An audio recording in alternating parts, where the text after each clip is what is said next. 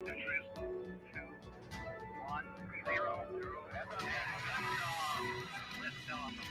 return to space as Discovery clears the tower. Discovery, go and throttle up. Discovery, okay, go for deploy. Thanks, Steven, and to everybody in the shuttle program. The crew is go for launch. Roger, I will be in orbit. We have followed in their footsteps to get us where we are today.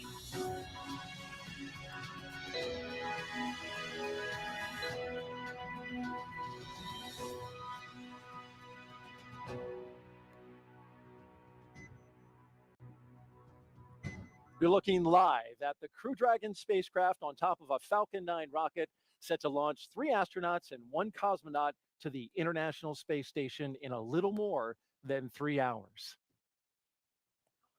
And welcome to the Kennedy Space Center in Florida for live coverage of NASA and SpaceX's launch of Crew-6, now streaming in 4K resolution. I'm NASA's Daryl Nail, and with me is NASA astronaut Raja Chari. Great to have you here, Colonel. Super happy to be here, Daryl, and what a beautiful night for a launch, other than some mosquitoes. You know, something interesting about Raja being here, besides the mosquitoes, which are a little bit of a bother, is he has actually never witnessed a launch firsthand.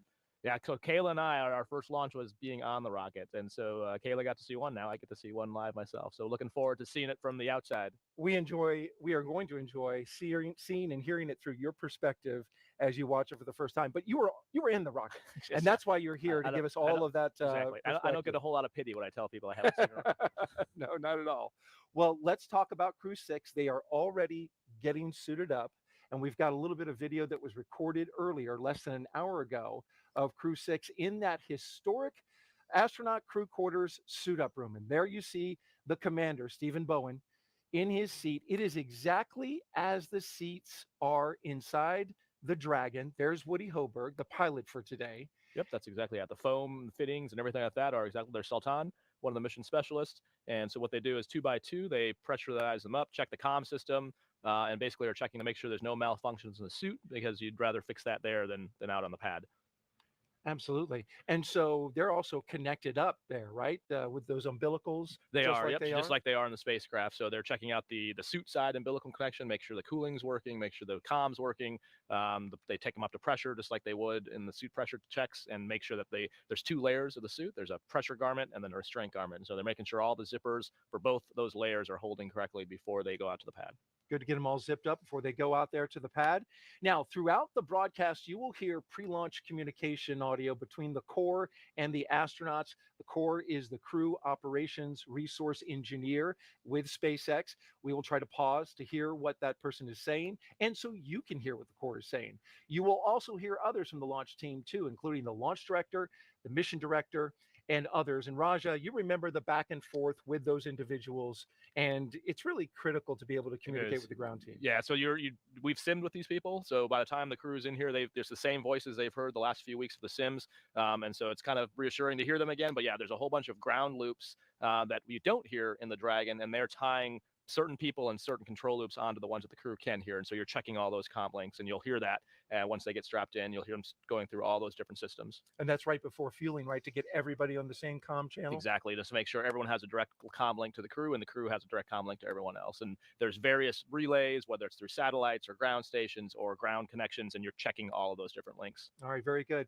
Now, I'm not going to be the only one asking you questions, Raja, though I love it. You know, I love that I get to be able to sit next to an astronaut and find out all this fascinating stuff. We want to invite our viewers out there who are watching to participate. So if you would like to ask Raja a question over the next 3 hours, jump on our Twitter, Facebook, YouTube, or Twitch channels and send your question with the hashtag #AskNASA. You can see it at the bottom of your screen. We look forward to hearing from you and answering your questions tonight.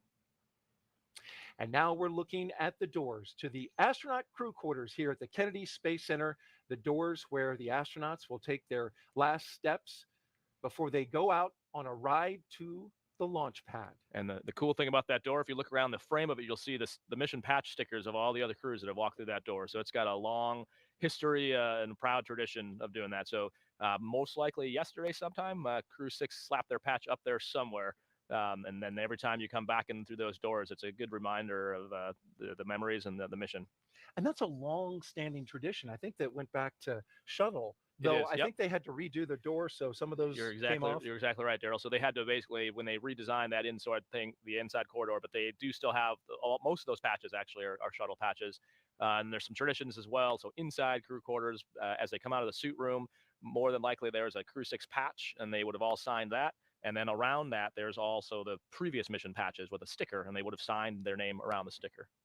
And now we expand our view at the Operations and Control Center here at Kennedy. And those are the Teslas that the astronauts will be traveling to the launch pad in.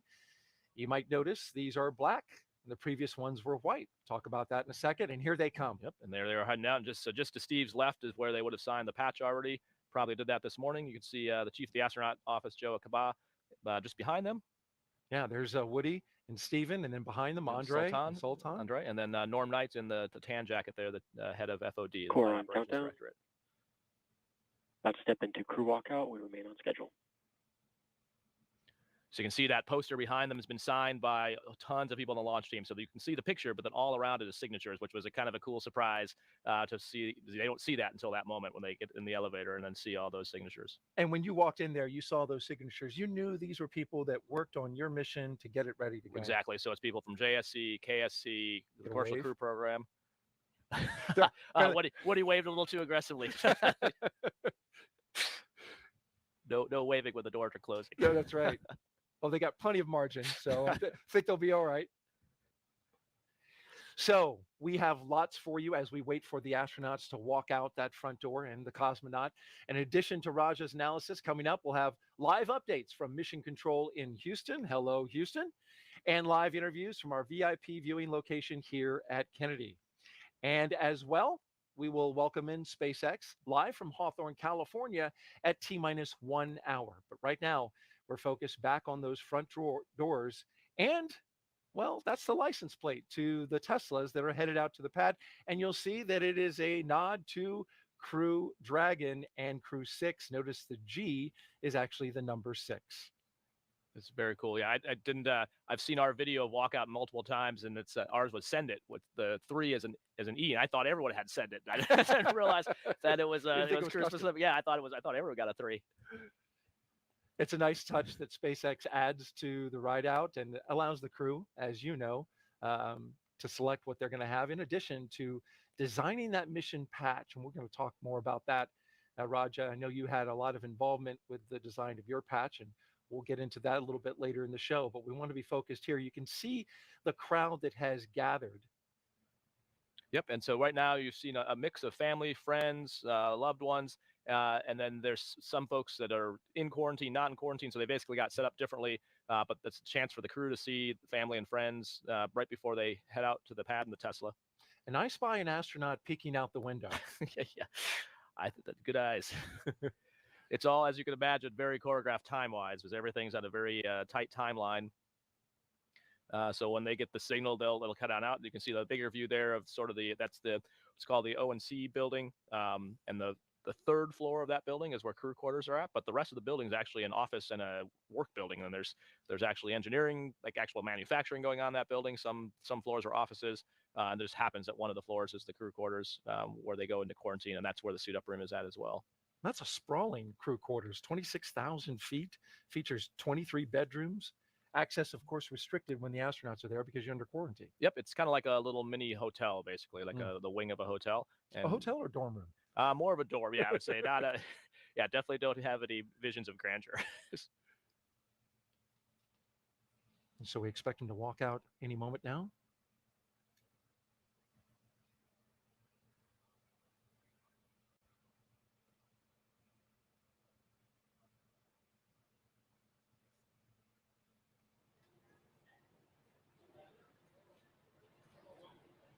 Listening in to the audio that's down there.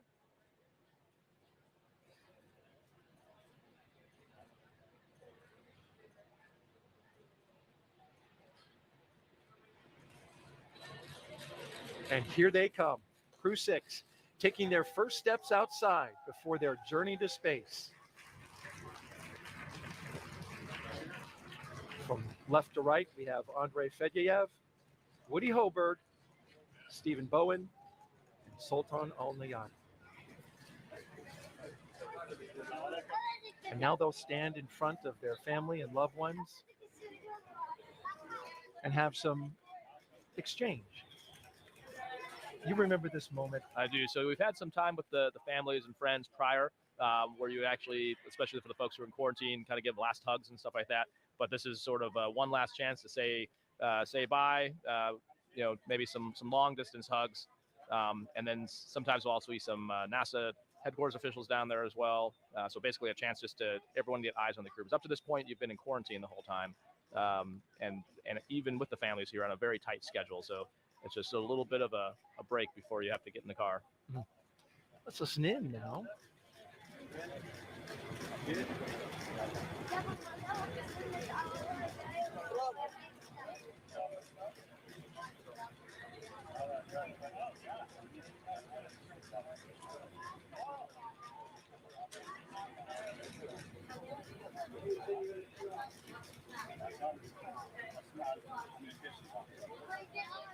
I see astronaut Shannon Walker to the far left of the screen. She's the Vehicle Integration and Test Office Lead for Crew-6. Also, a Crew-1 Mission Specialist. Yep, and then Shannon and Joe have done this drill more than a few times, so they've got this down to a science. Shannon was our first Dragon flyer to be a co-host on the broadcast. There she is. Closer up view. And that's a United Arab Emirates. Yep. Yeah. Yep. And so, you've got Huzzah standing there, who I believe was also escorting Sultan's family and friends. Huzzah Mansouri. Yep. And so he flew, he was the first UAE astronaut, actually. Yep. And this is NASA's first partnership with the UAE on a flight. Yeah, that's a really important point. Yeah. First time we've had a UAE astronaut on a Dragon, and first time we've had him fly to the U.S. side of the space station. So pretty historic.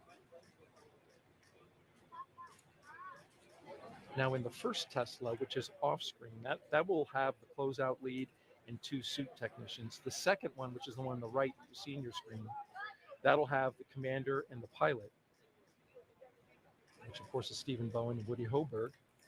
They'll also have a flight surgeon with them. And then the third, which is the one on the left, that'll have the 2 mission specialists and the closeout lead, the second closeout lead. And of course, that's Sultan and Andrey.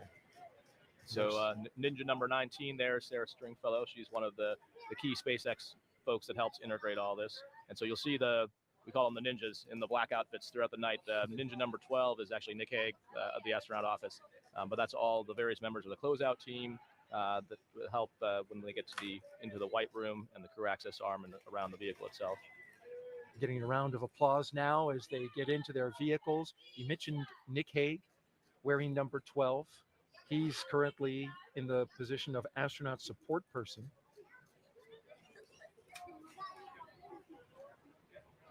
Yeah, and the reason, we always have an astronaut support person as part of the closeout crew, just to help with any little things that pop up. And it's kind of nice to have someone who's gone through this before,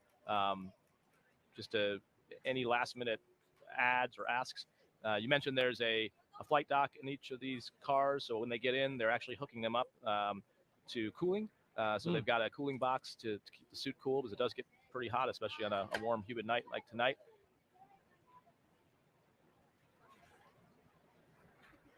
And if you're going to have an astronaut be an astronaut support person, Nick Hague and his core experience, of countdown course, displays are configured for crew ingress.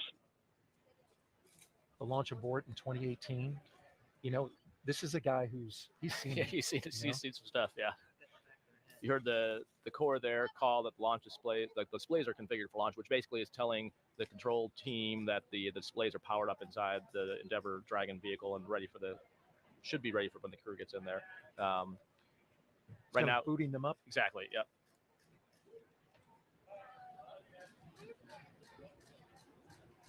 So at this point, kind of a last chance, families, friends, loved ones coming up to the windows to kind of be able to talk to their astronaut before they head off to the pad.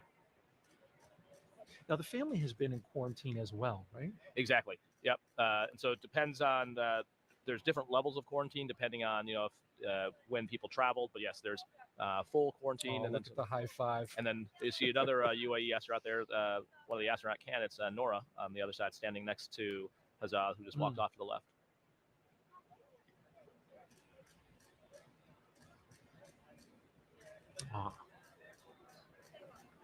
And then you can see Administrator Nelson is there. His back's towards us in the suit. You can see Victor Glover is the astronaut talking to Steve Bowen, and then just over Victor's right shoulder Core on is countdown. Administrator Nelson. Complete. Ready for crew arrival. And then Pam Melroy, the Deputy NASA Administrator, and right next to him. So good eye on all those, Raja. And we also saw some family comforting each other. Yep. You never know what kind of emotion might come out. Yeah, it's exciting, exciting and I think surreal, having, knowing the people who are going on the rocket, knowing them, loving them. It's obviously a awesome time. You're so proud that we've gotten to this point and they've gotten to this point, but also, as with everything, also just concern. But I think just, one of the things that I think my family really appreciated was just how much support they got from the team around them, and it made them feel really confident that the same confidence we have.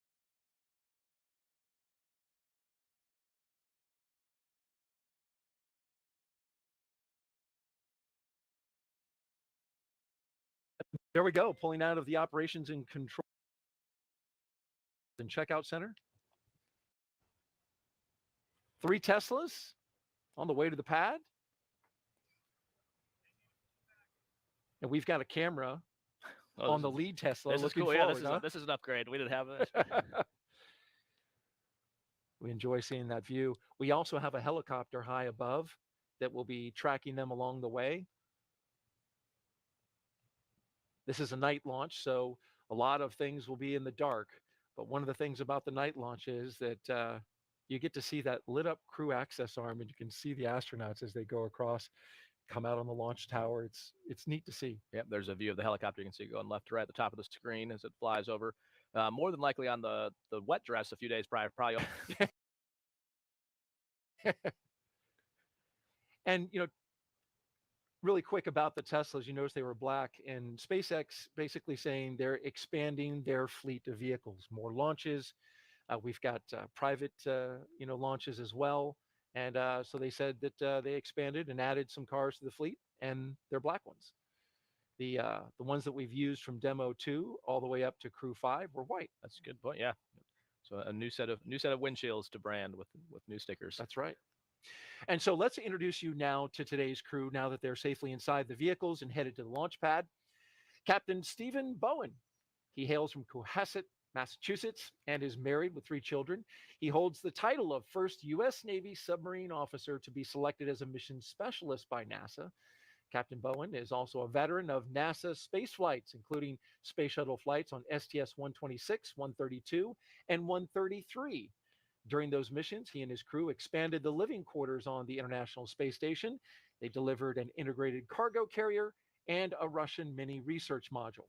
He has logged more than 40 days in space, including 47 hours and 18 minutes in 7 spacewalks. And today, Raja, he is the position that you held during Crew 3.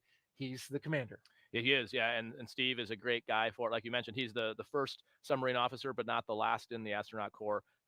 He is definitely got some experience. And as you mentioned, a lot of EVA experience. And then Steve also helped with the commercial crew program before Demo 2, actually. So he has some experience with Dragon and with the Boeing Starliner, which hopefully we'll be launching this spring. So he's got some experience on wide body vehicles, also did some Soyuz training as a backup flow. And so he's very familiar with the Russian side, the Russian vehicles. So yeah, all around it's a great person to be in that commander role, which is really kind of like the coach of the team, really. How about that? And a lot of that experience is amazing. Also, I read that. So, and it's a good thing and a bad thing, right? Yeah, right. You're definitely definitely exciting, but also a pretty rushed training flow, and you have to be really on your game to do that. Sitting next to Stephen is pilot Warren Woody Hoburg. The 37-year-old is from Pittsburgh, Pennsylvania. He studied aeronautics and astronautics from MIT before getting a doctorate in electrical engineering and computer science from the University of Cal Berkeley. During grad school, Hoburg worked as an EMT with the Yosemite Search and Rescue. Crew-6 will be Hoburg's first flight since NASA selected him to be an astronaut in 2017. A turtle, which we have another turtle here. He is also a commercial pilot with instrument, single engine, and multi-engine ratings. As pilot for Crew-6, he will be responsible for spacecraft systems and performance. Aboard the station, he will serve as an Expedition 68 and 69 flight engineer. You know him well as a fellow turtle. I do, yeah, and proud to keep the turtle tradition in space alive. Obviously, I'm super excited all of Crew-6, but I'm especially excited with Woody going up as a classmate of mine. So I've come to know and respect him well. The academic backgrounds don't really do it justice. I would say he's probably like 2 or 3 orders of magnitude smarter than any of the rest of us in our class, but you would never know it the way he carries himself. He's totally humble, just an amazing human, and can't wait to watch Woody launch to space with Crew-6 today. And you mentioned he was also teaching at MIT. He was, yeah. That didn't just go there, actually taught, yeah. It's amazing. Well, in the role of mission specialist, part of Expeditions 68, 69, the father of 5 spent most of his life in Al Ain and Abu Dhabi. But in 2020, he traded that in for astronaut training in Houston at NASA's Johnson Space Center. This will be his first trip to space and our first partnership with the UAE. Yeah, Daryl, and we are super excited about this. So it is so Sultan and Hazza both trained in Russia for a while and then came over to the U.S. Unfortunately, they showed up right as the pandemic was starting, so they had to deal with being the first UAE astronauts to train. Oh, by the way, in the midst of COVID. And so the fact that they persevered and through all that challenge, I'm so excited to see Sultan going up there today. And like you said, just starting the beginnings of a new partnership with the UAE. And now in the new class, we have 2 additional UAE astronauts training with us, fully integrated with us at Johnson Space Center. So this is the start of a huge relationship. And many launches to come in that partnership. It's also the first trip to space for the second mission specialist, Roscosmos cosmonaut Andrey Fedyaev. Andrey was selected as a cosmonaut back in 2012. He will be working to monitor the spacecraft during the dynamic launch and reentry phases of flight. And once aboard station, he will be a flight engineer for Expeditions 68 and 69. Yeah, and Andrey, great to see the first-time flyer. So much like our mission, 1 commander with experience, someone with experience, and then 3 rookies. So very much a testament to the training on both the Roscosmos and JSC side and the NASA side of being able to send that many rookies on one flight. Just the confidence and trust we have in our training teams and our systems. And oh, by the way, today is Andrey's 42nd birthday. Oh, so well, happy birthday. He's quite the candle for his day. The best birthday present you could get. No doubt. And they must be getting close because the helicopter's coming by the press stand. That's right. You can hear it overhead. That's where we are, just across from the vehicle assembly building. As you look at the caravan coming our way, getting ready to pass in front of the historic VAB, where just last year in November, we rolled out the Artemis 1 mission, the Space Launch System, and Orion spacecraft out of that building right there for a successful launch around the moon. And your fellow turtle, Caleb Barron, was here. Yeah, you were here as well. No, I was not here. Right. I watched TV, and then that building just to the right of the VAB, the more horizontal-looking one, is the firing room. So that's actually where the KSC personnel are watching and monitoring from.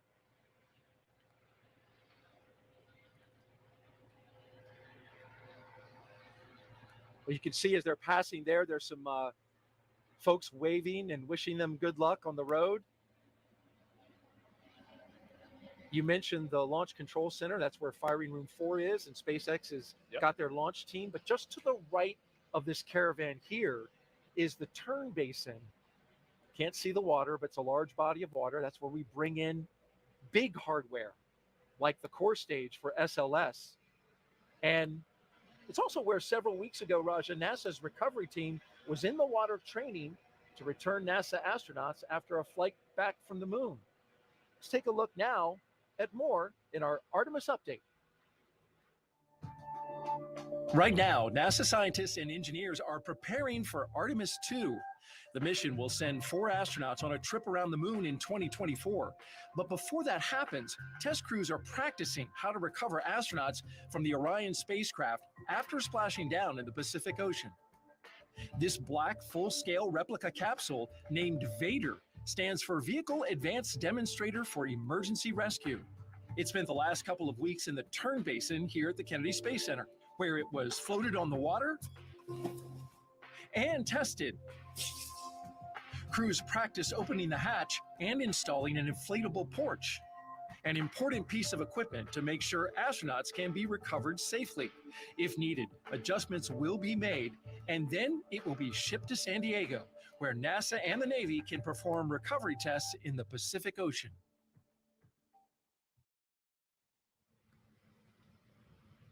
Some key technology there, Raja. You want to be able to get out of that Orion spacecraft and not fall in the water. Exactly. Yeah. So especially when you're coming back from space and being deconditioned, your balance is off, your muscles aren't quite work the same. So we spend, it's not quite as easy as getting out of a boat when you're in good shape. So we have to spend a lot of time trying to figure out, and how do you simulate that? How do you make the right, restraints and tools for the crew to get out quickly if they have to, and to do it safely? It'd be even worse if someone falls and slips. Now a bad situation has gotten even worse. And so we do a very similar thing for the Dragon training, the combination of training at the NBL, which is the Neutral Buoyancy Lab at Johnson Space Center, and then also out here at Kennedy in that basin.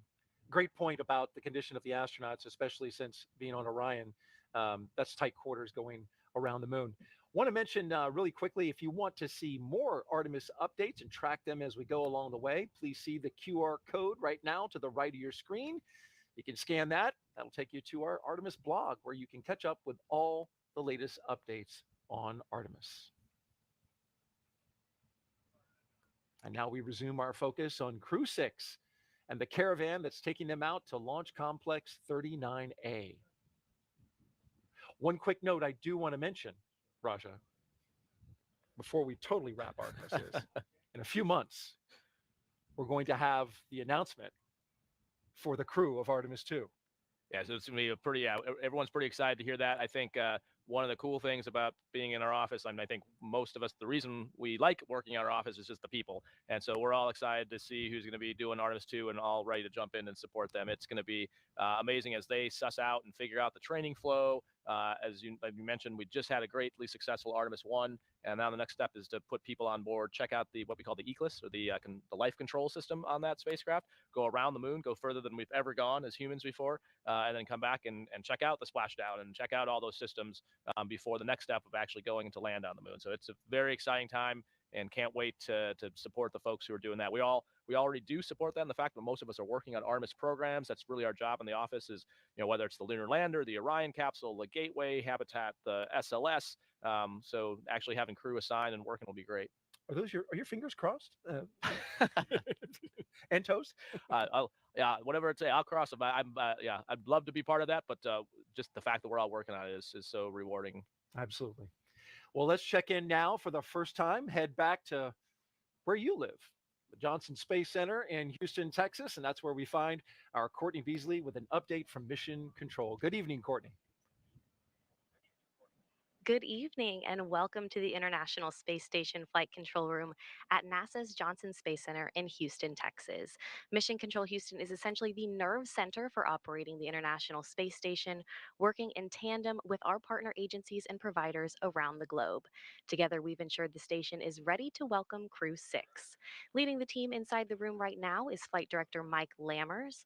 And about an hour before launch, Flight Director Chris Dobbins will be in the Flight Director's seat. The Flight Director here in Mission Control will lead the NASA SpaceX Go, No-Go polls once we're in integrated operations with Mission Controls here in Houston and at SpaceX in Hawthorne, working together to bring Crew Dragon to its new home in space. When we check back in later, we'll talk a little bit more about what the crew on the International Space Station has been doing to prepare for Crew-6. But for now, we'll send it back to the team at Kennedy. Daryl.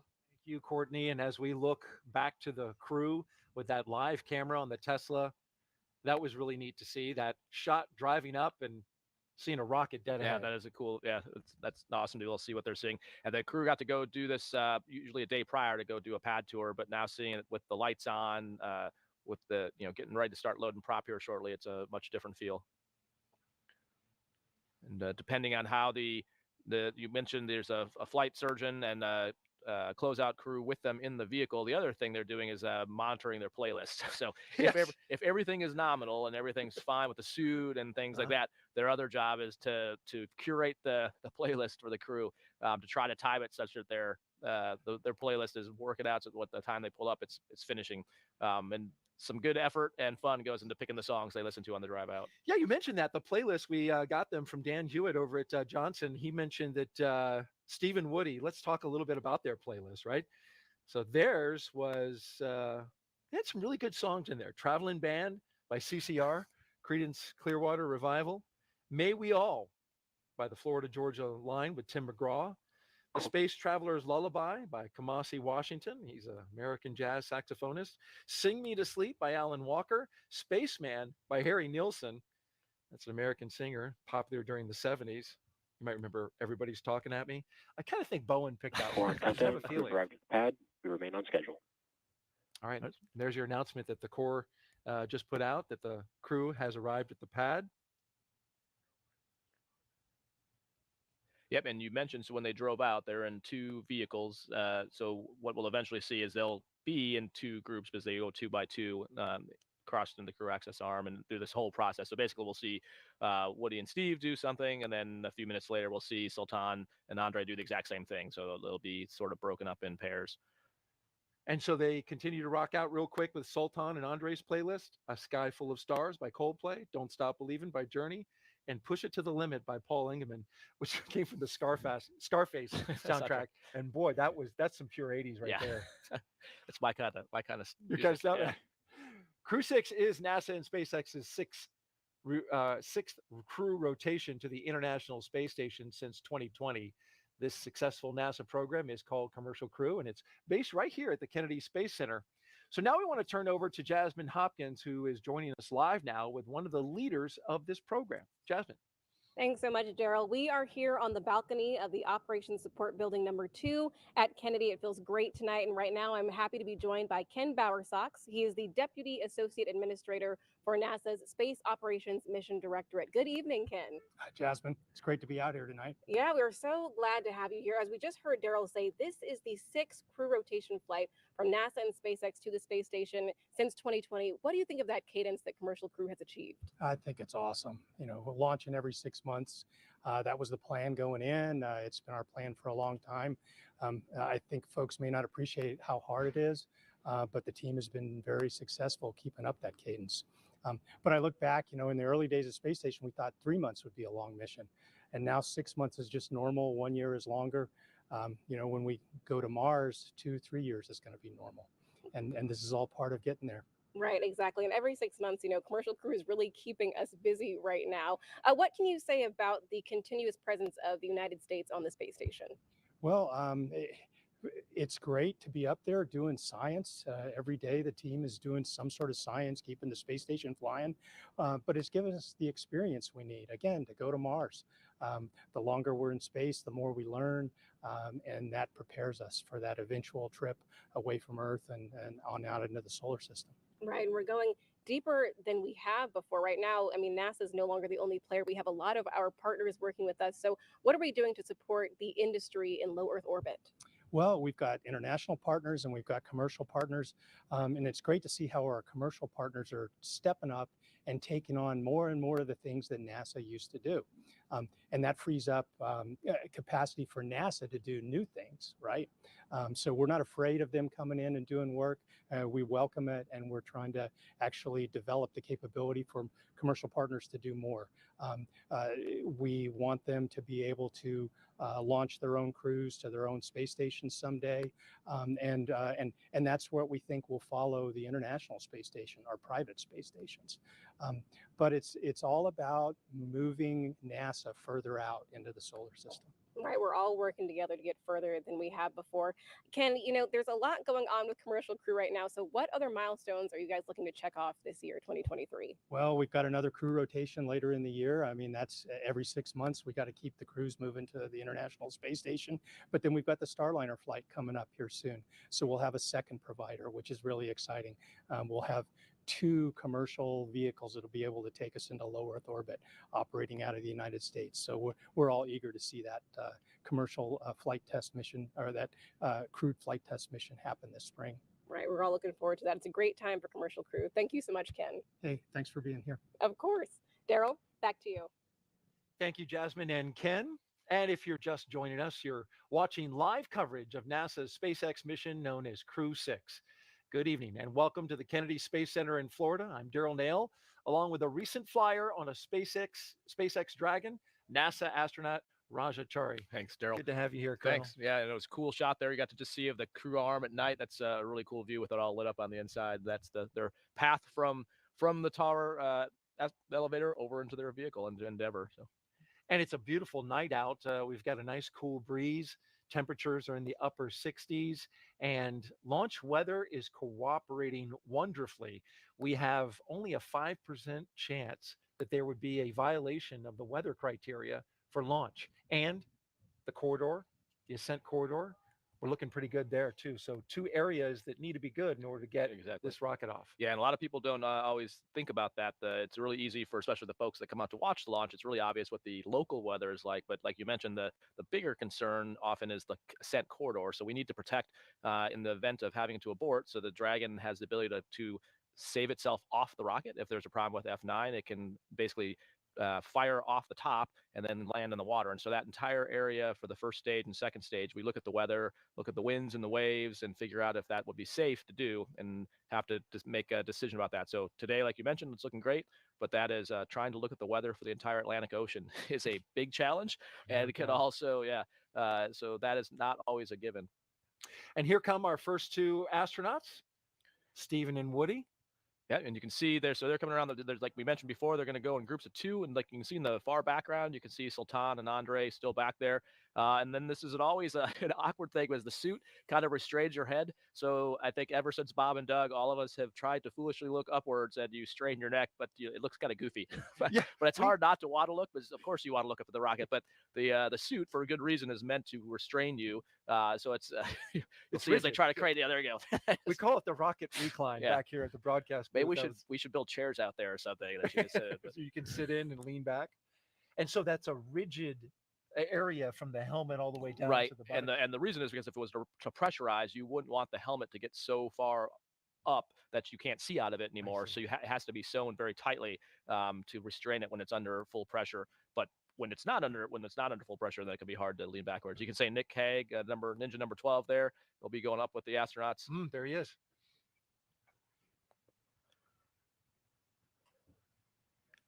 And I saw a picture online. I don't know if it was a meme or if they've actually changed the elevator panel to change the top button to say space. I'm not sure if that. I don't remember it saying. What do you recall when you got? I don't think it said space. Well, what I recall was it's the numbers are the feet of the launch pad. Right. Yeah. And we know that the 255 is the top level. Exactly. But maybe someone changed it to say space. That'd be pretty cool. That would be. And I think the one on the bottom said Earth. I saw that. Yeah, exactly. Yeah. So at this point, they're off the umbilicals, off the cooling. You can see I think Ninja 10 there might have the cooling boxes, but at this point, they've got the visors up, so it's not as hot. And there is where the 255-foot level. You can see the sign on the door right next to the elevator. So, yep, and you can see 25 stories up, and you go up pretty quick. It does. It is a fast ride. You can see the grading in the floor there. The reason it's not solid, and we'll probably get more views of this later, is if there was an emergency egress and there's water up there, you want the water to flow out. So that's why there's holes in the floor. And our 2 mission specialists now doing their recline. We need a chair. You just need one chair. You can just switch places in the chair. Yeah. All right. So there's Stephen Woody coming off at the top of the elevator.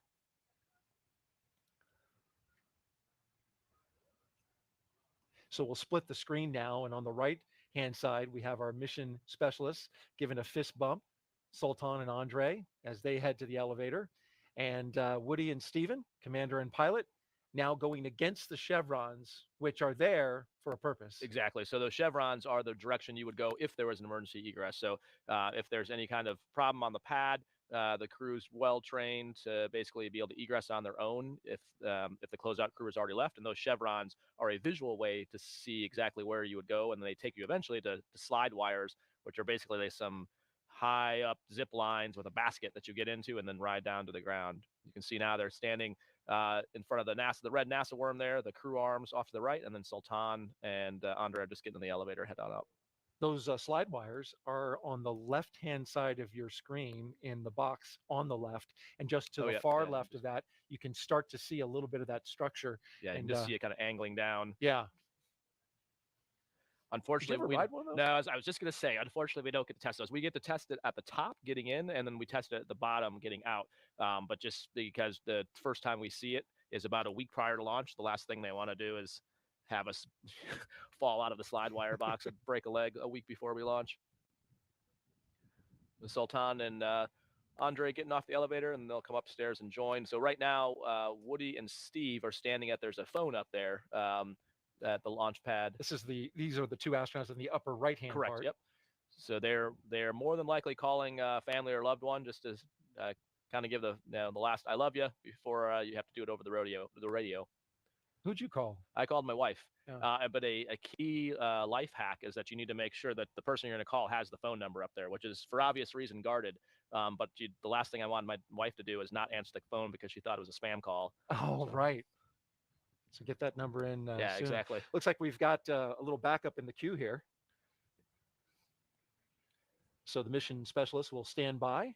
You see they're handing the phone over. The other thing that's going on is because they've got their gloves on, it's hard to actually control the phone. So one of Nick Haig's job is to dial the phone number for him. Well, that's helpful. Yep. By the way, Crew-6 is the first of 3 SpaceX launches on Monday. It's going to be a busy Monday, Raja. Yeah. We got Starlink off the pad 40 on Monday afternoon, followed by another Starlink launch out of Vandenberg. The pace here at the Space Center has really picked up, and that's just a testament to how much this place has transformed to become a commercial spaceport. Yeah, it is very neat just driving around Kennedy. Like just construction everywhere.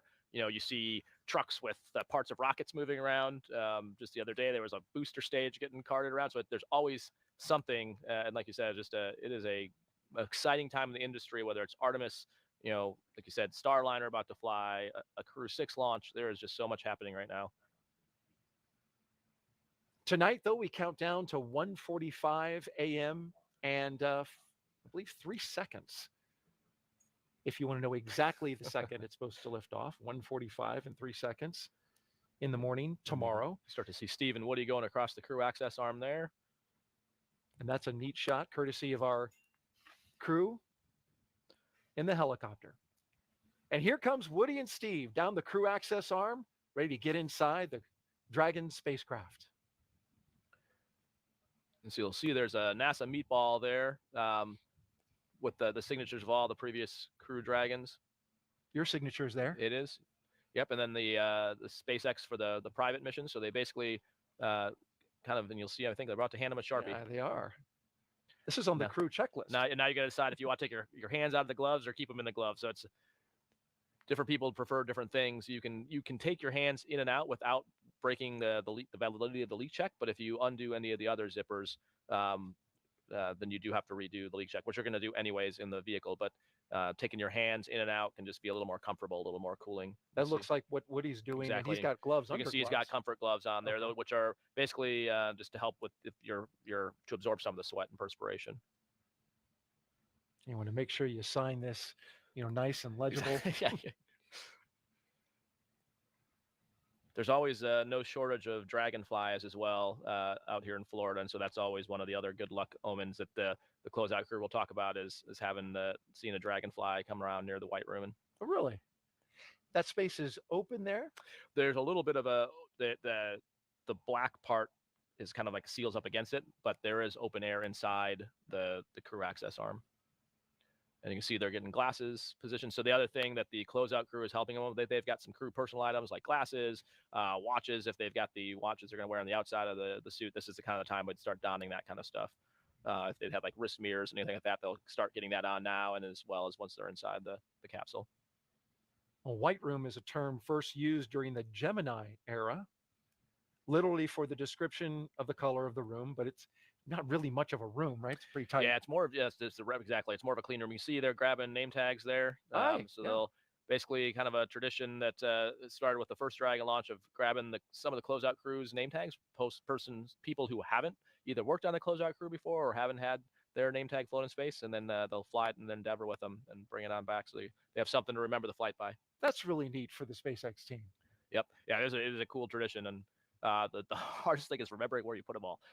After 6 months in space, I had a moment of panic when we came back. Like, what do we do with the name tags? So we tried to take yeah. Did we leave them in space? Our mission specialists now having a telephone conversation with their family or loved ones, standing by, getting ready to make their walk down the crew access arm. The other key thing Nick Hague has to know how to do is dial internationally on that phone, especially with Sultan and Andrey. Yeah. Oh, right. It's a government phone. It's not always easy. We had to practice. Core on countdown. And there was a dry dress rehearsal. Exactly. We remain on schedule. To hear the call from the core that they're on schedule. So normally, with the crew timeline, like what we train to, is about 2:35 prior to launch is when the crew should be ingressing. So you can see we're right on timeline, and they always build in extra time, of course, for the closer you get to launch, the less extra time you have. But they try to build in time to repeat things if needed. So the commander and pilot take their place in the first 2 seats.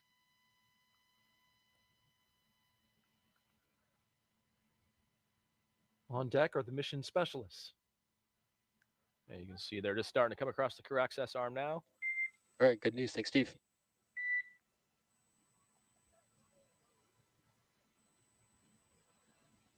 And here comes Sultan and Andrey. Dragon SpaceX, for awareness, we're going to arm. be triggering an onboard manual alert. You'll see this temporarily, no corrections required. So you can hear the core talking to Steve. SpaceX Dragon talks. So when they first get in, this is doing an initial check just to tell them they're in the seat. There'll be more formal comm checks later, and what you heard the core tell them that they're gonna see an annunciation of an alert, but there's nothing required. So they're just giving a heads up so that the crew is not surprised when they see it. Sultan was pretty pumped as he came down the crew access arm. He was moving, pumping his fists, waving, and gave his flag on his shoulder a tap. So, very cool, very exciting. He's going to go with the gloves. Going to sign it. Just don't get any Sharpie on the outside. In Dragon SpaceX, we were actually able to complete that test without triggering the onboard alert, so you can ignore the previous call. SpaceX Dragon copies. Thanks for the heads up.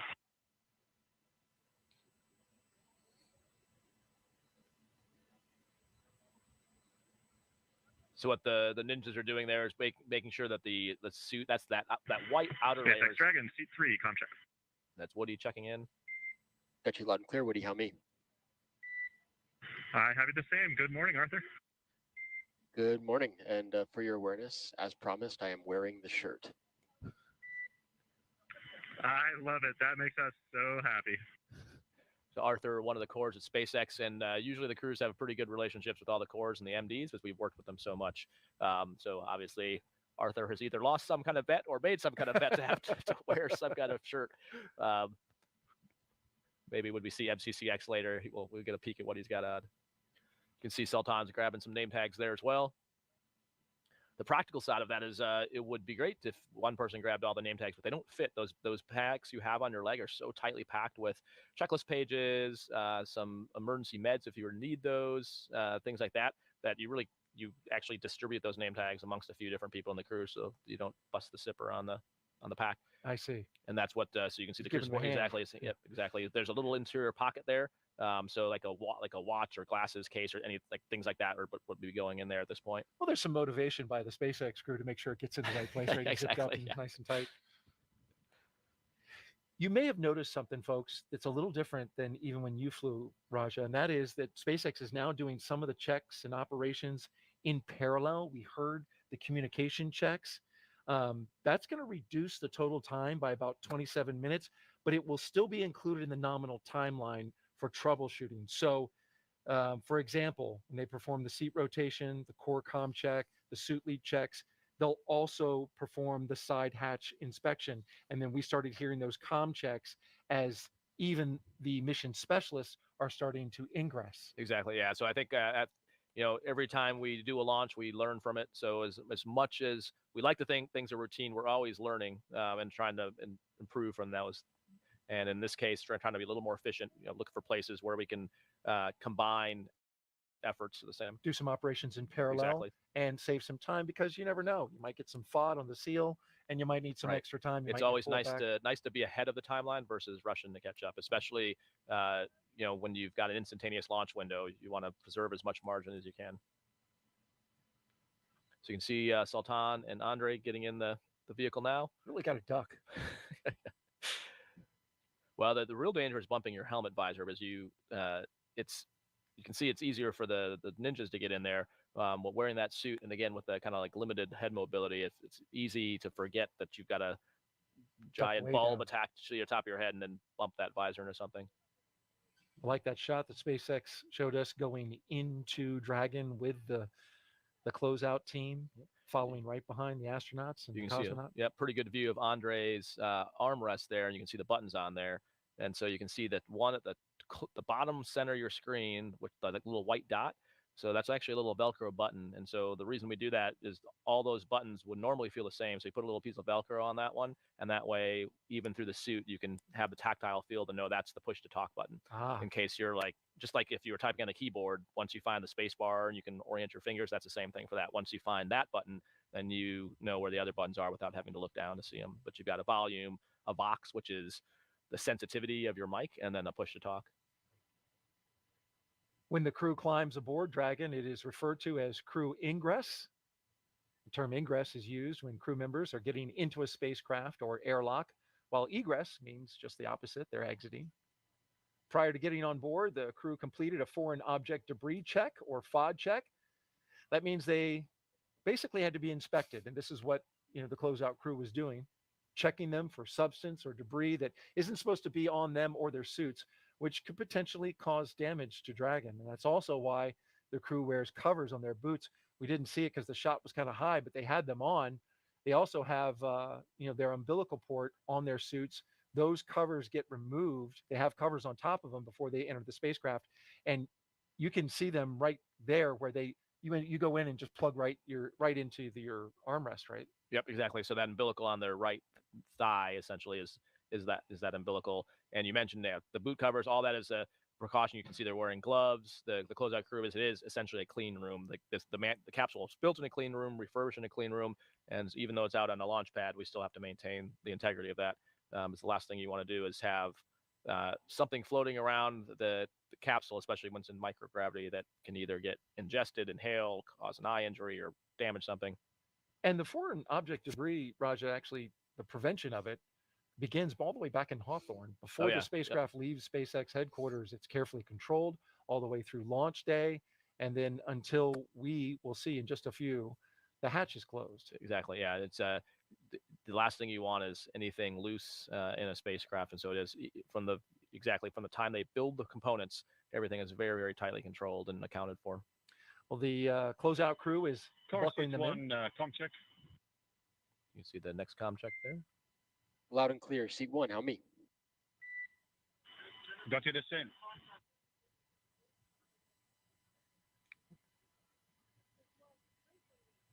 The suit techs are there inside the spacecraft with the astronauts just in case they need a hand, and that's exactly what we see happening right now.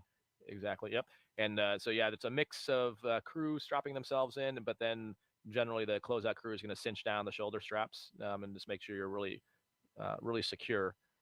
It's when you see them moving in the space, you'll see during launch, like it doesn't look like they're moving because they are so tightly strapped in, but there's a whole lot happening to the vehicle. Right. The vibration. Exactly. The umbilicals allow the crew to have comms through the suit, air to help keep them cool, as well as nitrox for suit pressurization, which is similar to what scuba divers use. Yep. And you can see on Woody's, you can see now on his left knee is that satchel I was talking about. So that's like it's got a knee board card on it, but inside that is where the iPads, so they have iPads that have backup procedures on them. You also have some cards you can write on procedures on the inside, and kind of just a mix of different. This is seat 4, com check. It's Andrei's com check, sounds like. Yep. Loud and clear, seat 4, how me? Loud and clear, 4. Thank you. So There's you a can little see- delay between the audio coming from the astronaut the coming video on our is too, yep. broadcast. Yeah. Yeah, you can see Woody's zipping in. So those two layers I was talking about the suit before, you can see there's an orange colored zipper and a white zipper. And that's the orange is the pressure garment zipper and the white is the restraint zipper. That's why there's two colors. And so what he's doing is looking to make sure, and he's showing the closeout crew that he's getting a visual inspection. There's a white tooth on the last piece of the zipper, and that's what he's visually verifying, as he can see that white tooth, and that makes you have a good seal. So that's what they're doing right now. Is basically it's a two-person check. So everything's a checklist, and anything critical you always want to get two sets of eyes on. And the suit's primary function is to protect the crew in the event of a cabin depressurization, right? Takes up Exactly. Yep. the pressure. And like you mentioned, the nitrox flows to it to pressurize the suit in the event that happens. So there's a cool shot from the outside. Yeah, how about that? That's beautiful coming from our Kennedy helicopter. Yeah, so you can see the black part of the trunk, which is the section below the capsule. That's the solar panels, which is kind of cool to see. Most of the time in manufacturing, that's covered up with these protective panels, so it's not really until it gets out here to the pad that you get to see it like that. You can see the guy wires that lead up to the top of the tower. Our helicopters are up there performing a important role, and that is security, flying all around the area and making sure that nothing bad would happen from anybody who would want to harm or interfere in any way with this launch. And so we also have assets out in the ocean as well. You can see over in between Woody and Andrey, you can see the stickers of previous crews. So important to note that one of the cool things about Commercial Crew and both the Dragon and the Starliner, that the capsules get reused. And so you can see the crews that have flown before have left their sticker behind. So ours is up on Endurance, up in space right now, and the three crews that have been in Endeavour have their stickers there. And there are 4 seats, as we see there, and they are numbered 1 to 4 from right to left when looking at the seats from the hatch. So all the way in the far right will be Andrey Fedyaev. He's in seat 1. Sorry, in the far left, correction. He's the one motioning with his hand right now. In seat 2, moving across to the right, that's Woody Hoburg in the pilot seat. And just to the next astronaut to the right, that's Stephen Bowen, the commander, in seat 3. And then at the far right is Sultan Al-Neyadi. He's in seat 4.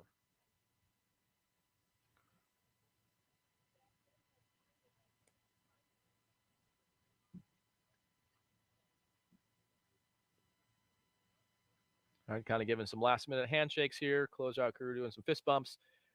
At some point, they'll probably get a photo, is my guess.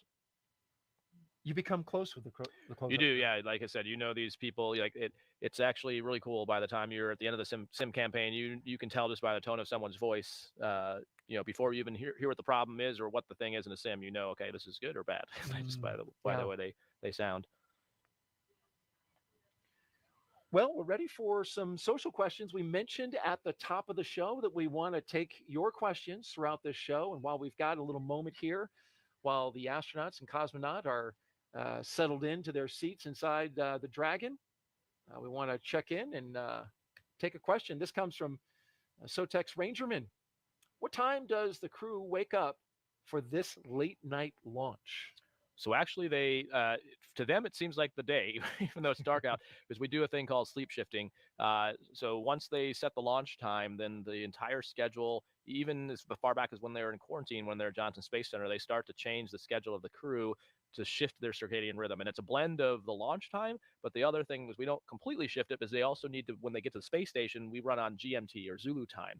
And so there's the flight docs, we've got a long history of working with folks who understand sleep patterns to find out basically what is the optimum blend between launch time and when you show up to the space station. You don't want to have to then shift your body again. So we kind of pick something in between. So it varies depending on that, is I guess the answer to that question. So it could be maybe 5-6 hours prior, 8 hours prior, and it has to do with making that right compromise of crew awake time versus trying to get their body clocks on the right thing. But even in crew quarters, for example, we have all the rooms have different switches for banks of light. And so you can have like low light or like full bright light and sort of try to sync your body to that. But my guess is today, probably like 6-ish hours prior, they were up. I think most people that were supporting, including us, took a nap this afternoon. So I think the crew did the same, and then woke up probably about 6 hours prior to start the prep. And your flight doctors help with this, right? Because this is something that's very Right. calculated Exactly. in terms of Yep. shifting your And they sleep absolutely do. schedule. Yep. And so they actually build a whole that's built into the whole plan. And so even like at the wet dress and the lead up to this, that is all accounted for. And yeah, every because you're doing training events still, you're getting briefs on the weather, on the vehicle status, and all that is timed to make sure it is synced with whatever the sleep shift is. And SpaceX Dragon crew is ready for comm checks. SpaceX copies. Stand by for umbilical comm check. Right, so they're running a little ahead, it looks like. So the crew's got display, giving us some waves. There's a procedure that they're running called, so SpaceX procedures are a number with a dot and something. So this would be 4.100, and the procedures are on their displays. And so usually they'll have one display that's showing the timeline and then another display with this procedure up. So they just talked about the fact they're ready to do comm checks.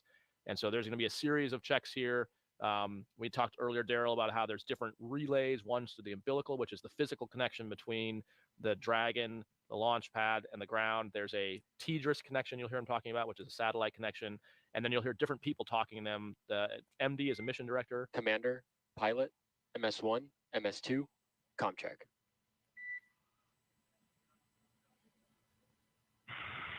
SpaceX Commander, comm check. Commander, have you loud and clear?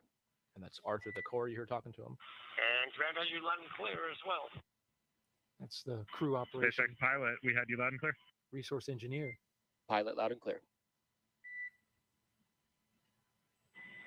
SpaceX MS1, comm check. MS1, loud and clear. SpaceX, this is MS2. Do you read me? MS2, loud and clear. Umbilical comm check complete. Report when ready for seat rotation.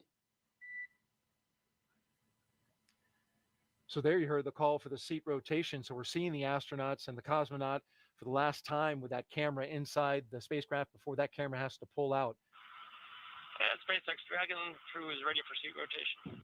And those seats articulate up so they can look at that display that is at the top of the screen. That's where the action Exactly. Yeah, you'll see it's the seats rotate for both launch and landings. So SpaceX copies Dragon. Will report when initiating.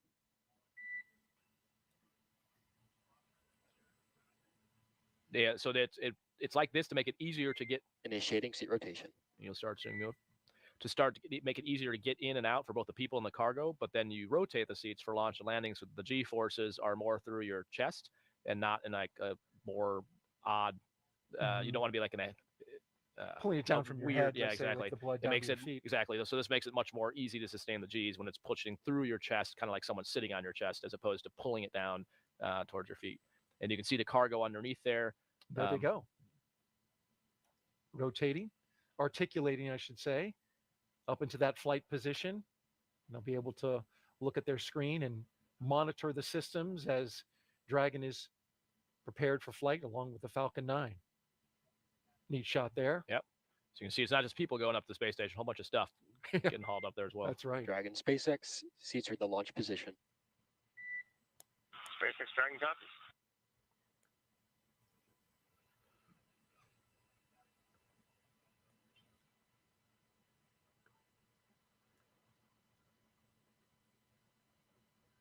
So the umbilical comm checks were all the way around, good to go. Yep. I think next big thing for the crew will likely be suit leak checks, but that's probably a little ways off. In the meantime, what they're probably doing in between themselves is adjusting those Vox settings, and like I mentioned, that's the sensitivity of the mic. And so you're kind of tuning it so that you're not hearing background noise, but that you can hear each other talk. Inside. Dragon SpaceX, you are go for Section 2 suit leak check preparation. And we've got Section 2 suit leak check preparation in work. And so Steve mentioned Section 2. That's the procedure I was talking about before. So they're doing it on the screens. You'll see them running through the steps there. Steve's probably telling them to lower their visors, which is why they just did that. He's reviewing the steps that are in the procedure. Essentially, when they're doing this, they're going to kind of stay still and let the nitrox start to flow. It's going to pressurize the suit. You'll probably see them tuck their arms in. You'll see the suit inflate a bit. You'll probably see the helmet move up again, move up, and that's why I mentioned before why it has to be tight so that they can still see out of it. Got the visors closed as well. Yep, they're tightening the straps down, and then they're going to be looking at, so Steve and Woody, and actually all of them, but there's displays right in front of them that are going to show them the suit delta pressure, and they're making sure that the suit can hold the pressure, that there's no leaks. Andrei's got his hands in position now, that you mentioned was coming up. And you'll see after this leak check, you'll see they will never touch their zippers again. The only thing they'll do is open and close visors, but after this leak check, that's the last time they'll mess with any zippers. Once you know they're good to go, leave them alone. Exactly. Yep. All right, SpaceX Dragon tear is complete. We are ready for leak checks.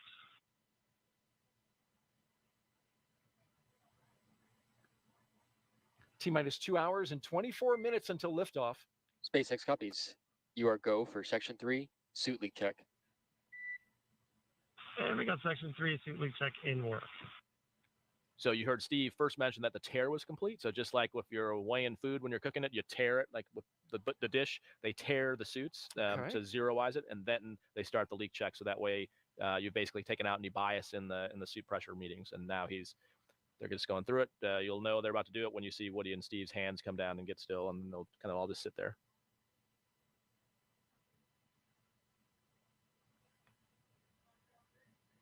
You were the commander for Crew 3. What's your role in this moment? So my analogy that I like to use is kind of like a professional coach of a team, where you're not really, if you're an NBA coach or an NFL or Major League Baseball coach, you're not teaching people how to play. You're just trying to get them to work together in the most efficient way. And that's the same thing. Everyone in our office is highly trained. I don't need to tell anyone how to do their job, but more it's a matter of like, okay, for this emergency, Steve might say, okay, in the case of a depress, then Woody, you're doing this, Sultan, you're doing this, Andrey, you're doing that, and the important thing is iterating on that. So you have a sim, you see how that goes, and even if it went great, maybe change it the next time to see like, oh, that either went better or it validates that we have the right approach. So it's kind of working with the training team to figure out the best, we call it CRM or crew resource management. What is the optimum way to use the crew skills in a variety of environments? And sometimes maybe having the same approach, so having like a buddy system maybe works, but maybe, there's a balance of like, do you want to keep it simple, or maybe there's a certain reason to do something like, for example, depending on how good, like my Russian wasn't really great, right? So, so if we had a Russian crew member, Tom probably would have sat next to that person. We would have figured that out or figured out certain emergencies. So, Woody's a lot smarter than me, and Steve's been speaking Russian a lot longer, so I'm sure they didn't have that. I'm sure they didn't have that concern, but things like that. So it's just trying to figure out how to best optimize the skill set of the crew. And you can see their pressure. Yeah, you can see that's why Woody's hands look like a mummy there, just sticking out. Yeah. And you can see their knees have gotten much puffier. You can see Andrei's head, like the helmet now is, you can still see his nose and his eyes, but it's risen up. You can see how it's extended there in his neck. And that's why it's so important to be fully strapped in, because if you weren't fully strapped in the suit, you would turn in, like, you'd basically just puff up and wouldn't be able to move your arms and legs. So these are not like what we call the EMUs. These are not meant to go EVA or do spacewalks, these kind of suits. These are called IV suits, meant for in the vehicle.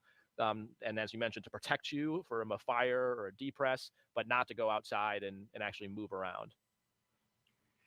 And we just heard from Johnson Space Center that we have 4 passing leak checks. Excellent. You can see they're deflating. You can see actually the suit getting smaller on them. Yeah, see it depressing. SpaceX Dragon, we have nominal suit leak checks for all suits. Next, you'll see they're pop their visors up shortly. SpaceX copies and concurs good suit leak checks. Closeout team will now perform final closeout steps and exit capsule. Proceed to Section 4 for side hatch closure and report when ready to close side hatch. Also, stand by for ground station comm checks. All right, we'll move on to Section 4 for side hatch closure, and we'll report when we're ready for side hatch closure. We've been taking social questions, and we appreciate you bringing them in. And Raj has been giving us some excellent insights. We want to take another question while the closeout crew inspects the seal around the hatch. Jump on Facebook, Twitter, YouTube, and Twitch at #AskNASA to get your question in. Our question comes from Professor Marbles. Dragon, the crew is ready for side hatch closure. So cool to hear about the dragonflies as a good sign. Raja mentioned that a little bit earlier, that a dragonfly, when seen inside the SpaceX White copies. Room, was a good luck sign. What Yeah. other things are regarded as good luck? Yeah, and I should caveat that's on dry dress, because as you mentioned, it's a Oh, clean okay. room now. Yes. So seeing a dragonfly, that would be bad, because that means there's That bugs. could be fun. Yeah, that means there's bugs inside the. Yeah, so I should have made that more clear before. Yes, during dress rehearsal. Yes. Let's see other things. Let me think about that. I think slapping. So Steve probably had an STS shuttle patch on the outside of the thing. So slapping your patch on the way into the AQF facility is like that's A a good thing, luck? right? Okay. Yep. I saw Sultan give his. Yep. patch a Yeah. shot. That's a. I'm trying to think of other ones. On the way out of crew quarters, typically the chief of the astronaut office, there'll be some kind of card game. It changes from crew to crew, but there's something they'll do with the chief of the astronaut office right before they leave the suit room. And honestly, I think no one remembers if you're supposed to win or lose. I think it's No, I think you played it. I right? did. Well, yes. Well, there's this debate like, are you supposed to? So one argument is you're supposed to lose because then you've gotten rid of all your bad luck. Leave the bad luck on the ground. Exactly. The other one is you're supposed to win because then you feel good as the crew. So I don't know what the right answer is. We actually played a little mini game of shuffleboard. We kind of Shuffleboard? based on we had a little tradition when we were in training of playing little mini shuffleboard with not the shuffleboard like the huge stick shuffleboard, little one. Yeah. Okay. So that was what actually we elected to do. And then we did do a game of war in terms of like picking who had the high card, but I honestly can't remember if I won or lost because we decided we weren't sure which it was supposed to be. So I'm not sure what Joe elected to do. Well, whatever it was, it worked out great. Exactly. Yeah, we should have written that down, I guess. Well, thank you, Professor Marbles, who, by the way, is one of our social participants here at the Kennedy Space Center, with a number of NASA social participants being hosted by the Kennedy Space Center. We reach out and invite folks who are leaders in the social space to come out and visit the Kennedy Space Center for a launch. They're all here, ready to watch their launch, many of them for the first time, like you. Yep, exactly. Dragon SpaceX closeout team is taking final steps in preparation to close the side hatch. Stand by for transition to pad hatch closed. Ensure all items remain secure from now through launch. SpaceX Dragon copies. And now we're at hatch close. Yep, and so you heard that call from the core. So there's nothing the crew's actually doing in terms of the actual hatch closing. You can see they have those more powerful lights out. They're monitoring. The key thing he told them was not. So basically, up to this point, they could be moving things out of their satchels, maybe moving their iPads around. But from this point out, you don't want to do that because if something falls off your leg, you lose a pen.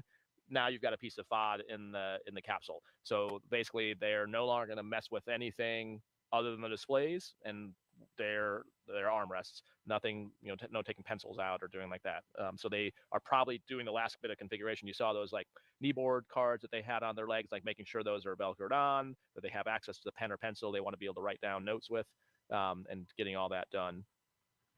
So as we watch this, we're going to split the screen so we can maintain our visual of the closeout crew inspecting the hatch before they close it. But we also want to look back to a little history and a recent honor that happened for a couple of our astronauts. Today, we are launching American astronauts on American rockets from American soil. But it all began with two trailblazers of the Commercial Crew program who recently received the highest civilian honor an astronaut can achieve. It is my great honor to award you both the Congressional Space Medal of Honor. In January, Vice President Kamala Harris spoke to a packed room at the White House about the dedication of NASA astronauts Doug Hurley and Bob Behnken. Bob and Doug represent the best of our nation. There's no question about it. NASA selected both men to be astronauts for the Space Shuttle program in 2000. But when the shuttle program ended 11 years later, Doug and Bob's work did not. NASA collaborated with the private sector to build the next generation of spacecraft.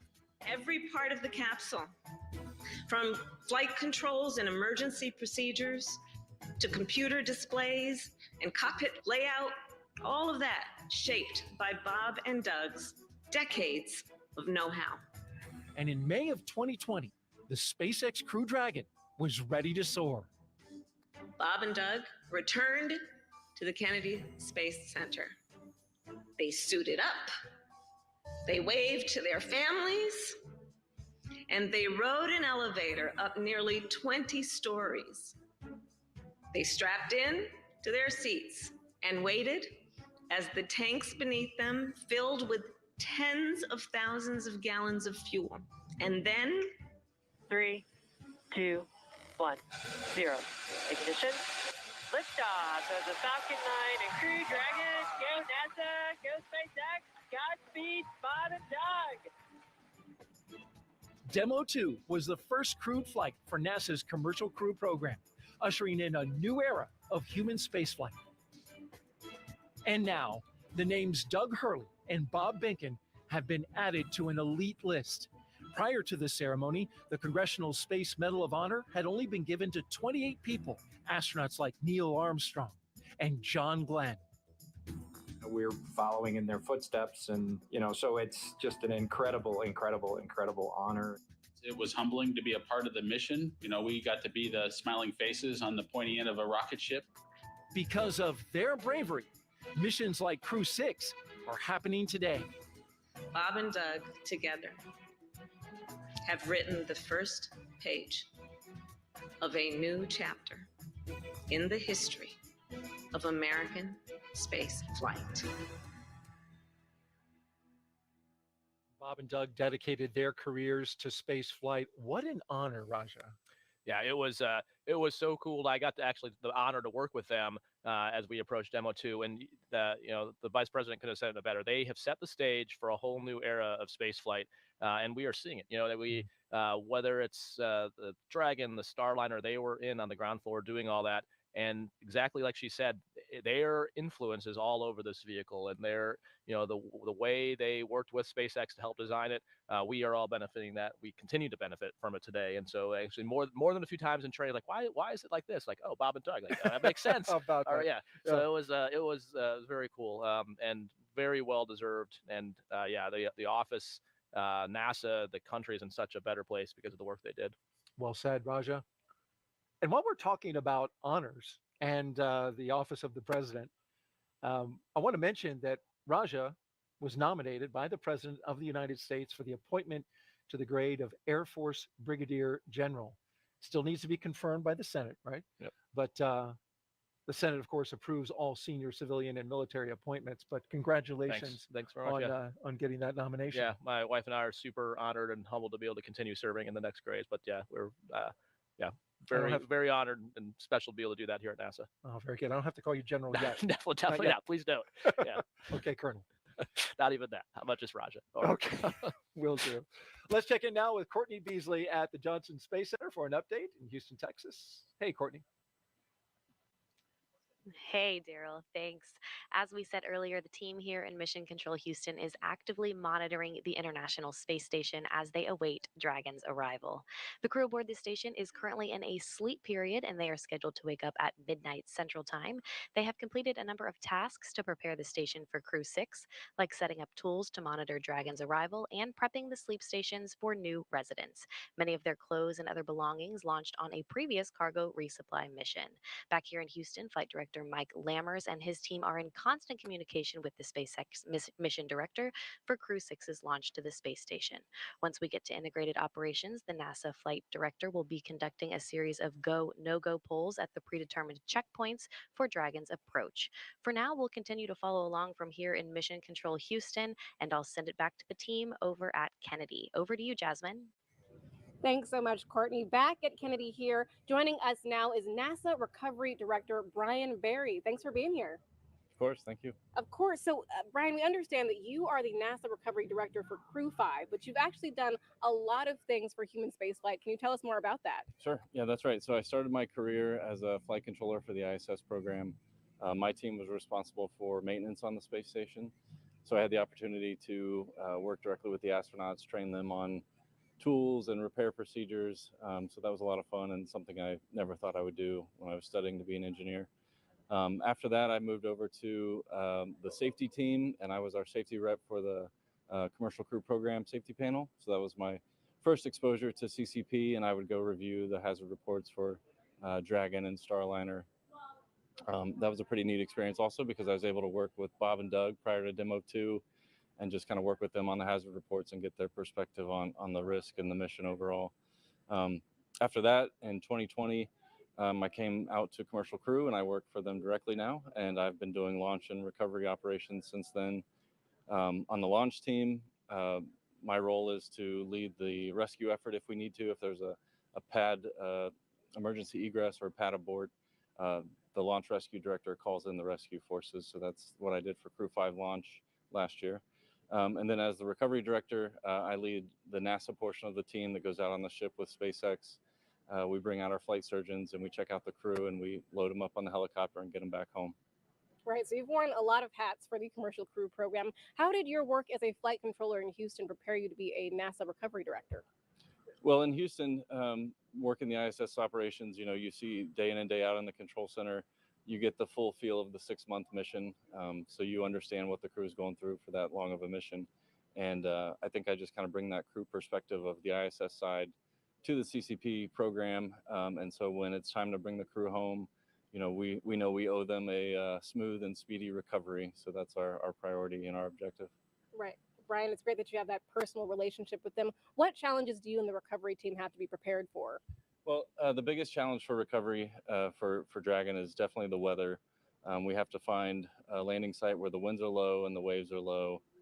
So SpaceX has several landing sites around the state of Florida that we can look at and choose the best weather. Beyond that, we start looking at things like contingencies if the crew is injured, and we've got helicopters on standby for a medevac if we need to. And then, there's also just built-in redundancy on the ship and throughout the vehicle. So, but yeah, weather is definitely the biggest challenge for landing. Right. No, weather is a huge challenge in Florida for a lot of things. And after Crew 5 returns, Brian, you're going to transition to a new role in the Commercial Crew program, mission manager for Crew 8. Can you tell us how you're preparing for that? Sure. So as a mission manager, it's more Dragon of a high-level SpaceX, review. just an update. We were doing some final readiness inspections. job for the entire mission, not just launch or landing. And that role begins 18 months out. So for Crew 8, which launches a year from now, we've already begun those meetings with SpaceX. And so it's pretty exciting to be a part of that early in the mission. And yeah, I'm just honored and proud to do that for the program. Of course. Well, congratulations, Brian. So glad to have you here tonight. Thanks, Jasmine. Daryl, back to you. All right. Thank you very much, Jasmine. And if you're just joining us, we are currently 2 hours and 7 minutes until liftoff of Crew 6. Launching as part of NASA's Commercial Crew program, as we just heard so well. Commander Stephen Bowen, pilot Woody Hoburg, and mission specialist Sultan Al-Neyadi and Andrey Fedyaev are strapped into the seats behind that capsule right there inside Dragon Endeavour. And here's an interesting note about Endeavour. The SpaceX fleet leader in number of flights to and from the station is Endeavour. That's true, yeah. So but well, so, yeah, I watch. Yeah, I got to watch Bob and Doug go in, and that's right. Yeah, and then it's cool that we are proving out that you get to reuse these vehicles. It's not just a dream. We're actually doing it. And they're certified now for 5 flights, which is a human certification that is done in partnership with the Commercial Crew program. The 3 previous flights for this Dragon was, as you mentioned, the historic first flight called Demo 2, then Crew 2, and then Axiom Mission 1, which you were on station, right? We were, when yeah. Axiom When came Axiom aboard. they adopted what's called the Zenith port. So yeah, we were there, which is pretty historic to have the first private astronauts from U.S. soil come up to the space station. It was awesome. And these astronauts today, Raja, that could happen for them as well if Axiom 2 goes up within their increment, right? Exactly. Yep. And so that's exactly the plan. And Axiom 2 is in training. I think they publicly released the names not too long ago. So you can see that online. But yeah, so they do some training at Johnson Space Center, and because exactly that, if they're on orbit on time, they'd be interacting with Crew 6.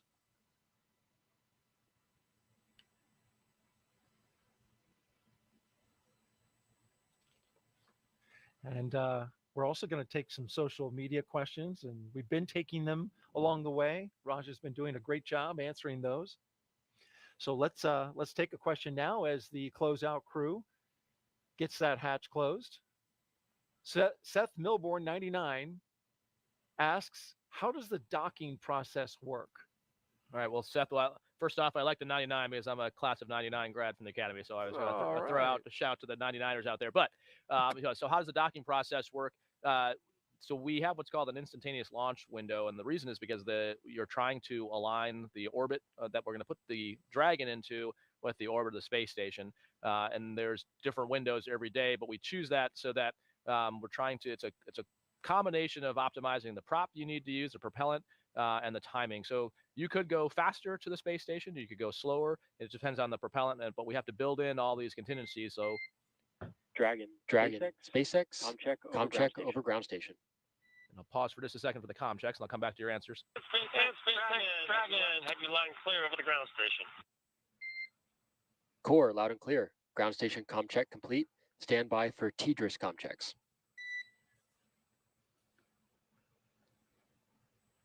And this is what we talked about earlier, Daryl, that there's going to be a series of comm checks checking the different connections. The ground station comm check is complete now. Next will be TDRS is next. Next will be TDRS. In the meantime, Seth, I'll keep talking until they talk again. So once you're in orbit, then you start in a lower orbit than the space station. And when you're in a lower orbit, generally for mostly circular orbits, you're moving faster relative to the station. So you actually start to catch up to the space station. And then you do a series of what's called phasing burns to slowly boost yourself very close to the space station. And once you get inside what's called the keep out sphere, that's when Houston. Dragon, SpaceX, ComCheck. And SpaceX Dragon, have you loud and clear? Core, loud and clear. TDRS ComCheck complete. Stand by for ComChecks with DC, MD, and LD in the launch configuration. Dragon DC on countdown 1, ComCheck. And DC Dragon, have you loud and clear on countdown 1? DC loud and clear, stand by for ComChecks with MD. Dragon, MD on countdown 1, ComCheck. MD Dragon, have you loud and clear on countdown 1? MD loud and clear, stand by for ComCheck over Dragon to ground.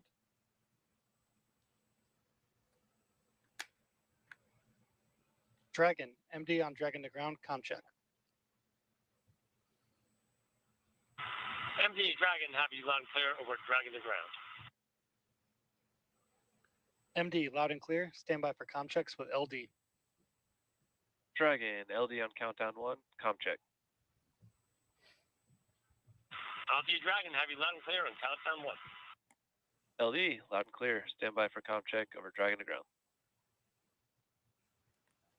Dragon, LD on Dragon to ground, ComCheck. LD Dragon, have you loud and clear over Dragon to ground? LD, loud and clear.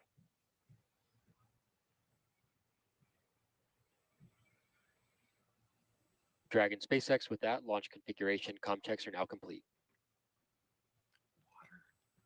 SpaceX Dragon copies. And so those comm checks, like we talked about, Daryl, were different people, different loops, and just making sure that all the key folks can get in contact with the crew if they need to, since there's a bunch of, if you can imagine, lots and lots of different comm loops on the ground with different people talking on different ones. So you want to make sure that they're Dragon, connected. SpaceX, we are going to commence health checks for the launch up. escape system. Expect momentary flight computer state change, followed by a transition back to pad hatch closed. All right, so that flight state change. SpaceX Dragon will be watching, thanks. Yep. So the flight computer state he's talking about. So on the displays, in the bottom center of the displays, it tells you what state the flight computer is in. So right now it says hatch open. And the way that they know for sure that it's closed isn't just the door being closed. It's actually the flight computer state doing that. And that then allows them to initiate further commands. And then cleaning up your answer on the docking. So we talked about it's catching up to the space station, and then you do what's called phasing burns to get closer to the space station. Once you get in basically what we call the keep out sphere, either along the velocity vector from below it, depending on what docking axis you're on, then you join up with the space station, and you'll see that tomorrow, actually. When if you tune back on NASA TV, they'll show the docking. Indeed, we will, right around 3 a.m. Eastern time tomorrow. They've got about a 24 to 25 hour transit from launch to dock.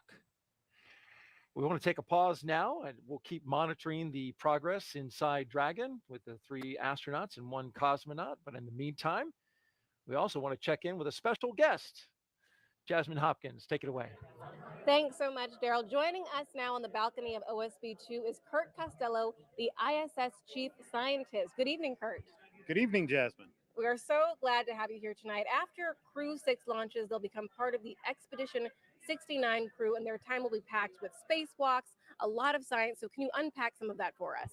Yeah, they'll be there during a really dynamic portion of our year. We're going to have the cargo mission SpaceX 27 launch, the NG-19 mission launch, and then crewed missions with the Boeing CFT mission, and then AX-2 later in their increment. So there is a ton of research going on. A lot of it's going to be dedicated to human research. And one of those investigations comes from ESA, and it's our immunity assay investigation, where we're trying to find out how spaceflight impacts the immune system of the crew members. Right, Kurt. As you said, I mean, this time is going to be packed with a lot of science, a 6-month science mission for them. One of the experiments that's been longstanding is called tissue chips. Can you tell us more about that first initiative with the National Institutes of Health? Yeah, this is actually the second in a series of the NIH NCATS, which stands for National Center for Advancing Translational Science.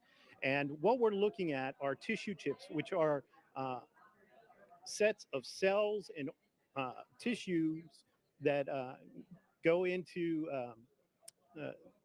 the ISS and are grown out. And this set of experiments from the ISS National Lab is really set to look at treatments for those tissues. So we'll be having 2 investigations go on board. The first is called Cardinal Heart 2.0, and they'll be looking at treatments that could help deal with cardiac stressors on orbit.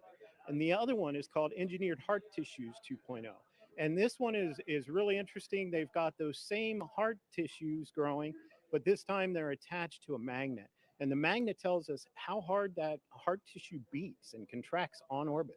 So these living heart cells are going to be able to tell us, 1, how hard they're working in the presence of the spaceflight environment, and then treatments are going to be applied to them so we can understand if that can help with those stressors. Wow, it's nice to hear that, some of the research we're doing on station could benefit our health here on Earth as well. There's also a combustion experiment called Sophie Mist. Can you tell us about that as well? Sure. Sophie Mist is a combustion experiment for solids. Sophie stands for solids in flight extinction. So ignition and extinction. And what we're looking at are how solid materials burn under different atmospheric pressures and different concentrations of oxygen. The reason for this is our exploration vehicles have different atmospheres, and we want to understand how solids burn in space and how they can be extinguished efficiently. So we want to be able to put out any fires that ever occur in a cabin. Right, that's very important. ISS Chief Scientist Kurt Costello, thanks so much for joining us tonight. Thank you very much. Of course. Daryl, back to you. Thank you, Jasmine and Kurt. And I thought it was interesting. He was talking about that Sophie experiment and burning materials in space. You worked on some experiments yourself in which you burn things. Yeah, so we burning things in space, Roger? Yeah, well, you got to be really careful. Yeah, clearly. Yeah, so when you're up there as part of Expedition 66, we did several experiments with the combustion chamber, and it is a piece of engineering. So getting to work on it, install new materials. But the really cool thing, so Kirk mentioned part of it, like there's the one piece is making sure there's not fires. The other thing we're really interested in is there's some work going on like cold flames, and so flames on the Earth because of the gravity field, you have the hot part and then you see it actually go up, and Jenny Seide in our class is a combustion engineer, so there's some really fascinating things, but in microgravity it's a ball of flame. And so some really interesting research is some cold combustion engine type technology where you could reduce greenhouse gas emissions because of the way the flame burns. So that is the kind of fundamental science we're doing combustion research up there. Is this because it's more of an efficient burn? Well, it burns different. Exactly. You can have a cooler flame as it burns out instead of having this sort of wasted stuff as it goes literally. So yeah, some just amazing things that fall out of SpaceX good side hatch leak check. That fall out of research we never expected. That's cool. SpaceX Dragon copies. That's good news. And you just heard the Corps talk about the leak check pass. Concur with that, Steve. And we also have a post-ingress briefing when you're ready to copy. Yeah, that's great news. We are ready to copy the post-ingress briefing. All right. We have no updates on weather from the previous briefing, and Dragon and Falcon are tracking no issues for launch. We're looking good here. The NASA team, for your awareness, is tracking a possible conjunction for ISS in about 22 hours and is considering performing a PDAM if required. We are still go for launch, regardless of if the PDAM will be required. If we do take that avoidance maneuver, or if ISS takes that avoidance maneuver, they may attempt to perform it prior to the Dragon boost burn, which helps to minimize impacts to our rendezvous timeline.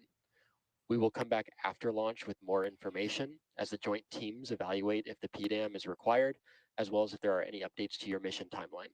I'll copy. And SpaceX Dragon, we copy all. Thank you for the heads up on the PDAM, and we'll be bringing those words after we get to orbit.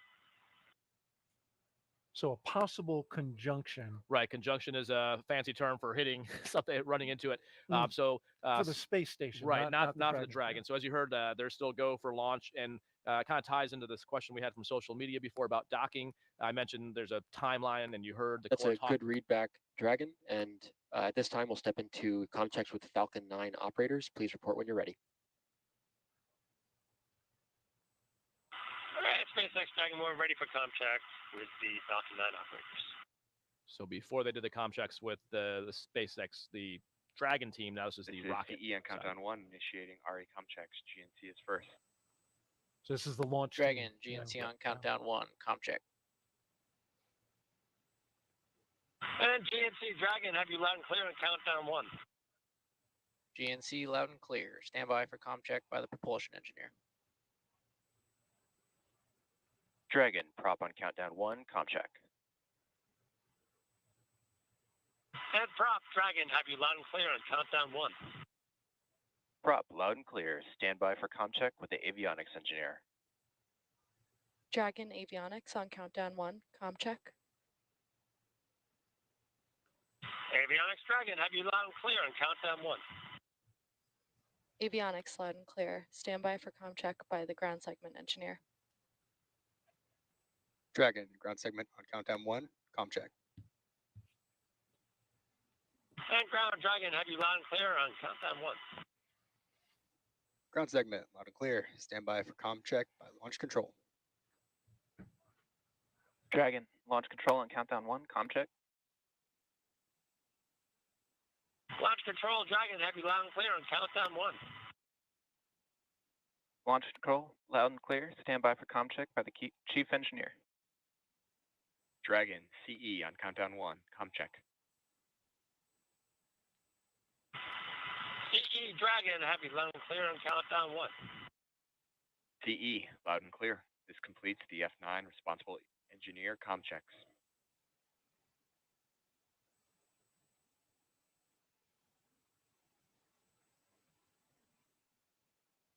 If there was any kind of problem with the rocket, a subsystem of the rocket, you'd want that person to be able to talk directly to the crew. So there's making sure that comm channel is there.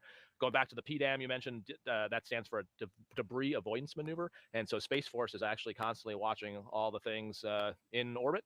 And then if there is any chance that we think someone will get close to the ISS, they notify Houston. We have a thing called a topo, which is the position that they analyze orbital trajectories. And there's different levels of risk. So they always will want to make sure that we are very conservative with crew safety and the vehicle safety. And so as you heard them talking about, it's not going to affect the launch decision. What it will affect is how they do the burns to get to the space station. Because if the space station does a burn to maneuver, then that will mean the target that the Dragon was going towards will shift. And so they'll work that out over the next 20 hours. You mentioned the topo. That's the trajectory operations officer. And hear from our colleagues at Johnson Space Center that they're trending in the right direction. So things Gotcha. are looking good in terms of that possible conjunction in 22 hours for the International Space Station. I'd say it's pretty normal. At least once a week we hear about one when you're on the space station. Most of them resolve themselves. Very rarely do you actually have to maneuver the station. But like I said, we have this huge protective bubble around the space station, and anything that possibly could go in there, we always want to investigate. So this is probably just the beginning of that investigation. And then as we learn more about it, it's probably not going to be a problem, but we always are wanting to make sure we're very conservative with the crew Make and sure the you're vehicle. ready in case Exactly. it's not. All right, Yep. very good. Well, now we want to throw it over to Jasmine, who is with NASA Administrator Bill Nelson. So much, Daryl. Yes, right now we're honored to be joined by NASA Administrator Bill Nelson as well as astronaut Reed Wiseman. Thank you both for being here tonight. Well, it's always a treat when we start launching and going into the heavens. Exactly. We're always happy to have you back here, Administrator Nelson. So first question for you. International partnership is the lifeblood of the commercial crew program. We have the second time we have a Roscosmos cosmonaut on board, but this is the first time we have a UAE astronaut on board. Can you talk about those international partnerships? You know, as we go back to the moon after 50 years, it's not just the U.S. government. It's now an international mission, and it's a public-private partnership as we go back to the moon and then on to Mars. In this particular case, going to commercial crew to the International Space Station, it's very much both of those as well. Public-private partnership with SpaceX, and then international crew.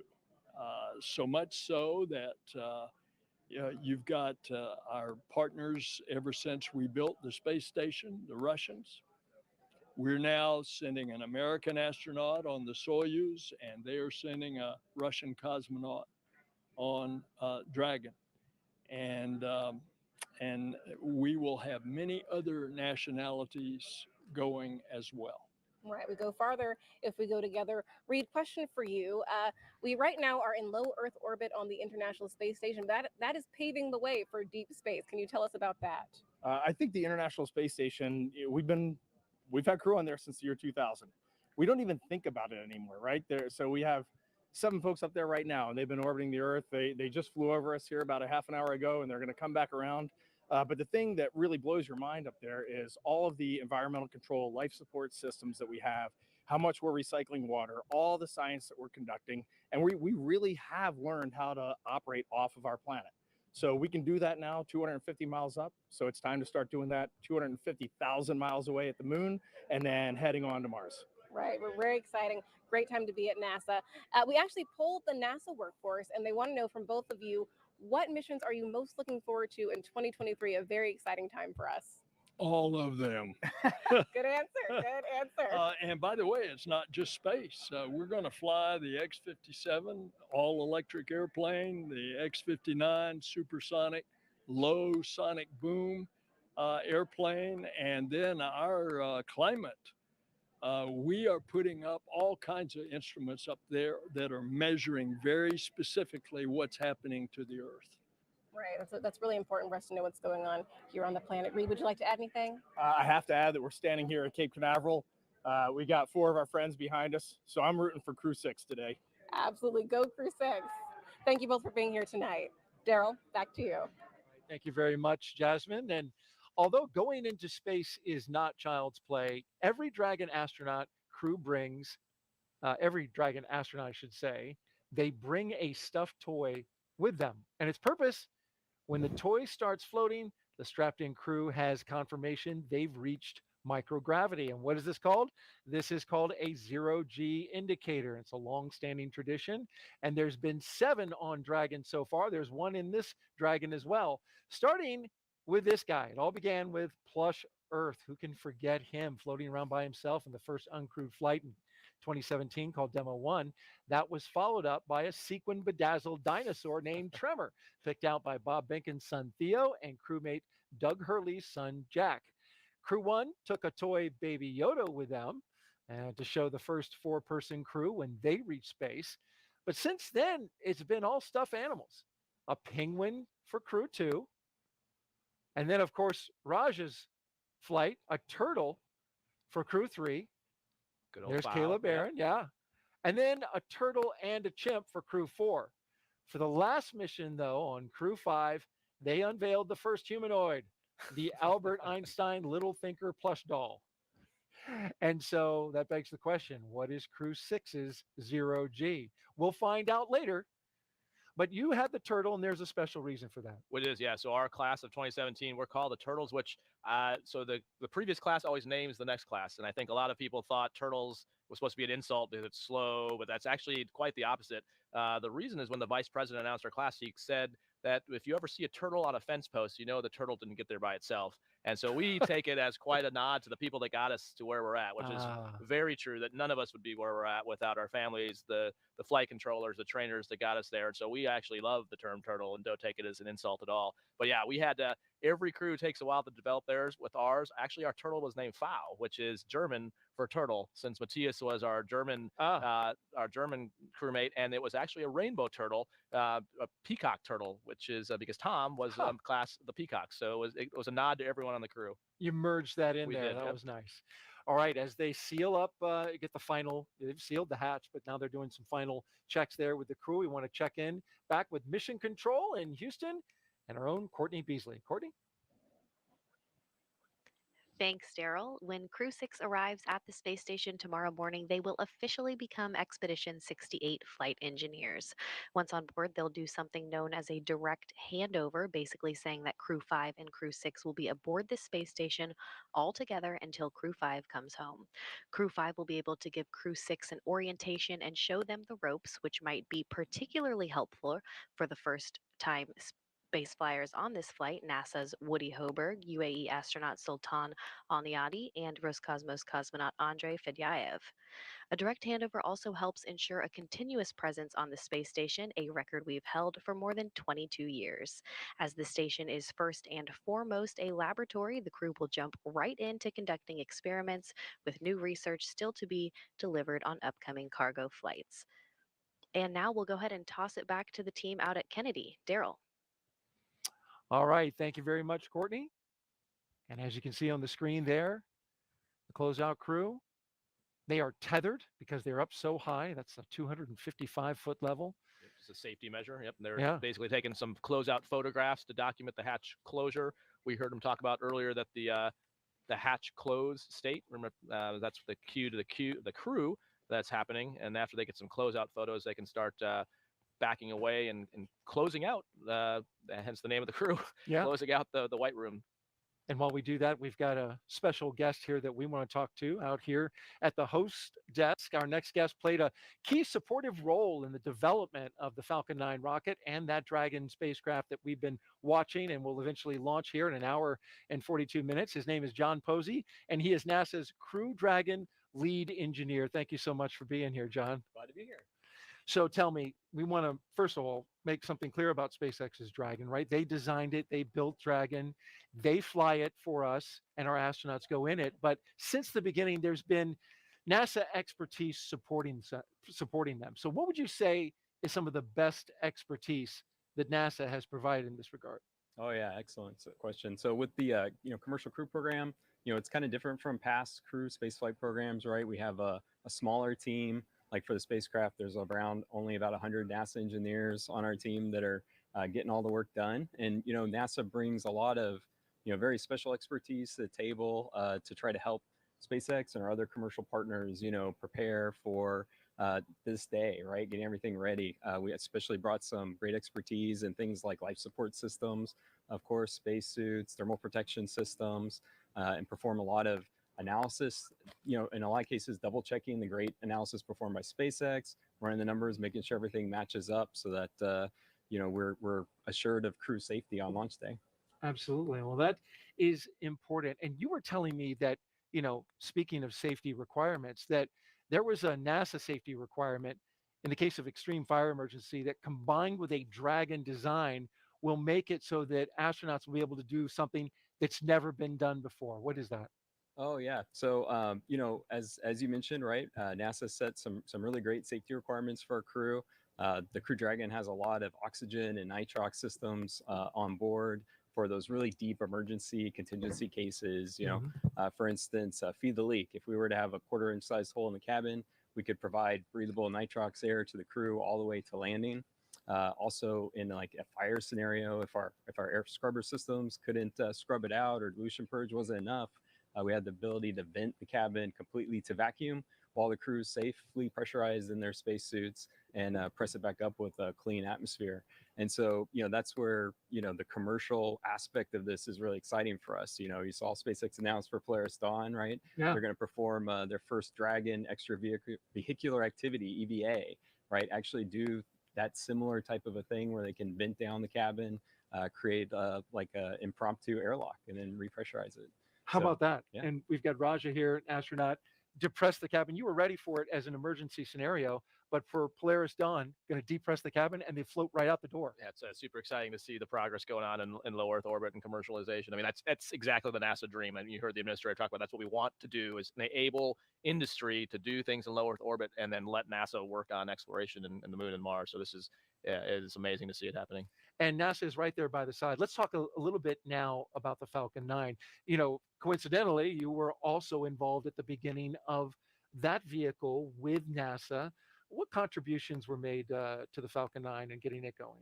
Yeah, so I remember being back when I was a space shuttle propulsion engineer, watching those early Falcon 1 live streams, getting the first privately funded rocket to orbit with the liquid propelled vehicle. Really exciting. So when Falcon 9 was coming along on the commercial orbital transportation services COTS contract, they were getting that Dragon 1 ready, Falcon 9 ready. And I remember, that program was headed by Kathy Leaders, who later became commercial crew program manager and now associate administrator. But they tasked the launch services team with reviewing the safety of the Falcon 9 for CRS, commercial resupply services. And at the time, shuttle program was winding down. I was on detail to launch services. So I asked if I could join that team to help assess it. And, before I knew it, we were working day to day with the SpaceX propulsion engineers.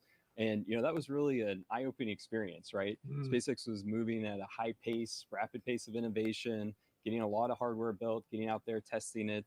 And so we were trying to share the lessons learned we had from shuttle and other NASA programs, but at the same time, we were learning from them and seeing new approaches and ways of doing things. So we, tried to pull together a lot of that expertise, try to share the pitfalls that they might come across along the way. But yeah, I was able to sit in the launch control center. Actually, we were at a Hangar AE across for the first Falcon 9 flight, and that was just an amazing day. Yeah, and now you are working. I think you were telling me, like, as a kid, you drew a picture when you were 10 years old of a space shuttle, and now you got to hang it up on your desk.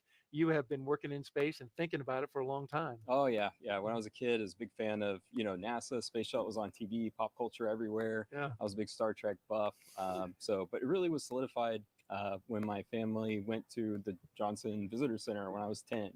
Seeing real spaceflight hardware, just thinking, these folks are bringing the best things of Star Trek to reality, right? Solving hard problems, learning more about Earth and space, fostering international cooperation. So it's something I set my sights on and went into aerospace engineering to go work on the space program. And here you are, and you're actually headed right now to Firing Room 4. Real quickly, what are you going to be doing for this launch? Yeah, so I'm going to be hopping on console for the on-orbit shift as spacecraft chief engineer with the spacecraft engineering team. So I'll go over there. My deputy Brian Remarks about to pull for go to launch from the launch team, and then we'll make sure everything's good to go for our exciting Crew-6 mission today. All right, fantastic. John Posey, NASA's Crew Dragon lead engineer. Thank you so much for being here. Glad to be here. And good luck tonight. Thank you. All right, now let's head out to our VIP location where our Jasmine Hopkins is with a pair of special guests. Jasmine? Thank you so much, Daryl. The energy here on the balcony of OSB2 is really picking up as we're getting closer to launch. And right now, I'm honored to be joined by Salam Al-Mari, the Director General of the Mohammed bin Rashid Space Center, as well as Hazza Al-Mansouri, UAE astronaut. Thank you both for being here tonight. Thank you, Jasmine, for having us. Of course, we're so honored to have you here. And Salam, first question for you. This is a really significant first, the first time that we have a commercial crew astronaut from the UAE. What does that mean to you? I mean, that means a lot. I mean, it's a big responsibility for us. And I think from day one, when we kicked off this program in 2017, we wanted to have a long-term program, a sustainable program, and a program that has a positive impact on human spaceflight. So we selected our astronauts. We made sure they're training with NASA, they're training with Roscosmos. They get the full set of training so that they can be astronauts that can contribute to the advancement of human spaceflight. So this mission really is a fulfillment of that vision. Today, when we get an astronaut from the UAE going on a 6-month increment, and doing the same things that NASA astronauts and the USOS astronauts will be doing, I think that really means a lot to the UAE. It really does. And as you just mentioned, training with NASA Hazal, you were the first Emirati in space. You and Sultan actually trained together. Can you talk about that? That was really great privilege. I mean, like since childhood, like back in UAE, that to dream to go to space, that was a little bit critical. And even just to say that in schools back home, to say that I want to be an astronaut, that was something that's not an option for us.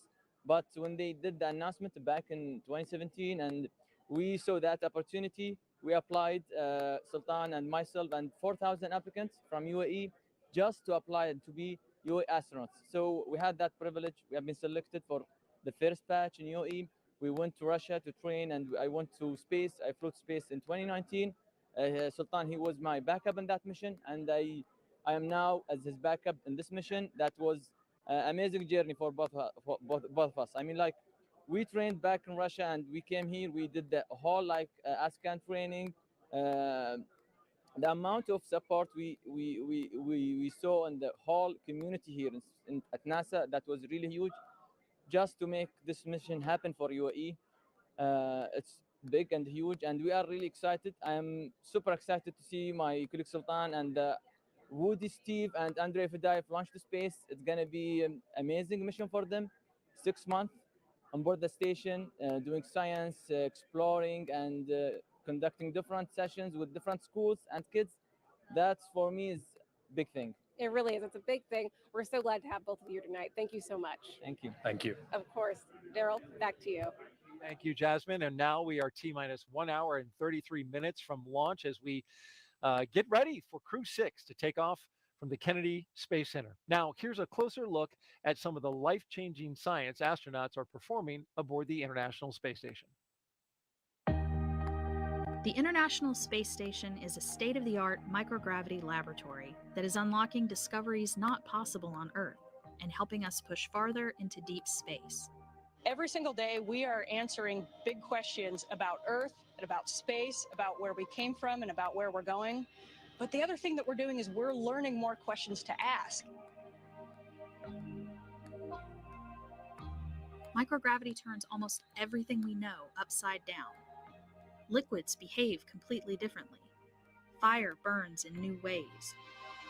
Biological systems reveal surprises. There's a few things that have made me gasp out loud up on board space station. Watching heart cells actually beat has been a pretty big one. We're studying ways to grow food in microgravity. I got to tell you, these are pretty amazing. We're learning how human bodies react to life in space and how to keep crew members safe and strong on long-duration exploration missions. Deadlifts are awesome on Earth. They're also awesome in zero gravity. We're testing technologies that will be critical to our return to the moon and Great Leap to Mars. Our research has contributed to medical and social benefits on our home planet, allowing us to find new ways to combat disease back on Earth and develop technologies to deliver clean water to remote communities in need. The spectacular vantage point of more than 200 miles above our planet supports our monitoring of Earth's climate, natural disasters, and plant life. The orbital perspective that we have here on the ISS is just absolutely amazing. Earth is gorgeous. The growing new space economy, so vital to our continued progress in space, is flourishing in low Earth orbit. We're inspiring future generations from a platform that is one of the largest international collaborations of our time. We're doing science at 17,500 miles per hour. Come along for the ride.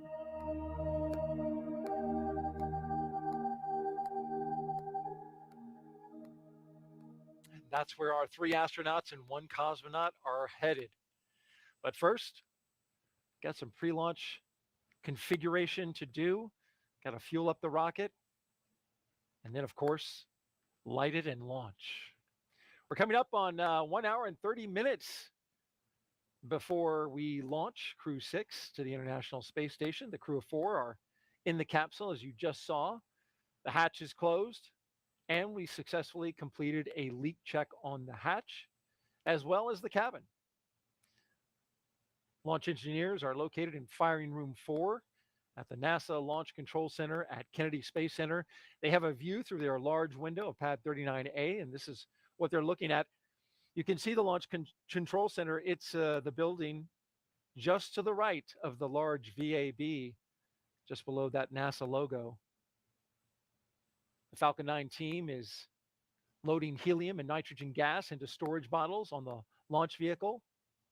They completed the RF checkouts, the radio frequency, did a final review of the vehicle testing performed earlier today.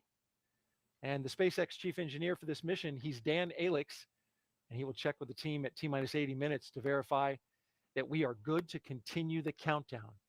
Now, the next major activity is flowing a small amount of fuel into the first stage to prime the Merlin 1D engines for ignition.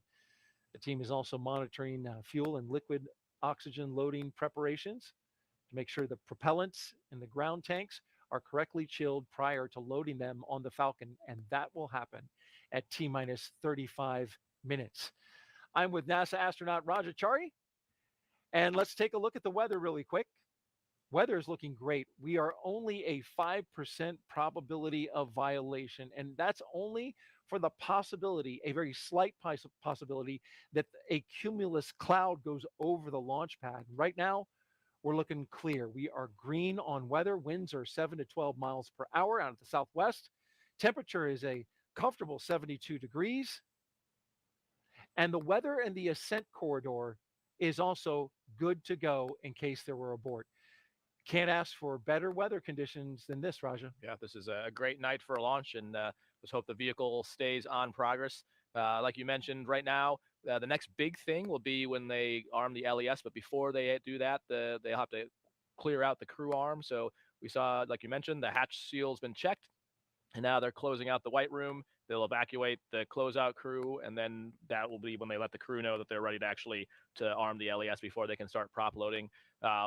You mentioned the Falcon engineers. So like the F9 team is really kind of taking the prime role right now, monitoring the systems, getting ready to make sure it's ready to actually start to load the prop on the vehicle. And the reason they do it on the vehicle, it's because rockets are hard, as it turns out.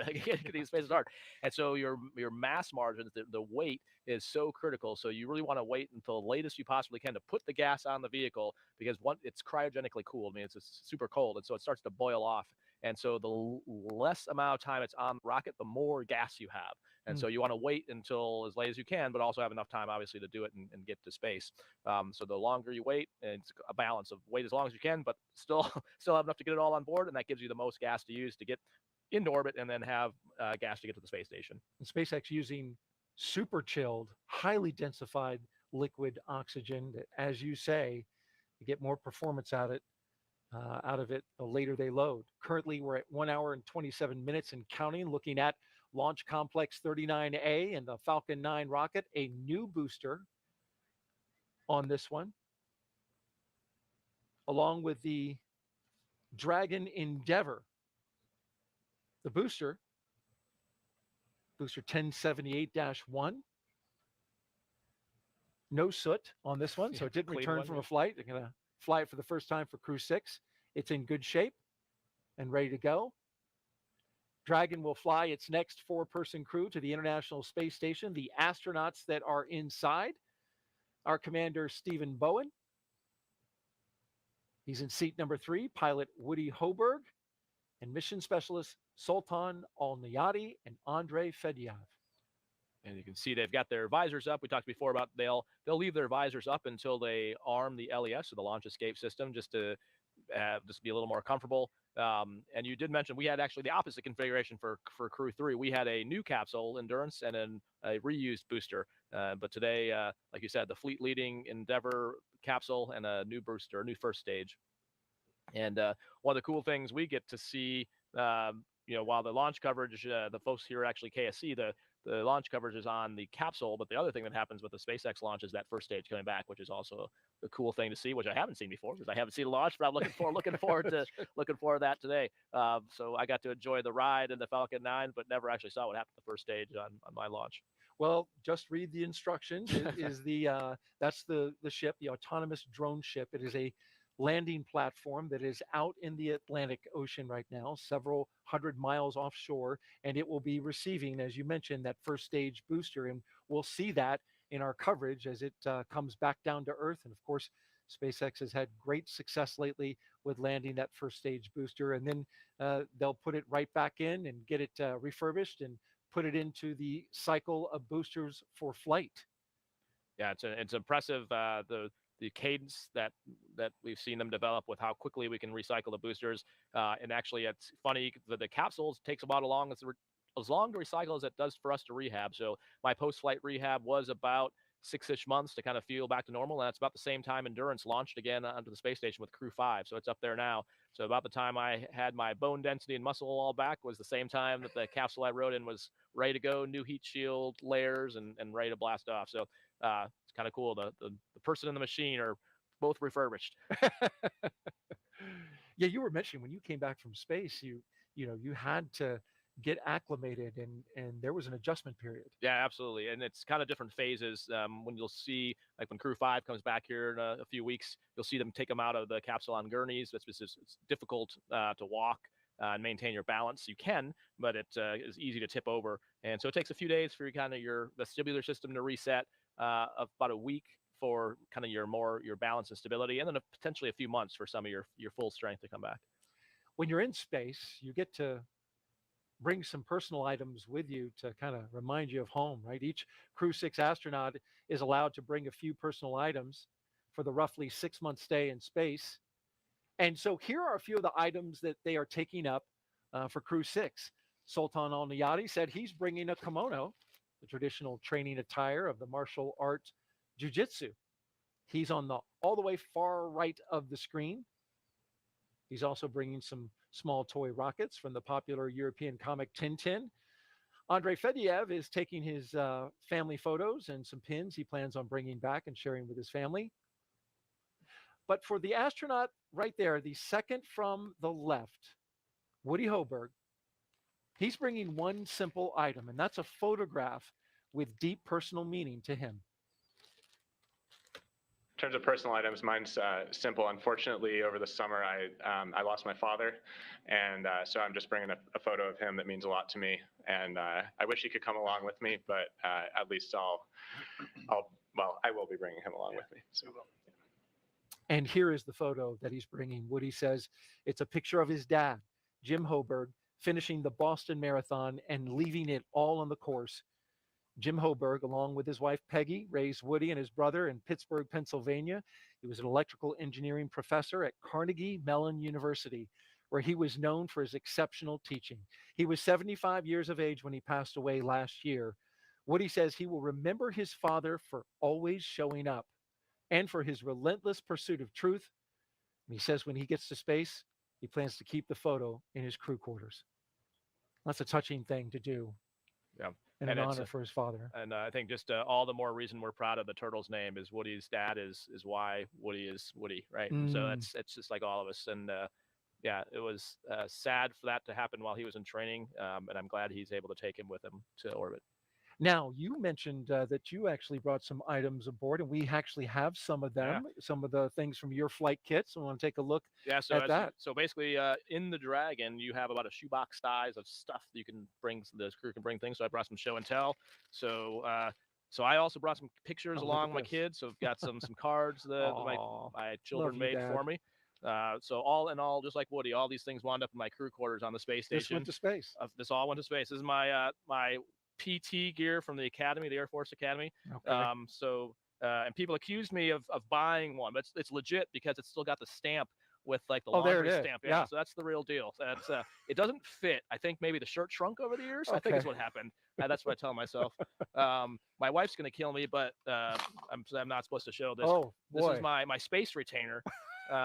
Because so I had braces when I was a kid, and now that I'm a dad having to think about braces for my kids, I know how expensive it is, and I didn't want to have to get braces again, so I took This is my costly. this is my space retainer. Yeah.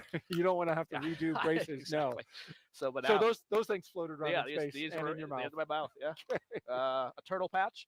of course. Of So course. that's pretty typical for Pring to bring patches, things like that. My wife made me. I had several cards for different days of the week, so care package style cards. Really? So, For every not every day. Okay. But this was like any Thursday card. Oh, that's sweet. So like most things in my life, she's better than me, so she thought of that.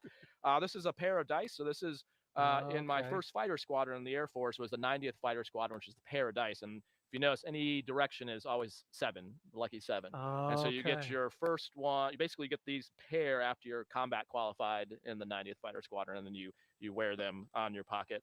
And then an RMO, which stands for round metal object. We avoid saying the word COIN in the Air Force. It's tradition because when you say the word, that's a challenge to someone that they have to have it. So we use the acronym RMO. But so this is our Crew 3 yeah, one, our that's Crew 3 3, and patch, there's the and then our design. Yeah. Expedition 66 patch on Which, the back. hold that for a second. That was really neat. You helped in the design of this with the fire coming out of the Oh yeah, dragon and with the dragon. making Yep, the 3. exactly. Yeah. So the Crew 3 patch has the 3 and then the dragon, like the head of a dragon in the flame. And people do point out this is you wouldn't want to actually see flame. Well, yeah, no. That would be a bad thing. That would be the abort engine. But it's a cool visual graphic. Yeah, very good, very good. And all that stuff went to space. It did. Yep. So thank you for sharing that Yeah. with us. That was really neat to walk through everything that you took up, and all of that fit into a shoebox. All of it's in a shoebox. Yeah, exactly. All right. Well, thank and you so in much. space, it floats out, so you got to be really careful to keep track of it all. Right. You mentioned, the crew patch, and so on that note, every NASA space flight going to station has a mission patch designed by the crew, and this is Crew-6's mission patch. And what you'll notice right away is the wooden dragon ship with a dragon figurehead. That's because each Crew-6 member has an affinity for seafaring vessels. How about that? And check out the anchor. It's the International Space Station sitting right there on the ship. Lastly, the sail, Crew-6 says, represents the 3 planetary bodies of the Earth, Moon, and Mars. And you can see the Earth in blue, the Moon in gray and white with the number 6, and then the ultimate destination of NASA's Artemis program, the red planet. That's a pretty cool design. Very cool. Yeah. That's the cool thing about patches. There's always so much hidden meaning in it. And it's all the subtleties and the themes, even down to the colors and the number of stars, all that it goes into it. So it's always a fun thing to design a patch and kind of pull in a little bit of each person in the crew into it. And you work very closely with the artist that designed your patch, and every astronaut does, right? We do. Yep. Yeah. So the JSC helps. We had a known artist. I'm not sure if I'm supposed to say his name, but basically did it pro bono for us. That helped out, which was super super grateful for that. But you're exactly right. We would kind of have some ideas of like some themes, and you kind of iterate on that with them. And the same thing. So there's the crew patch, and then I think Courtney mentioned earlier when they get to the space station, they'll be part of Expedition 68, which also has a patch, and then they will also be up there for Expedition 69. So they'll have usually have a vehicle patch and then a expedition patch. Raja, full of so much exciting information here and insight into what it's like to be a NASA astronaut and to fly this Crew Dragon, go up to the International Space Station. So we want to ask another social question. Send them all in: Facebook, Twitter, Twitch, and YouTube. And here's a question from @11B. Does the 2+ hours in the seats prior to launch go slowly, or is the level of activity such that time passes quickly? It's a good question. So I would say it actually goes pretty quick because what they're actually doing, and you can see actually all of them are tapping away at screens there, even though the crew's not right now, they're waiting for the closeout crew to finish up and the F9 team is doing most of the work. What they are doing is kind of walking through all the displays and we call it chair flying, going through the sequences and actually kind of talking through some off-nominal events as well. And so they're using all this as rehearsal time because now that's the actual day of, there's different things that will be specific to the weather in terms of what egress set you might go to. And we mentioned before, like what's the commander's job is kind of like the coach and talking about like, okay, if this happens, remember, and I don't know what their sequence is, but like, okay, Sultan, you're doing this, Andrey, you're doing this, and you're kind of just walking through those and mentally talking through all of them.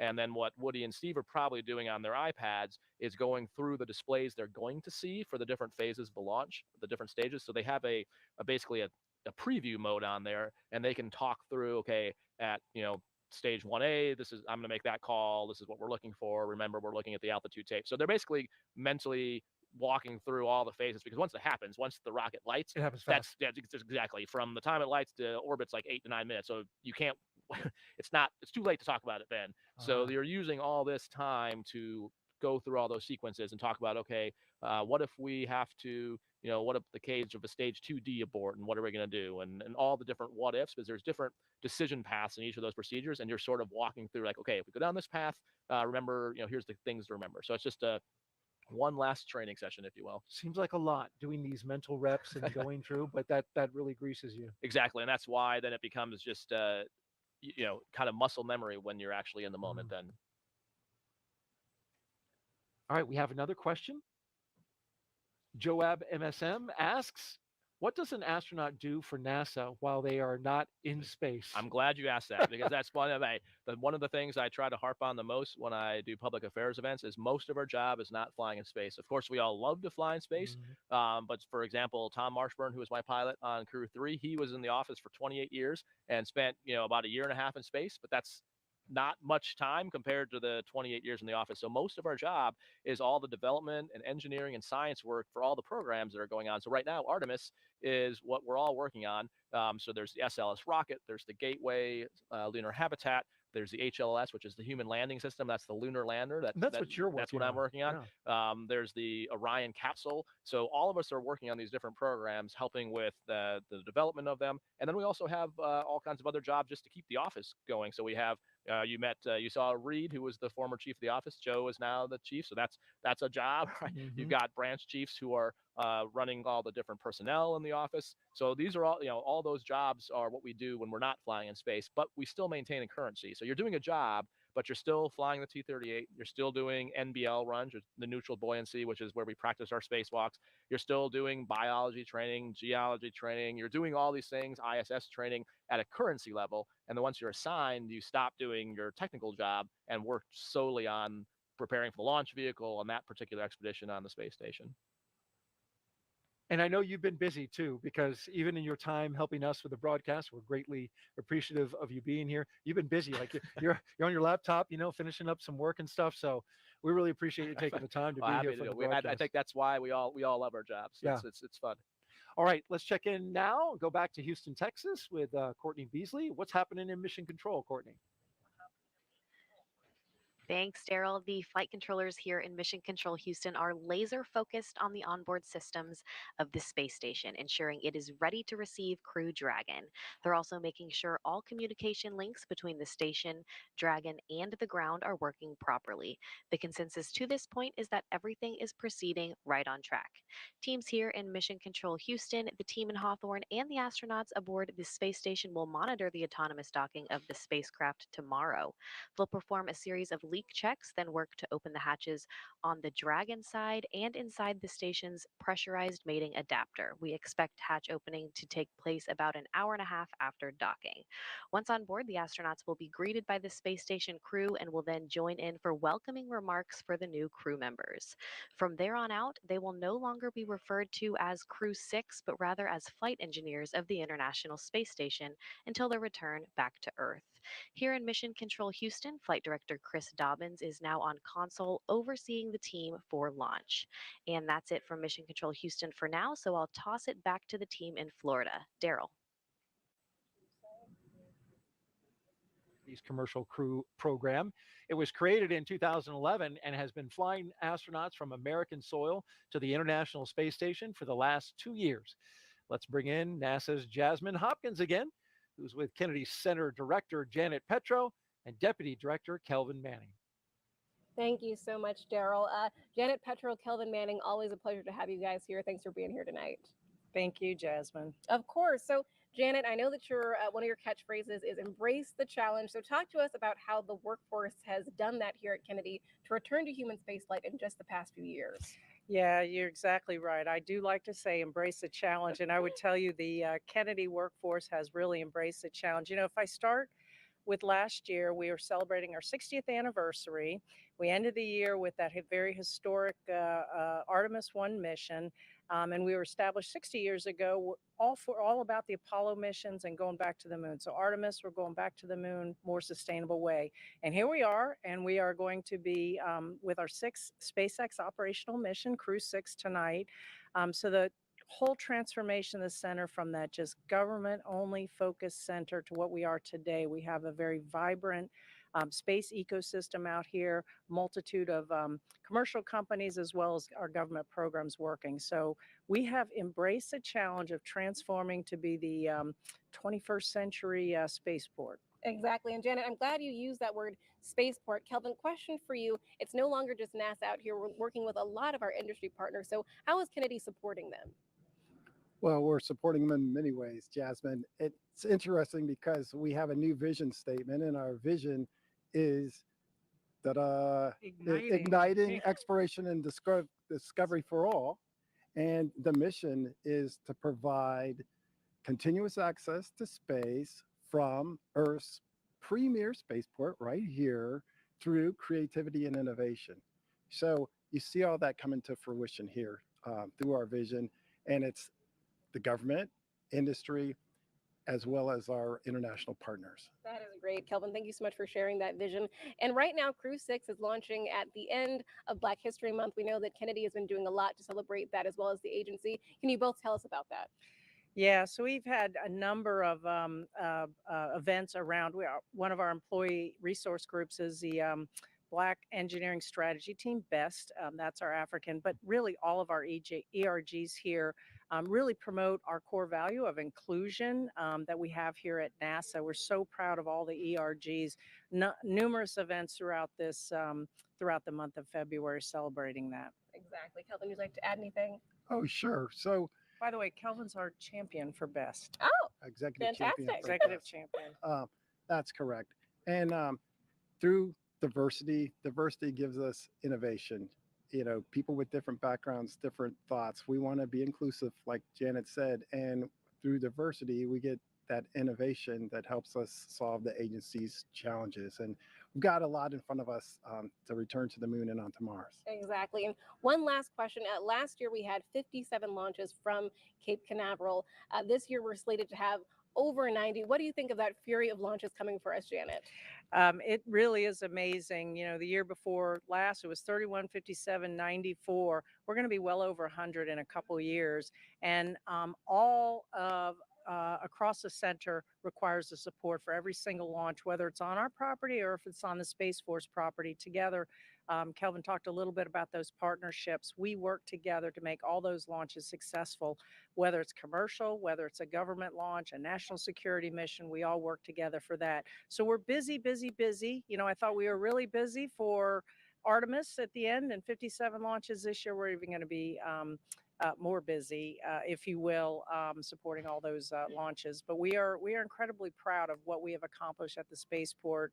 Couldn't have imagined it 10 years ago that we would be at nearly 100 launches in the decade from the last shuttle launch. So incredibly proud of the entire Kennedy workforce. Exactly. Busy is the right word. Kelvin, anything last to add? Sure. The cool part is we have commercial partners out here that haven't launched yet. So we tell people we're just getting started. So It's very exciting. Right. No, that is perfect. We really are just getting started here at Kennedy. Always great to have both of you here tonight. Thank you, Jasmine. Of course. Thank you. Daryl, back to you. Thank you, Jasmine. And if you're just joining us now, welcome to the Kennedy Space Center in Florida and NASA's live coverage of the Crew-6 launch to the International Space Station. I'm Daryl Nail. I'm joined by Raja Chari, a recent flyer on Dragon. Crew-3, the commander. Glad to have you here. Thanks. It's glad to be here, and that's getting close. The rocket's looking good out there. It sure is. We've run down through a few milestones already. We've gotten to a critical part where we are awaiting now the launch escape system to be armed, as well as the fueling of the rocket.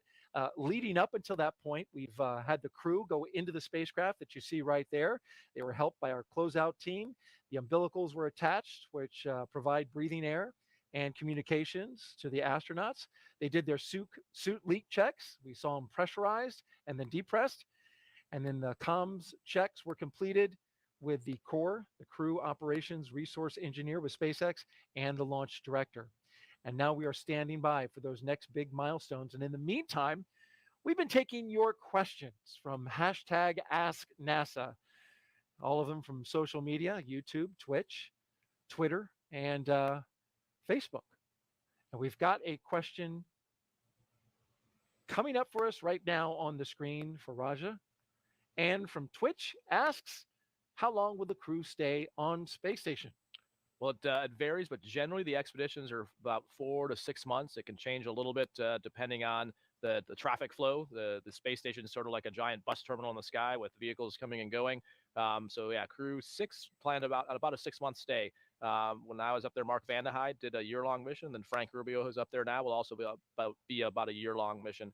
The reason we're trying to go longer and learn more is as we go to the moon and Mars to stay, we really want to make sure that we understand the effects of the human body on long-duration space flights. Very good. Another question. Mr. Beast from YouTube asks, what will they be working on during their 6-month stay on the ISS? Also, why will NASA's coverage of the mission switch to an audio-only feed after ascent? Well, I can help out with the audio-only feed, but you want to answer about what they're going to be working on? Sure. So the big answer is science, and so the ISS is a national laboratory in the sky, and it's specifically we do research that can only be done in microgravity. You heard Dr. Kurt talk a little bit earlier about some of the things specific to their increment have to do with some tissue chip research. They're going to do some swabs on the outside of the space station, which is the first time we're going to have done that, to see if microbes from our human body. So we bring along as humans this whole, all this stuff that comes off of us. And one curiosity is from a planetary protection standpoint is whether we would be contaminating the outside of the space station and what implications that has for the moon and Mars. They're going to be doing some more plant research. So I would say, we understand how to grow plants in space, but it takes a lot of crew time to do it. So kind of the next step is how to do that with better what we call regolith simulants, which is like basically dirt, because you just can't have normal dirt in space. It floats away. So you need to figure out some way to have a root system. And so that's where kind of the research for plant technology is at right now. So they're going to be involved in all that. But all told, in a normal 6-month increment, they're probably going to do upwards of 300 different science experiments, which is just an incredible number, over 2 a day. And then all the work to support those science experiments. That's an incredible amount of science that's going to be done. Now, with regards to the second part of that question, why will NASA's coverage of the mission switch to an audio-only feed after ascent? Now, traditionally, we've done video the entire time, but that is correct. We are going to switch to audio only after the ascent portion of the flight. And that's because the length of the crew's transit to the station, which is 24.8 hours, we elected to maintain commentary on mission audio circuits during the lengthy period of non-activity and while the Dragon crew is asleep. So we are continuing coverage nonstop and will resume NASA TV coverage on Monday night prior to the start of critical rendezvous operations. But in the time in between, we're going to allow you to hear the mission audio, that critical communication between the ground and Dragon. If there is any, we'll keep that up live, but we won't have a commentator speaking to it.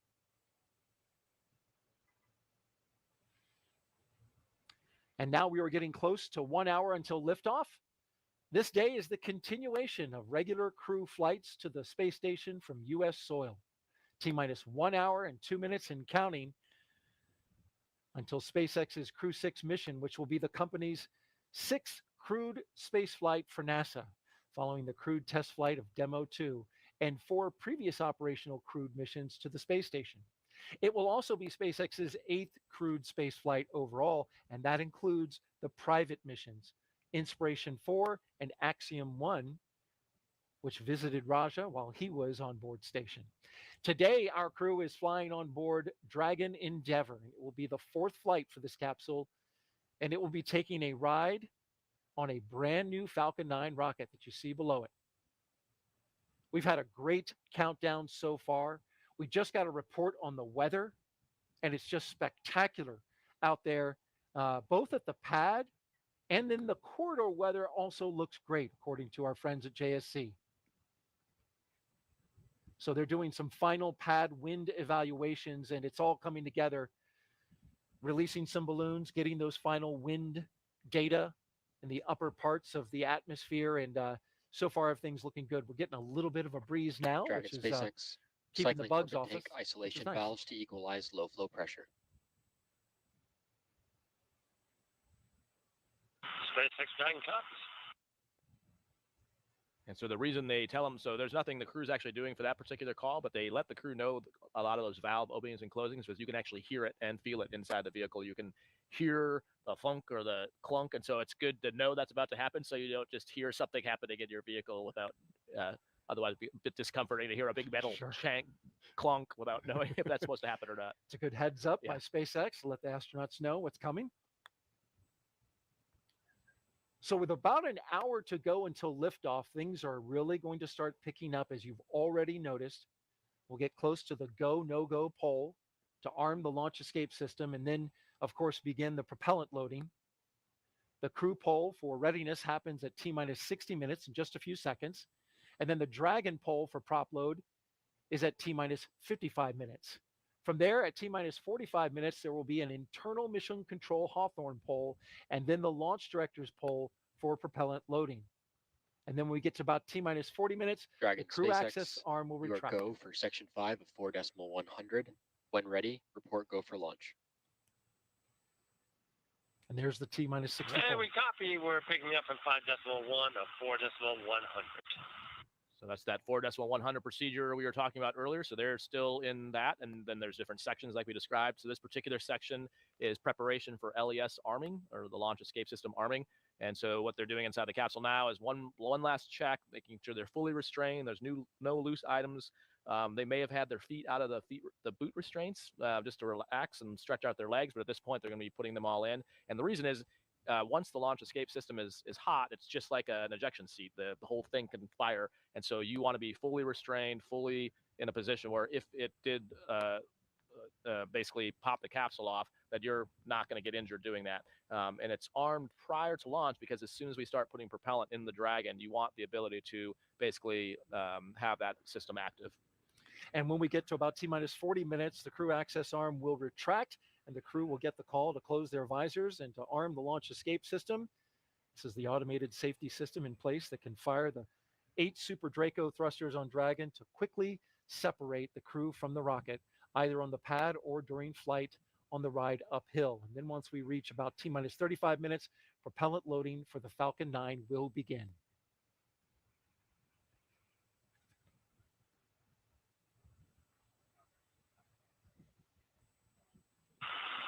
And SpaceX Dragon, we are go for launch. SpaceX copies, crews go. There you heard the go. And thanks for tuning in. You're watching live launch coverage of NASA and SpaceX's 6th rotational flight of astronauts and 1 cosmonaut to the International Space Station. We are T-minus 58 minutes and counting until liftoff. And with us today is NASA astronaut Raja Chari, the commander from Crew 3. Thanks so much for being here. Daryl. And you just heard Steve Bowen say they're go for launch, which is a kind of a cool time for definitely some fist bumps inside the capsule at that point. That's the crew saying we are go for the next few steps of go for propellant loading, LES arming, go for launch. And so that's that is their vote. And you heard them say they're ready. Good stuff inside the capsule. Liftoff time is still holding for 1:45 and 3 seconds a.m. Eastern time. And we're tracking no issues with the Falcon 9 or Dragon, as Raza just mentioned. Got that beautiful shot from the helicopter around the vehicle assembly building. No issues with the Falcon 9 or Dragon. The range is green, and weather both here at the pad and in the launch corridor, the ascent corridor, is cooperating. Now to take you back, over the last 3 hours, our crew of Stephen Bowen, Woody Hoburg, Sultan Al-Neyadi, and Andrey Fedyaev have been getting ready to launch into space. And this is going back to crew suit up. Here they are in astronaut crew quarters. After waking up and having a meal, SpaceX helped the astronauts into their suits at that historic crew quarters suit up room. Then the crew walked out on the same path that every NASA astronaut has done since Apollo 7, waving to family and friends and loved ones, as well as the cameras that were there to document their journey. After getting inside their Teslas, new ones, colored black, they joined a caravan led by Center Security on a 20-minute ride to the launch complex 39A. And following their arrival to the pad, you see them doing the rocket recline, looking up at the rocket. And then they went up the tower and walked across this crew access arm, leading them to their spacecraft, making the duck, getting in the hatch, and climbing inside Dragon Endeavour. Then they got strapped in with the help from the closeout crew. And now we are watching them live while they await liftoff. And we're here at the host desk at the Kennedy Space Center. Raj and I have been counting it down as we went along, and he's been giving us great insight into the whole process of getting ready to launch on a mission. It's been really good. It's been very exciting to be here and to get to see a rocket launch from the outside. So looking forward to it. Your first time, as a matter of fact, and Yep. so we're interested on hearing your reaction after that. But at this time, we are expanding our coverage and would like to welcome in SpaceX and NASA commentators joining us live from Hawthorne, California. Welcome to you both. All right, thank you, Daryl, and hello to all of our viewers. I'm Gary Jordan with NASA Communications. And I'm Jesse Anderson, a production engineering manager here at SpaceX. Gary and I are joining you today from our headquarters in Hawthorne, California, and it's definitely been a very busy evening so far. As we continue the countdown to liftoff, we'd like to welcome you to SpaceX Mission Control in Hawthorne. This is where our teams are staffed around the clock to monitor Dragon and the mission overall. On console or headset in Mission Control are 6 key positions. The mission director is in charge of the room and tasked with making real-time decisions to ensure mission success.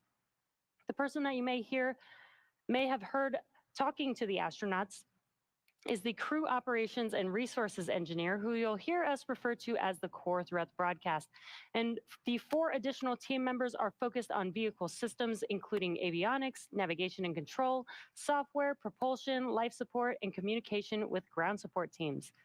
Now, apart from mission control, our Falcon 9 team is currently located in firing room 4 in the Launch Control Center at Kennedy Space Center in Florida. With less than an hour until launch, they are settling in for final checkouts, propellant loading, and for launch. That's right, and NASA has its own team members in Mission Control in Houston, Texas, where they've been preparing the space station for Dragon's arrival, and recently gave their go for launch, saying that the station itself is ready to receive the new crew. Upon liftoff, today's ride to the space station will take about 25 hours, with Dragon flying autonomously the entire way. And just like an autopilot on a commercial aircraft, the crew always has the ability to take manual control of the spacecraft if necessary. Now at T-minus 53 minutes and 38 seconds to go, we are looking good for an on-time liftoff. And our very own incredible Kate Tice has been monitoring the progress of the countdown. How's it going, Kate?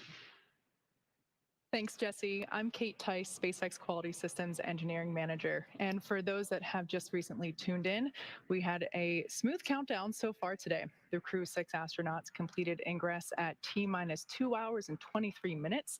And since then, the teams have completed the required comm checks, suit leak checks, and side hatch closure, as well as its associated leak check.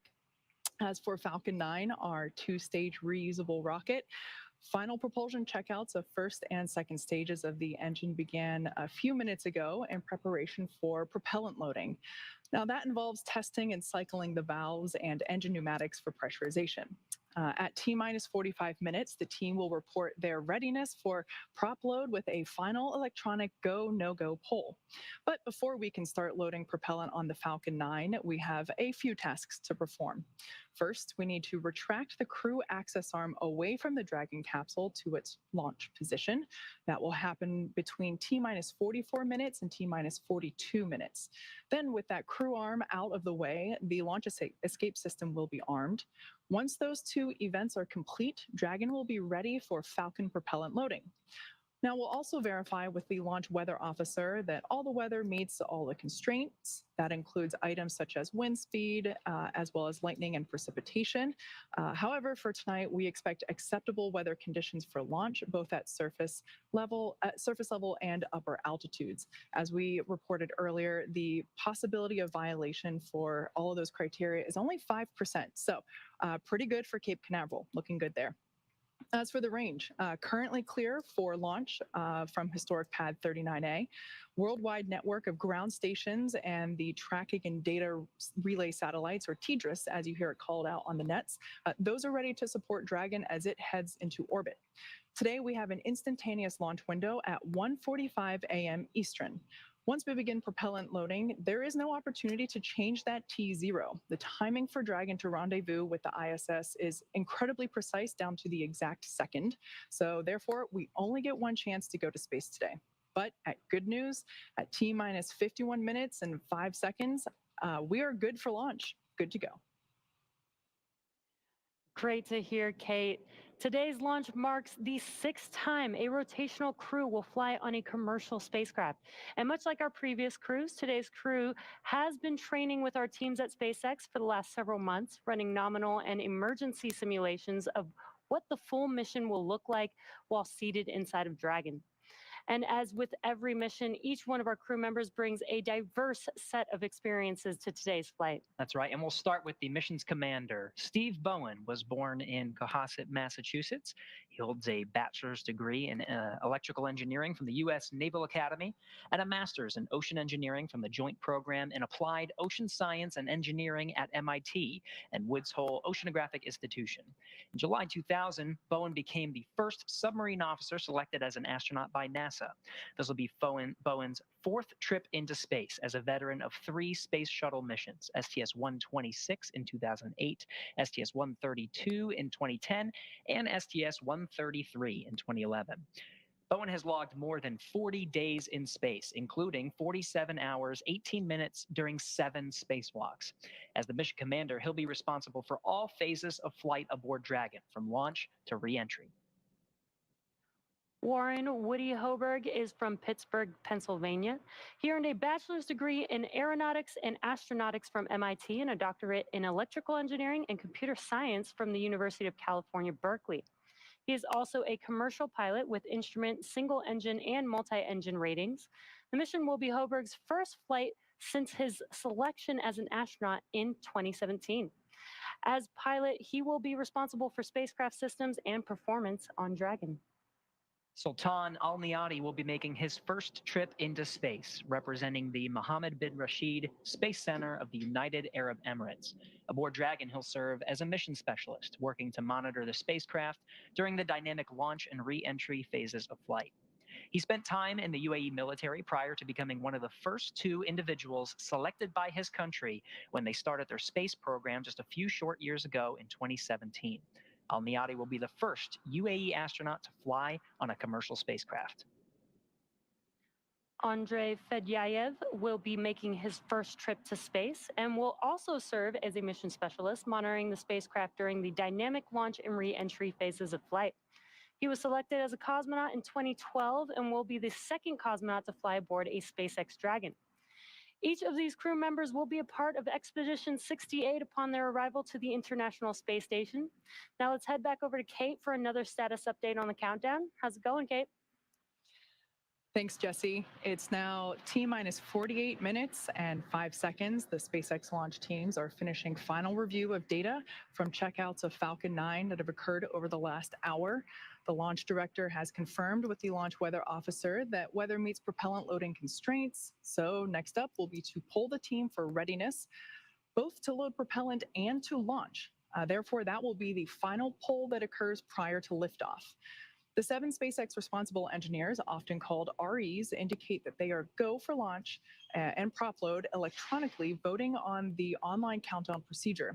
The launch director, or LD, as it's called out on the nets, also checks with the Dragon mission director, or MD, as well as the NASA launch manager to make sure that they are ready. Now, earlier you saw the Vehicle Assembly Building, lovingly referred to as the VAB. The Falcon and Dragon launch team, as well as key NASA launch members, are in the Launch Control Center, which is adjacent to the VAB. You have a view of that room there on the left-hand side of your screen. That is Firing Room 4, and they have a view looking straight toward Pad 39A. Now, they're also on your screen on the right-hand side. You can see the Dragon capsule. That crew access arm is still in the service position. Inside the capsule, there are 4 crew members looking pretty comfy and pretty relaxed prior to liftoff. As you can see, that crew on board Dragon, they're waiting for the next instructions, which will be to stow the crew arm for launch and to arm the launch escape system. Now, once the launch director gives the final instructions to the launch team, the crew arm sequence will be armed and initiated. Now, we should get a good view of the access arm as it swings away from the capsule, which will take about 2 minutes to completely move out of the way. Checking in on the range continues to be go for launch there. They are monitoring the clearance area around the launch pad as well as the air and sea space around the flight corridor.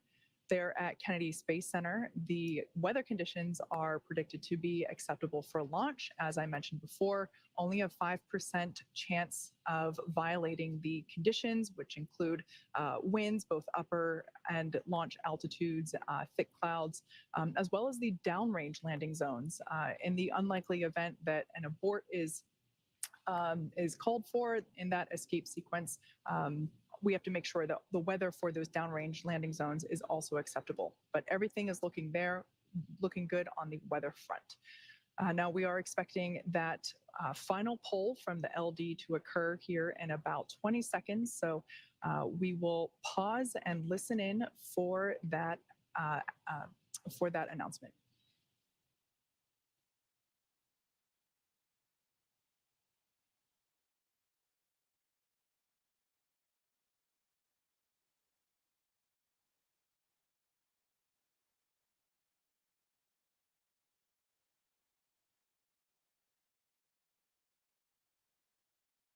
Pull is complete and the team is ready for crew access arm retract, propellant load, and launch.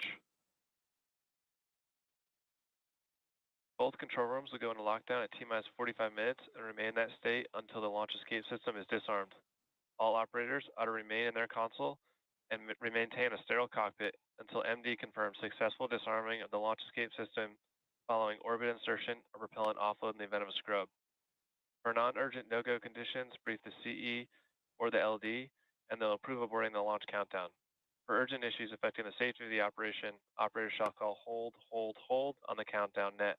Launch control will abort the launch sequence immediately and proceed into the launch abort sequence. At T-minus 10 seconds, launch control will be hands-off, relying on automated abort criteria for the remainder of the count. Operators advise the launch director whether structural breakup is imminent or occurring per Dragon manual escape flight rules. Launch control, you may proceed with arming the crew arm for movement. Proceeding with crew arm movement.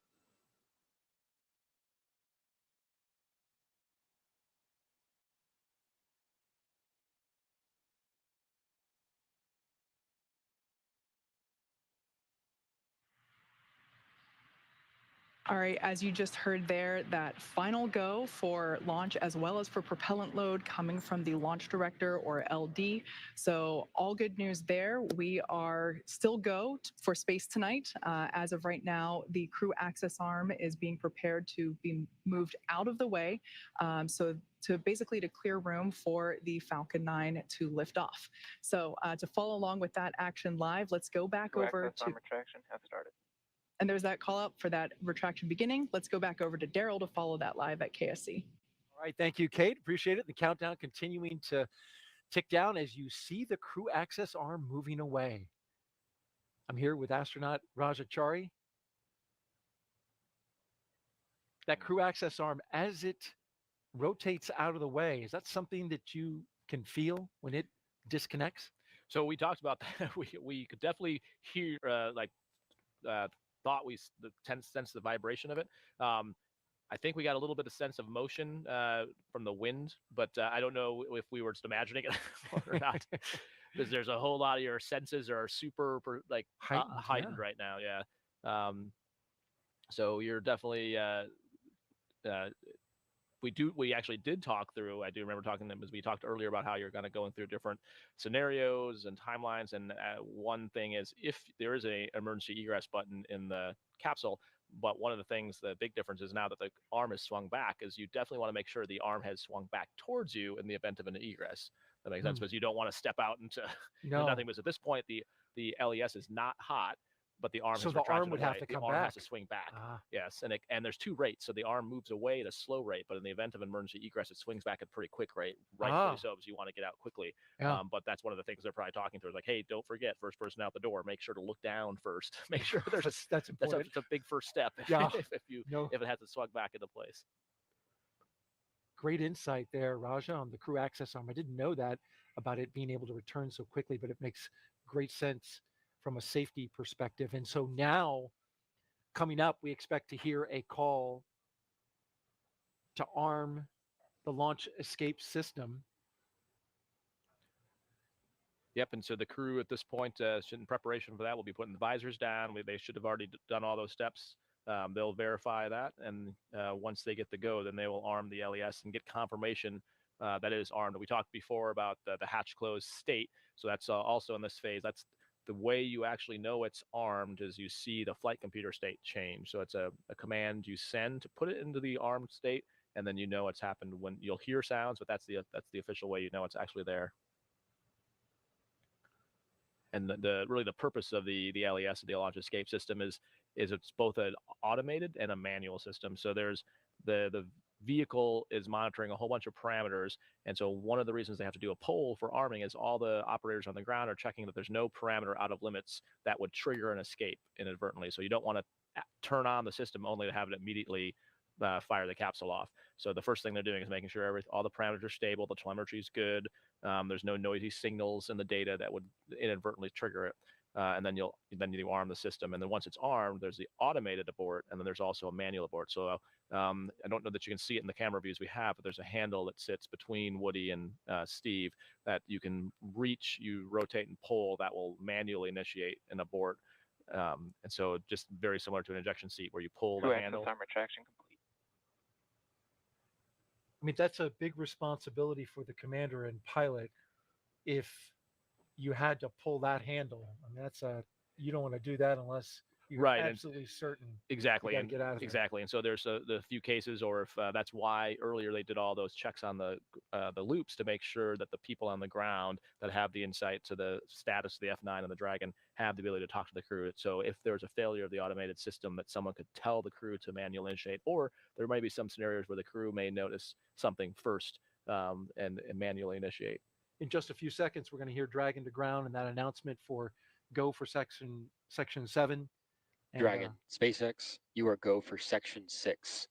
Close visors and arm launch escape system. Okay, section 6. All right, section 6 is in work. I think it used to be 7, though. It is, yeah. So it's a great sign that they're constantly, like we talked about before. SpaceX Dragon visors are closed. Constantly learning and making changes to procedures. Right. Earlier tonight, we saw a lot of work happening in parallel for the first time.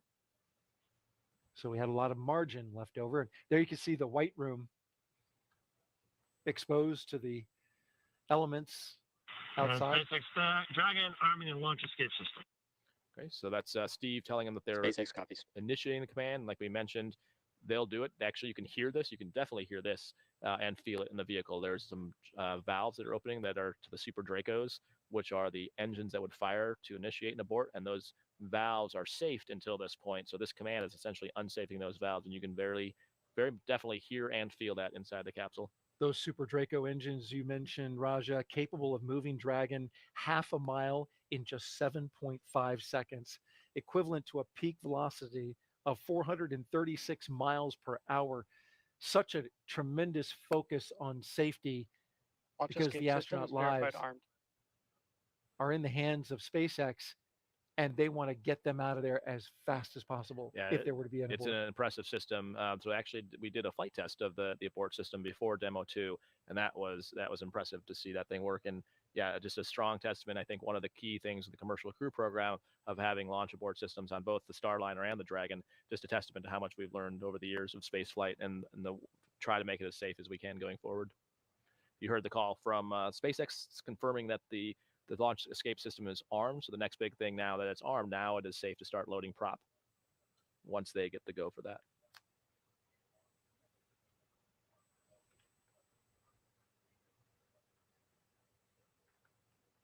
If there were a pad abort, it would take the Dragon capsule 2.5 miles east of Pad A into the Atlantic Ocean.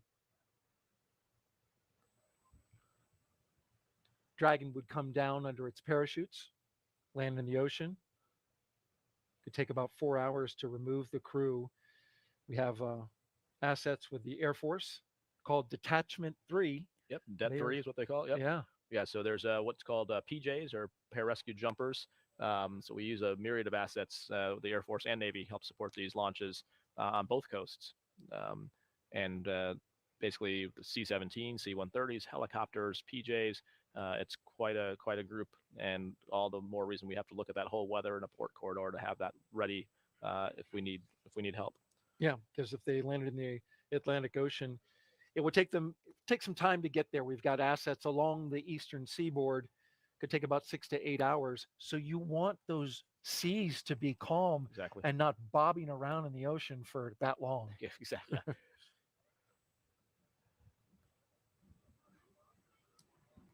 right, we're getting ready to get that propellant load started.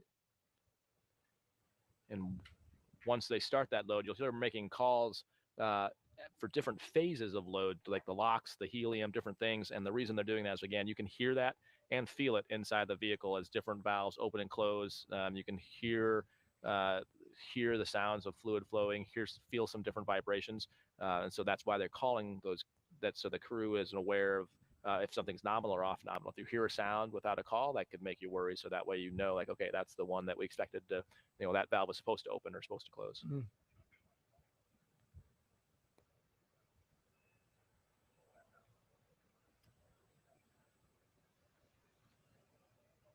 Propellant load has started. Okay, and there we have the call that propellant load has begun. A big milestone as we count down to liftoff. Now T-minus 34 minutes and counting. Today we'll begin the next 6-month rotation mission to the International Space Station. The launch escape system is armed, which happened just before we began loading the propellant onto Falcon 9. Meanwhile, the Dragon capsule was loaded with its propellants about a week and a half ago, just a few miles down the road at a facility SpaceX calls Dragonland. In order to fly, Dragon needs a fuel and an oxidizer. For the fuel, SpaceX uses monomethyl hydrazine, or MMH, and nitrogen tetroxide, or NTO, for oxidizer, and together, these propellants feed those Draco engines that maneuver Dragon on orbit, as well as the 8 Super Draco engines that would power the launch escape system in an abort scenario. And again, now that the fueling for Falcon 9 has started, that means the 8 Super Draco engines inside Crew Dragon are ready, if needed, to launch the capsule away from the Falcon 9 rocket in an instant, should there be any kind of emergency associated with the rocket or the pad. Of course, NASA and SpaceX trains extensively for exactly that type of contingency. So now let's head over to SpaceX commentator Kate Tice at SpaceX headquarters in Hawthorne for an operations update. Kate. Thanks, Daryl. Yeah, exactly right. We're continuing to count down the final minutes. Everything's still looking good for Falcon 9 and Dragon, with the teams reporting no major issues at this time. Now, with the launch escape system armed and Falcon 9 propellant loading underway, we are heading for an on-time launch just under 33 minutes from now. As we saw earlier, or rather heard, Falcon 9 propellant load began at T-minus 35 minutes. Daryl did a great job of explaining the propellants on Dragon. Let's talk a little bit about the propellants on Falcon 9. Slightly different. The first and second stages of Falcon 9 are each loaded with 2 liquid propellants. One is fuel, loaded into a tank at the bottom of the stage. The other, an oxidizer, loaded into a tank at the top of the stage. The fuel that we use to power the Merlin engines is a refined kerosene, referred to as RP1, or Rocket Propellant 1. The oxidizer loaded on each stage is a densified liquid oxygen, or LOX. Densified meaning that it's kept much colder than typical for launch vehicles. Therefore, it takes up less volume, which allows for us to put more of that oxidizer into the first and second stages. To ignite the fuel and the oxidizer in the Merlin rocket engine, we use the ignition fluids of triethyl aluminum and triethyl boron, also called TTEB. Now, when TTEB comes into contact with oxygen, it burns, giving off a green-colored flame. Once we have the flame going, we add a little bit of that kerosene fuel into the Merlin chamber, and the engine ramps up to full power. Now, actually, you might see that green flash just as the second stage engine ignites following stage separation. Now, topping off, helium into pressure vessels on both stages also underway. This is used to pressurize the tanks in flight as propellant is pulled out by the Merlin turbo pumps. You can think of this similar to when you're drinking out of a plastic water bottle. You have to put some air back into the bottle in order to keep it from crumpling. So that's exactly what we're doing with that helium. On board the spacecraft, the astronauts are monitoring the systems while propellants are loaded into the Falcon 9 below them. The crew's training in the simulator here at SpaceX headquarters in Hawthorne, California, actually includes playback of sounds recorded in Dragon capsules during recent flights. So even though today is the first day they're hearing it live, they are prepared for these new sounds. Now, the range continues to report no problems. Stage 1 cryo-helium loading has started. They are go to support launch. Weather also continues to look great. Currently winds from the west-southwest at 9 miles per hour. Great conditions. We only have a 5% probability of violation for those constraints. So all in all, looking good. As I mentioned earlier, today we have an instantaneous launch time. So at this point, if we hear a hold for any reason, we'll have to stand down and target our backup launch opportunity, which is tomorrow, just under 24 hours from tonight's planned launch. Now at T-minus 30 minutes and 6 seconds, let's turn it over to Jesse and Gary for an overview of events that we'll see after liftoff. Thanks, Kate. For Crew-6, the astronauts' flight to station will take about 25 hours. Now, as we wait for that T0 mark in just under 30 minutes, the ground operations teams are doing a series of system checks to make sure that both the Dragon and the Falcon 9 are ready for launch. You're looking at a live view of our teams at the Cape as they prepare for liftoff. Now, as we wait for that launch clock to hit 0, we wanted to give you an overview of what the ascent portion of the mission is going to look like. Once we hit T0 and a successful launch occurs, we will watch Falcon 9 and Dragon lift off from historic launch pad 39A and make their ascent. At about 50 seconds into flight, Falcon 9's engines will throttle down to help pass through the period of maximum dynamic pressure on the rocket, or what we typically refer to as max Q. It's worth noting that once we hit max Q, the vehicle will be going supersonic. Now, once we are through the period of maximum dynamic pressure, we can throttle up our 9 Merlin engines again. From there, at about 2.5 minutes into flight, we have a series of 3 events that will happen in rapid succession. First is MECO, or main engine cutoff. This is where all 9 Merlin 1D engines shut off in preparation for stage separation, which is our second event. This is where the first stage detaches from the second stage, with the first stage making its way back to Earth for landing, as the second stage continues its journey with the third event, SES-1, or second stage engine start number 1, where the MVAC engine lights up and propels the second stage, along with our Crew-6 astronauts, into orbit. As stage 2 heads towards its targeted drop-off orbit, stage 1 will execute 2 burns in order to make its way back down to Earth. The first is the entry burn. That's where 3 of the M1D engines will reignite and then shut down again. This helps to slow the stage down in preparation for entry back into the Earth's atmosphere. While that first stage is heading back to Earth, the second stage will cut off its 1 Merlin engine that was ignited right after stage separation. Once this happens, we'll wait for a confirmation of a good orbital insertion. About 90 seconds after Dragon gets into orbit, Falcon 9 will land back on Earth.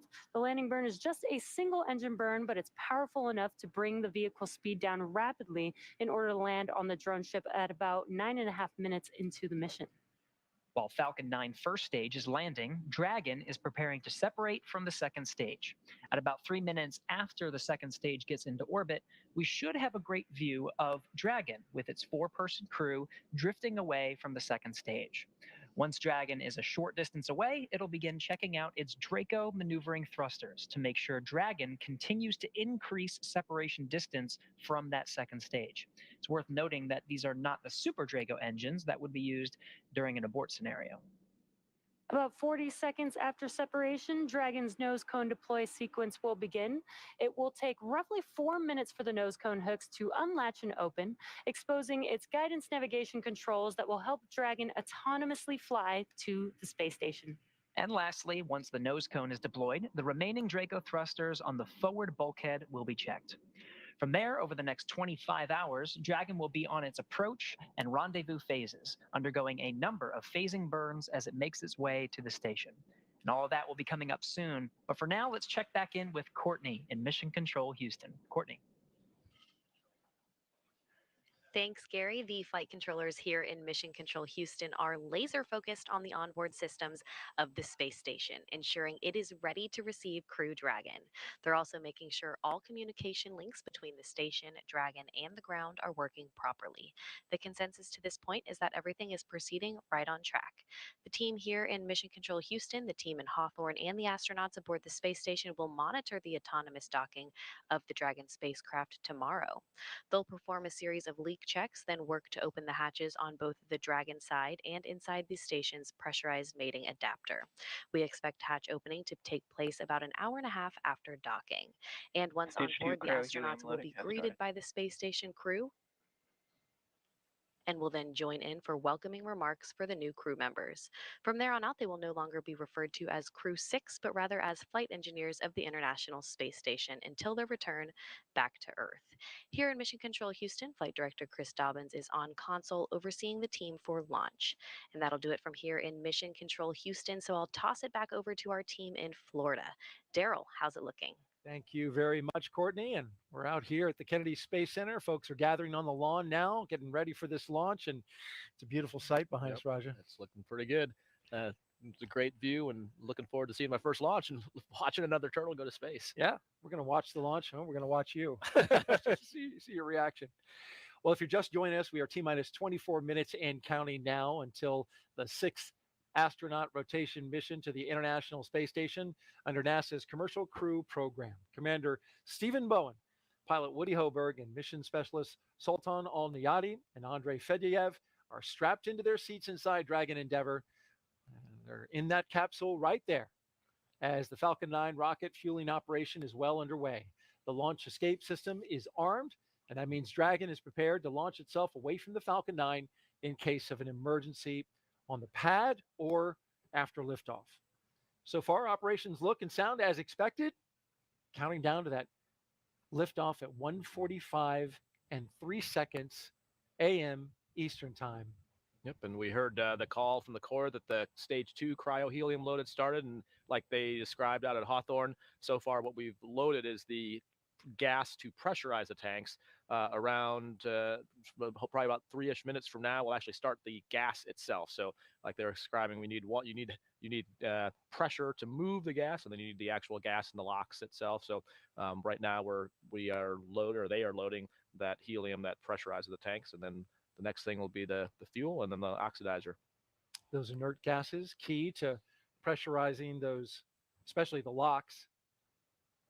This mission is the continuation of rotational crew flights to the International Space Station from U.S. soil on private rockets and spacecraft, and it would have been possible without the success of course, NASA SpaceX Demo 2, that test flight now two and a half years ago. Of course, it was the safe delivery and return of Crews 1 and 2 that got the operational flights rolling. There you can see inside the Dragon.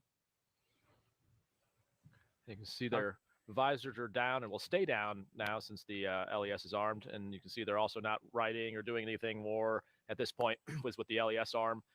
You just have to wait until they're done with that, the prop loading. Yep. And you can see now evidence that liquid oxygen is flowing into that first stage as it super chills the outer skin of the rocket, and then it condenses the Florida humid air into a little bit of a cloud there.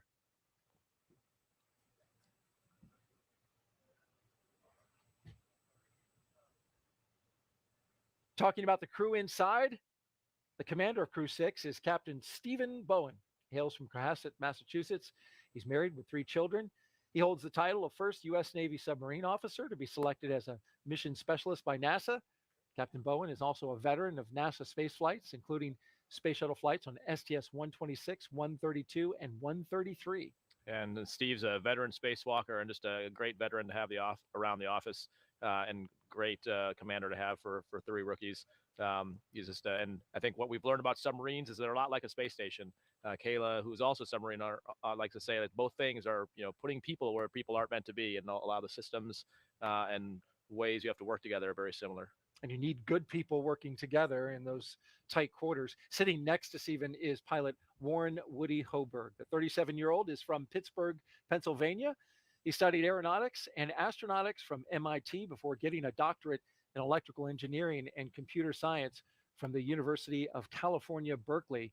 During grad school, Hoburg worked as an EMT with the Yosemite Search and Rescue. I've seen pictures of him on a rope scaling Half Dome. Crew-6 will be Hoburg's first flight since NASA selected him to be an astronaut in 2017. He is one sharp fellow, but also a great guy. Yeah, and also a turtle. So proud to see him going up there as yet another member of our, and super excited. Woody, like you said, just amazingly brilliant, but also just so operationally sound. His time working as basically rescuing people from ridiculous places. Right. I mean, we're not talking run of the mill, like, No. off a ski slope. We're talking like off of rock faces and cliffs and just some, crazy stuff. And doing that and carrying someone else with you who's injured Right. is no joke. High risk rescues, and it's incredible what he's been able to accomplish before becoming an astronaut. In the role of mission specialist is astronaut Sultan Al-Neyadi. Stage 2, RP1 load complete. Okay, we heard the RP1 complete in the stage 2. Stage 1 will continue going all the way down to around T-minus 6 minutes. Back to Sultan. He was chosen by the Mohammed bin Rashid Space Center of the United Arab Emirates to be part of expeditions 68-69. The father of 5 spent most of his life in Al Ain in Abu Dhabi. But in 2020, he traded it all in for astronaut training in Houston at NASA's Johnson Space Center. And this will be his first trip to space. Yeah, and so important to have our UAE partners with us, the first long duration UAE flight. So what a historic moment for UAE and for NASA to be working in partnership with them. Like you heard Hazad mention earlier, Sultan and him had trained together at Roscosmos, now trained together here. And it's cool to see Sultan now going up there on a U.S. commercial rocket to go to the space station. And now we just heard the call. The strong back chill has begun. And you can see the condensing of the outside air, that super chilled liquid oxygen, both chilling the rocket and, of course, the venting of that LOX going out into the air. Our next mission specialist, Andrey Fedyaev. It's also his first trip to space for the second mission specialist. He's a Roscosmos cosmonaut, and he will be working to monitor the spacecraft during the dynamic launch and reentry phases of flight. He will be a flight engineer for Expedition 68. And considering the partnership with cosmonauts riding on Dragons and U.S. astronauts riding on Soyuz, so great to see that continuing. And Andrei, the latest cosmonaut heading up on a Dragon. And happy birthday to him. Yeah. He turns 42. What a way to celebrate. Each of these 4 crew members will be part of the Expedition 68 once they arrive at the International Space Station. At this moment, Raja, what's the crew feeling? I think it's hoping that everything continues. You've trained so long for this. You obviously don't want to get what's called go fever, when meaning you're going to ignore a problem, but you're just kind of just hoping that there's not any problems that pop up at this point. And most of it's honestly out of your control. So, but you have complete trust in the team. This is where, the reason we've trained so long and trained with these actual operators, the same people who are in the loops, is if there are any issues, you can hear it in their voices. You've worked with them, them. Complete confidence in the JSC and MCCX, the Hawthorne teams. And just actually looking forward to actually getting to execute what you've trained so long to do. It makes sense. So much work, so much effort over the years has gone in to get to this point. You want to keep going. Yep. Yeah, and it's and I think right now, just the final, my guess is what they're talking through is, so again, on those displays, they're probably looking forward a few events and talking through those. And so specifically, they are probably talking through the different launch abort phases. So you'll hear, once they actually lift off, you'll hear Stephen calling 1A, 1B, 2A. Those are the different launch abort stages. And what they're probably talking through right now is the timing of that, what things they're looking for on the displays, and just again, sort of rehearsing as much as you can, because once it happens really quick. So you just kind of running through things over and over again. The other thing there. Start of stage 2 lock load. All right. So there's the start of the locks being loaded on stage 2. You heard the call there, so things still progressing well. And so the crew has a timeline of these events. So that's another way they can kind of QC if things are proceeding, maybe if the fuel is taking longer or slower to slow. So they're kind of comparing where they're seeing on the clock versus those calls, and gives them a sense of how things are going. Because there's no immediate direct telemetry in the Dragon capsule that tells you all the subsystems in the F9 rocket. You're relying on the timing and some cues and listening to these calls to know what's going on with the rocket itself. Once it launches, you have telemetry on the F9 engines, the status of the throttling command. So he talked about out at Hawthorne, the max Q event and the throttle down. You can see that, you can feel it. And actually, that was probably what I thought as one of the coolest things about our launch was that we could feel and hear the throttle down before we saw it in the telemetry. So for all the automation and all the coolness of electronics, I thought it was amazing and very awesome that the person could still beat the machine. How about that? But so that's kind of what since they don't have that insight to the F9 rocket, they're relying on the calls and the timing as they are sitting here now, and just making sure everything's on track. Critical communications to the astronauts so they know exactly what's going on, as Raja mentioned. If you're outside and getting ready to watch this launch, you can hear it on the radio. It'll be available on local amateur VHF radio frequency 146.940 megahertz and on the UHF radio frequency 444.925 megahertz FM mode, heard within Brevard County on the Space Coast. So the next thing you should be, as we get closer to 10 minutes, they're going to make sure the launch displays are set up. And the reason they're going to do that is because once the launch happens, you have the ability all the displays are touchscreen, so you can change them and move them, but you don't want to be doing that during launch. And so there's a check in there to make sure you have all the views you want. Generally, what I'm guessing they'll do is they'll scroll on the procedure to where they expect so they don't have to scroll while they're under G's. They'll make sure that the mission specialists have the views that they need. You can see Andrey is actually reaching up there right now. So they'll kind of check to make sure that their line of sight is not obstructed. And that one more check of probably the volume control of their seats, that everyone can hear each other. Maybe give it a few clicks to account for the fact that it's going to get a little louder after launch. All right, let's get another update from SpaceX and check in with Kate Tice. Thanks, Daryl. We are T-minus 13 minutes and 47 seconds from launch. Everything's still looking good for tonight's Falcon 9 launch for Dragon Crew-6. If you've been following along, you know that Falcon 9 began propellant load at T-minus 35 minutes. Loading of the RP-1 fuel on the second stage is complete. That finished around T-minus 20 minutes. Fuel loading on the first stage continues. It's approximately 75% full and will finish around T-minus 6 minutes. Densified liquid oxygen loading is underway on both the first and second stages. They are looking about 80% full on the first stage and just under 10% on the second stage. That will wrap up at T-minus 3 minutes and T-minus 2 minutes respectively. Checkouts of the thrust vector controllers, what we call TVC wiggles, those are coming up. That's basically when we use those thrust vector controllers to slightly move each engine nozzle. That's what allows Falcon 9 to steer itself during ascent. Dragon Mission Director and team reporting no major issues at this time. Communication checkouts are complete. The crew access arm is retracted, as you can see there on your screen. It's nowhere in sight. The crew access arm, the launch escape system is armed, and the crew is strapped into their seats and ready to go to space. Final instructions to the crew will come at T-minus 10 minutes. The crew displays will be configured for launch. That setup gives the crew insight into how the launch is proceeding and provides constant updates on vehicle health. You can see the crew there on the right-hand side of your screen now, looking pretty comfortable. At T-minus 5 minutes, we'll be in terminal count, and Dragon will then transition to internal power. We'll hear continued callouts on the countdown net as we continue to get closer to liftoff. As for the range, They remain green for launch, ready to go. Weather also still looking really good. Winds down to 4 miles per hour coming from the west. Only a 5% chance of violation for the criteria. So continues to look good. I'm sure if it was daylight, it would probably be a cloudless sky for the most part there at Kennedy Space Center.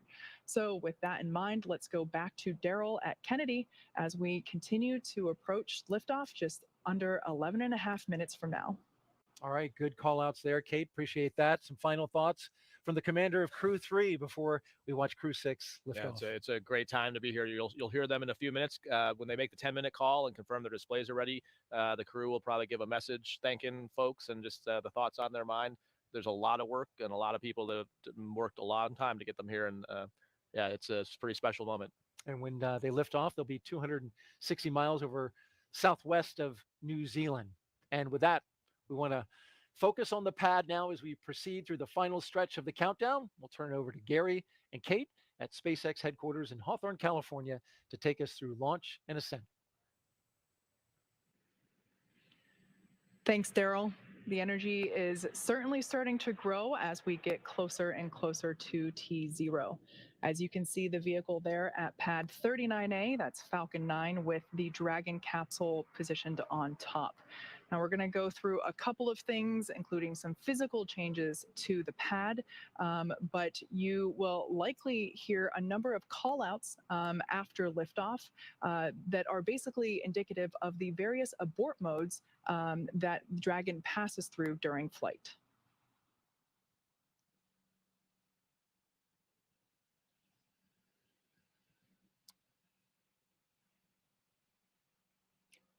Now T-minus 10 minutes. Dragon, SpaceX, confirmed crew displays are configured for launch. SpaceX Dragon crew displays are configured for launch. SpaceX copies. On behalf of our entire team at SpaceX, we are honored to have you aboard Dragon Capsule Endeavour today for its next trip to the International Space Station. We wish you a great mission, good luck, Godspeed, and enjoy the ride. Thank you very much for those kind words. We'd like to thank all the trainers, technicians, engineers, decision makers, and planners who have defined our mission ahead and trained us and given the faith in us to execute that mission. And Crew 6 is ready to launch.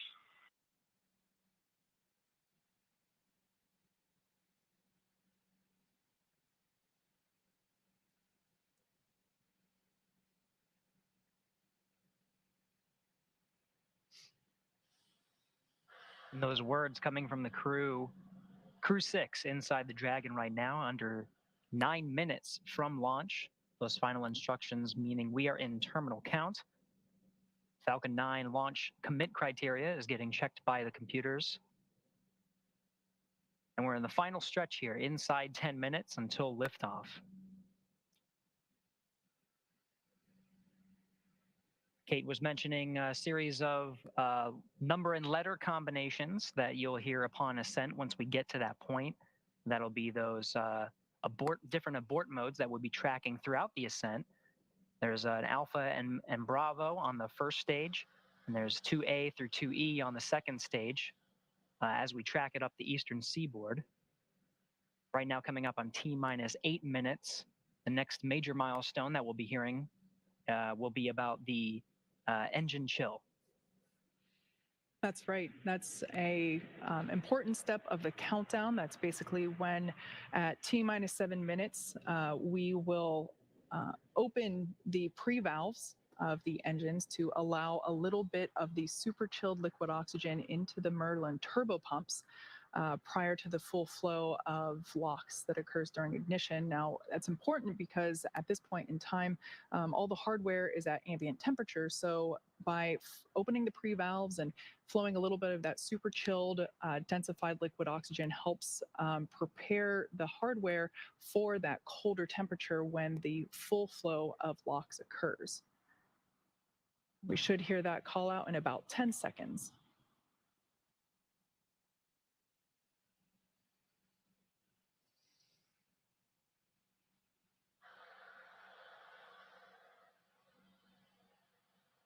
Engine chill. there's that call out indicating that those pre-valves have been opened, and now there's a little bit of that super chilled liquid oxygen flowing through the hardware, basically chilling it out prior to liftoff. That's right. In the meantime, we're tracking fuel on the vehicle. Stage 2 RP1, or the fuel on the second stage, is complete. It's one of the earlier tanks to be completely filled in the countdown. But as we continue to track the fuel loading, the next thing will be the stage 1 RP load. Complete. That's coming up here in about 15 seconds. Later in the countdown, we'll be tracking the tanks of oxidizer being completely filled. That RP1 load is now complete on the first stage. So at this point in time, all RP1 is now on Falcon 9, both for the first and second stages. LOX load continues, wrapping up at about T-minus 3 minutes for first stage and T-minus 2 minutes for the second stage.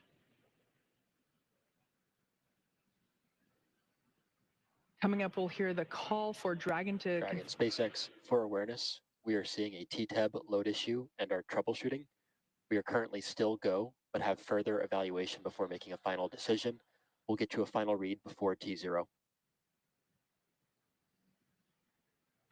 And SpaceX Dragon comes.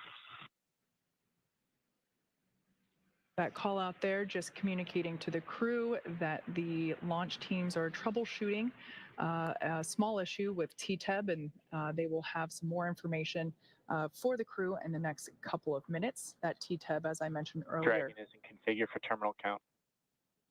And there's that call. Tanks are pressurizing for strong back retract. A lot of information coming through right now, just indicating that that Dragon is now on internal power, and now we are basically preparing to retract the strong back, which is the white structure there to the right of the rocket. We will see the clamps open just under those clamps, just under the Dragon trunk. Those will begin to open, and the strong back will retract away from the vehicle. Yeah, that's right. We'll see those clamps on the top of the structure there, just under the Dragon's trunk, which you can identify by the black solar panels on the left of the base of the capsule itself and to the right. And then the structure itself will lean about 2 degrees, and then it will retract the rest of the way once Dragon actually hits that T0 mark and lifts off. We're seeing those clamps being undone now. The 2-degree lean will be very subtle, and then you'll see it more when we hit that T0 mark.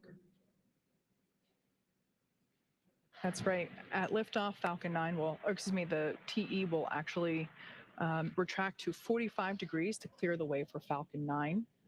That TE is basically what has the umbilicals that attach to the vehicle that provide power, telemetry, and fluids prior to liftoff.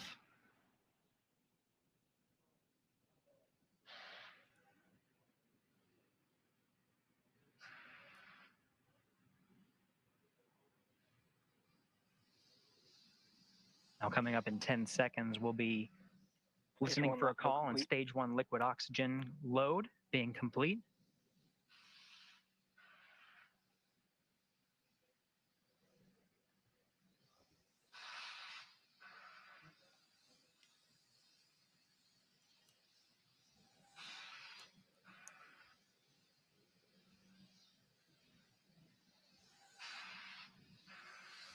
Dragon is in terminal count and on internal power.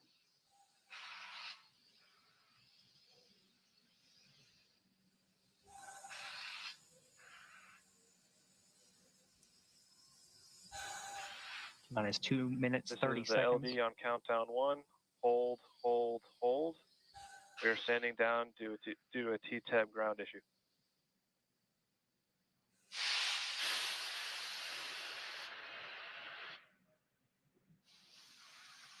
As you just heard, we have. Support has started.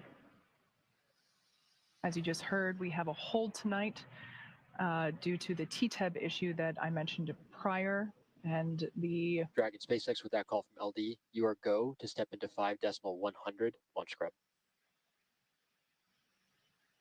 5.100 launch scrub. That's in work.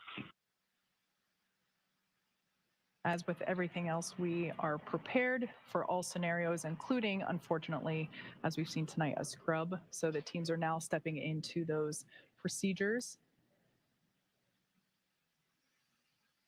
That's right. Again, it was the teams were tracking a ground issue with TTEB. That's the ignition fluid that actually sparks with the oxidizer and allows the engines to fire. The teams were tracking this issue. And so we're in a nominal scrub configuration. We'll start to see sort of a sequence of reversing some of the milestones we've been tracking as part of this countdown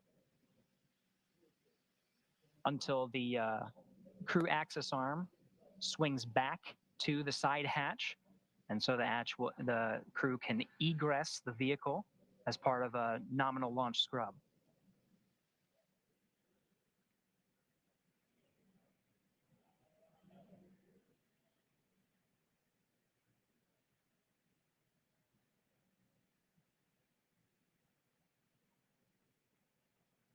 So for those of you just joining at about just under T minus 2.5 minutes, we unfortunately had a scrub due to a TTEB issue with the ground systems.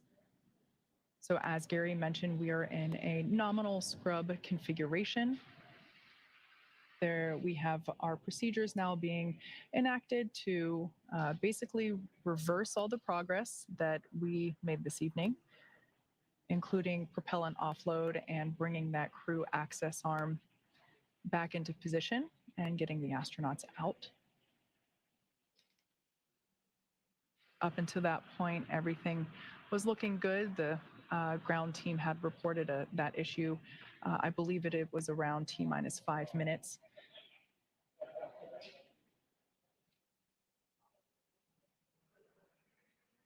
At this point in time, the launch escape system is still armed, with the crew continuing to look comfortable there inside Dragon Endeavour.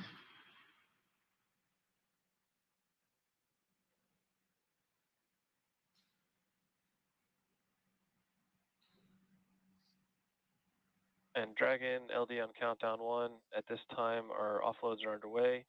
Vehicle is safe and proceeding nominally with offload. Expecting about a 50-minute offload. SpaceX Dragon copy is about a 50-minute offload. We'll be sitting here waiting. Thanks.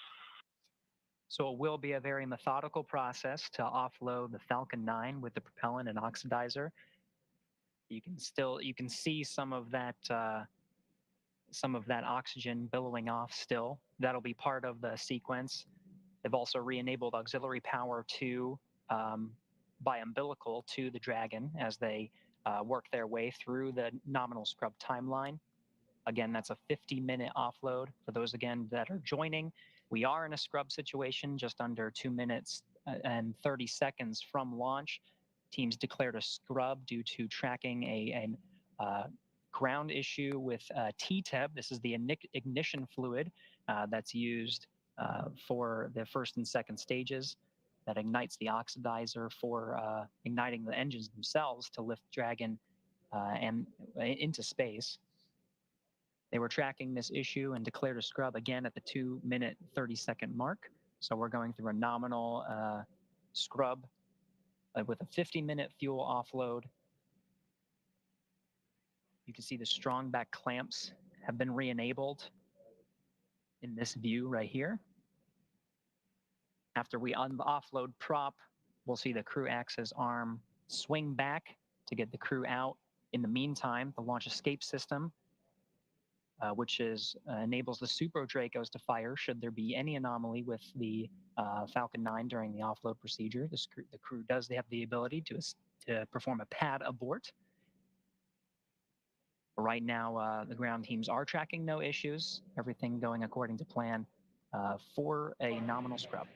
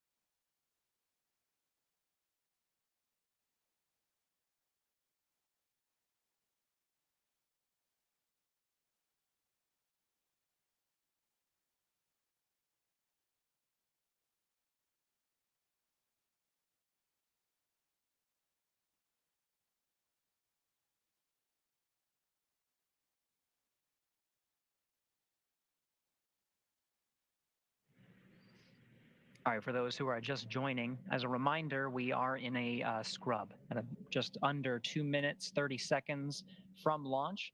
The ground teams declared a scrub as they were tracking a ground issue with the TTEB ignition fluid. And as a precaution, made a scrub for today's launch as we were counting down to T0. Now we're working our way through nominal scrub procedures, which include offloading the fuel and oxidizer that are loaded on the Falcon 9 right now. You can see we made our way through the countdown to a strong back retract that has been put back into place, and the clamps just under the trunk of Dragon are now in their configuration that they were prior to that part of the countdown. And Kate, we're making our way through offloading that Falcon 9. That's right. In total, that prop offload is expected to take 50 minutes, 50. So unfortunately, at this point in time, there's not a whole lot that the crew there can do except patiently wait. I could imagine that they might be a little sad as of because otherwise they would be in space at this point, effectively. But right now, as you can see, they are just sitting back and relaxing as the Falcon 9 teams on the ground continue to keep them updated. As Gary said, this is a nominal scrub procedure or configuration. We have procedures listing out every step of this. So right now we are basically unfueling Falcon 9 from both the first and second stages, as Falcon 9 was nearly fully loaded at the time of the scrub. So as this continues, we will see some puffs of white clouds like you just saw there live as that detanking effectively is underway. We will also see the crew access arm go back into the service position. That will enable the basically the pad team to re-enter the pad, go back up, and help the 4 astronauts that are currently there in the capsule basically unbuckle and get out of the capsule and make their way back down to the ground. And it is going to be a methodical process. Like you said, Kate, through the fueling that began at T-minus 35 minutes, we made our way quite a bit through the timeline, and those tanks were pretty full. So the ground teams estimated a 50-minute offload of that fuel. In the meantime, the Crew-6 astronauts are in a passive state. They'll be tracking the fuel offloading process and listening to the communications from the ground teams, giving them status updates along the way. But we are in a nominal configuration. In the meantime, they've taken the Dragon Falcon 9 off of internal power and re-enabled auxiliary power back into the vehicle as they continue to go through this process. And like you said, Kate, it'll be a little bit, and then we'll see that crew access arm swing back, and they'll re-access the side hatch. If you were following along on our coverage, they walk down the crew access arm and enter the Dragon through that side hatch. They'll be exiting the same way. In the meantime, through this whole process, the crew and the Dragon itself will remain with the LES, the launch escape system, armed. So if in any event something were to happen as part of the offloading process, they'll be able to escape using the Super Draco engines, the 8 Super Dracos that are on the Dragon. It'll be a pad abort over into the Atlantic Ocean. But for now, all the ground teams are tracking that everything is nominal. The fuel offload is going as planned as part of a normal scrub, and we're just continuing to follow along. That's right. And one thing I want to mention, although this is not what we had hoped to happen today, and while we said that this is a nominal abort configuration, technically the crew and the launch teams have already practiced this very similar scenario. On Thursday, February 23rd, the integrated launch operations teams, along with the astronauts, performed a full dry dress rehearsal, which basically means a total dress rehearsal, including suit up, transporting to the pad, going up the elevators in the crew tower, down the crew access arm, and ingressing into the capsule, and basically doing a full rehearsal of launch day as if it were real, but no no propellant involved. So that's why it's called a dry dress rehearsal, because there was no propellant involved.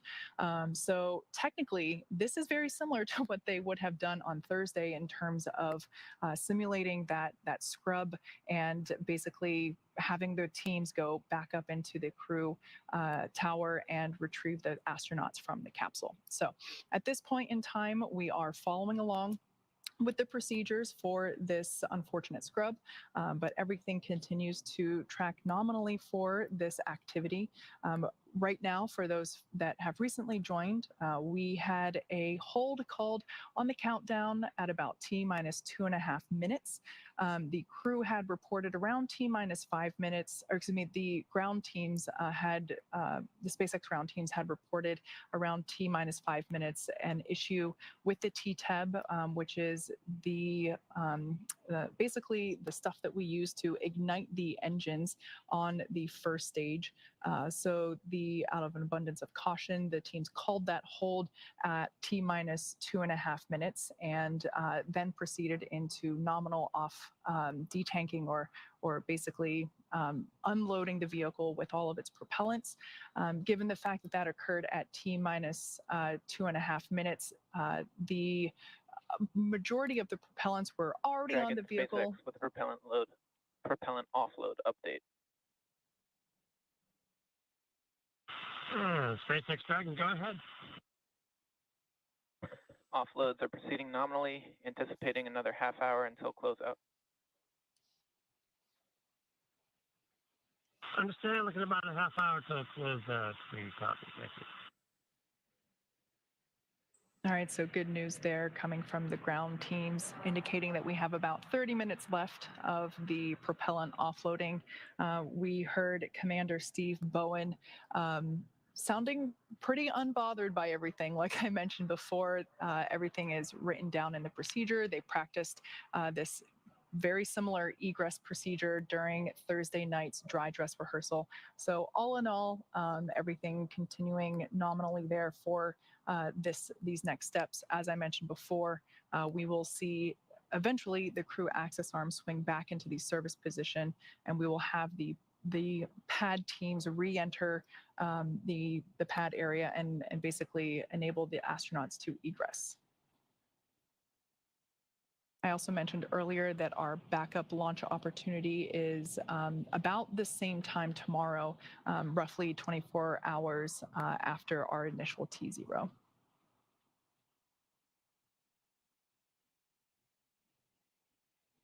Due to the fact that we were launching the crew that you see there on the right-hand side of your screen, they were headed to the International Space Station. As such, that is down to the very second in terms of catching up to the International Space Station when launching from Kennedy Space Center. So when it comes to crew launches, there's only one shot. And so therefore, due to that scrub that was called at T-minus 2.5 minutes, that was our only opportunity to launch today.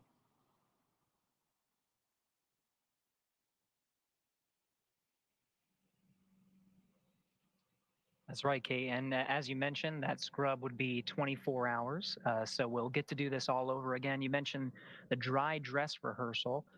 With a nominal offload of the fuel for this particular scrub, this is almost like a wet dress rehearsal, just taking it one step further. As you mentioned, for the dry dress, they did everything that we saw today, driving out to the pad, going up the elevators, and making their way into the vehicle, buckling up. The seats rotated. And they made their way far into the countdown, but before they started fueling the vehicle. Now they fueled the vehicle prior to launch, and again, we're following a scrub that occurred at about 2 minutes and 30 seconds prior to the T0 time, due to tracking a ground issue with the T-TEB ignition fluid that's used on the engines to ignite them and fire the crew into orbit and eventually catching up with the International Space Station. But as they were continuing to look at this issue, decided to declare a scrub for today. That scrub is, again, a nominal scrub. So we'll be going through the scrub procedures, which include the detanking. They seem to be going a little faster than originally predicted. They called out to the crew about 50 minutes. Now we're inside 30 minutes from detanking the Falcon 9. That means the RP-1 refined kerosene and the liquid oxygen, the densified liquid oxygen that's on board, is being brought back into the lines that fuel them. So we'll be emptying those tanks. You can still see some of the oxygen, some of the gaseous oxygen billowing off the Falcon 9 rocket itself. So there is a little bit of fuel in there. You're seeing some of the puffs that are part of the detanking process. In the meantime, just a reminder that that launch escape system is armed through the whole thing just to keep the crew safe. But you see, for the crew themselves, it's a very passive experience, the launch scrub, all of these commands being issued by the teams on the ground. They'll continue to wait until and get status updates from the ground teams. Right now, they are connected by umbilical. We did hear that as part of the normal countdown, the Falcon 9 transferred to internal power, but they re-enabled auxiliary power back into the vehicle. So through the detanking process, we're getting power from the ground and not relying on the batteries inside the vehicles, so we can continue to work through this process. Again, Steve Bowen, Woody Hoburg, Sultan Al-Neyadi, and Andrey Fedyaev on board Crew Dragon Endeavour now, passively waiting for the scrub process, detanking fuel first. This is going to be one of the lengthier processes before the crew access arm swings back and allows the crew to egress or exit the Dragon vehicle and get back on the ground. We'll do the same thing again in about 24 hours. Witnessing the same series of events, suiting up in the suit room before going down and making their way over to the pad via Tesla until they make their way up the launch tower, the elevators over there, and make their way back into the same vehicle.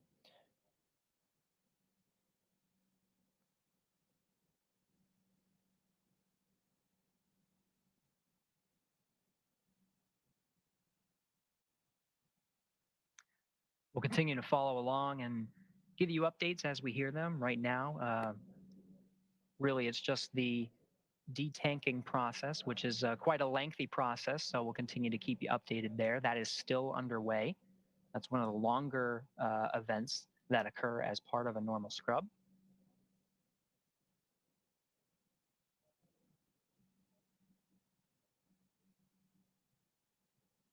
From left to right, Andrey Fedyaev, Woody Hoburg, Steve Bowen, Sultan Al-Neyadi on board Crew Dragon Endeavour now.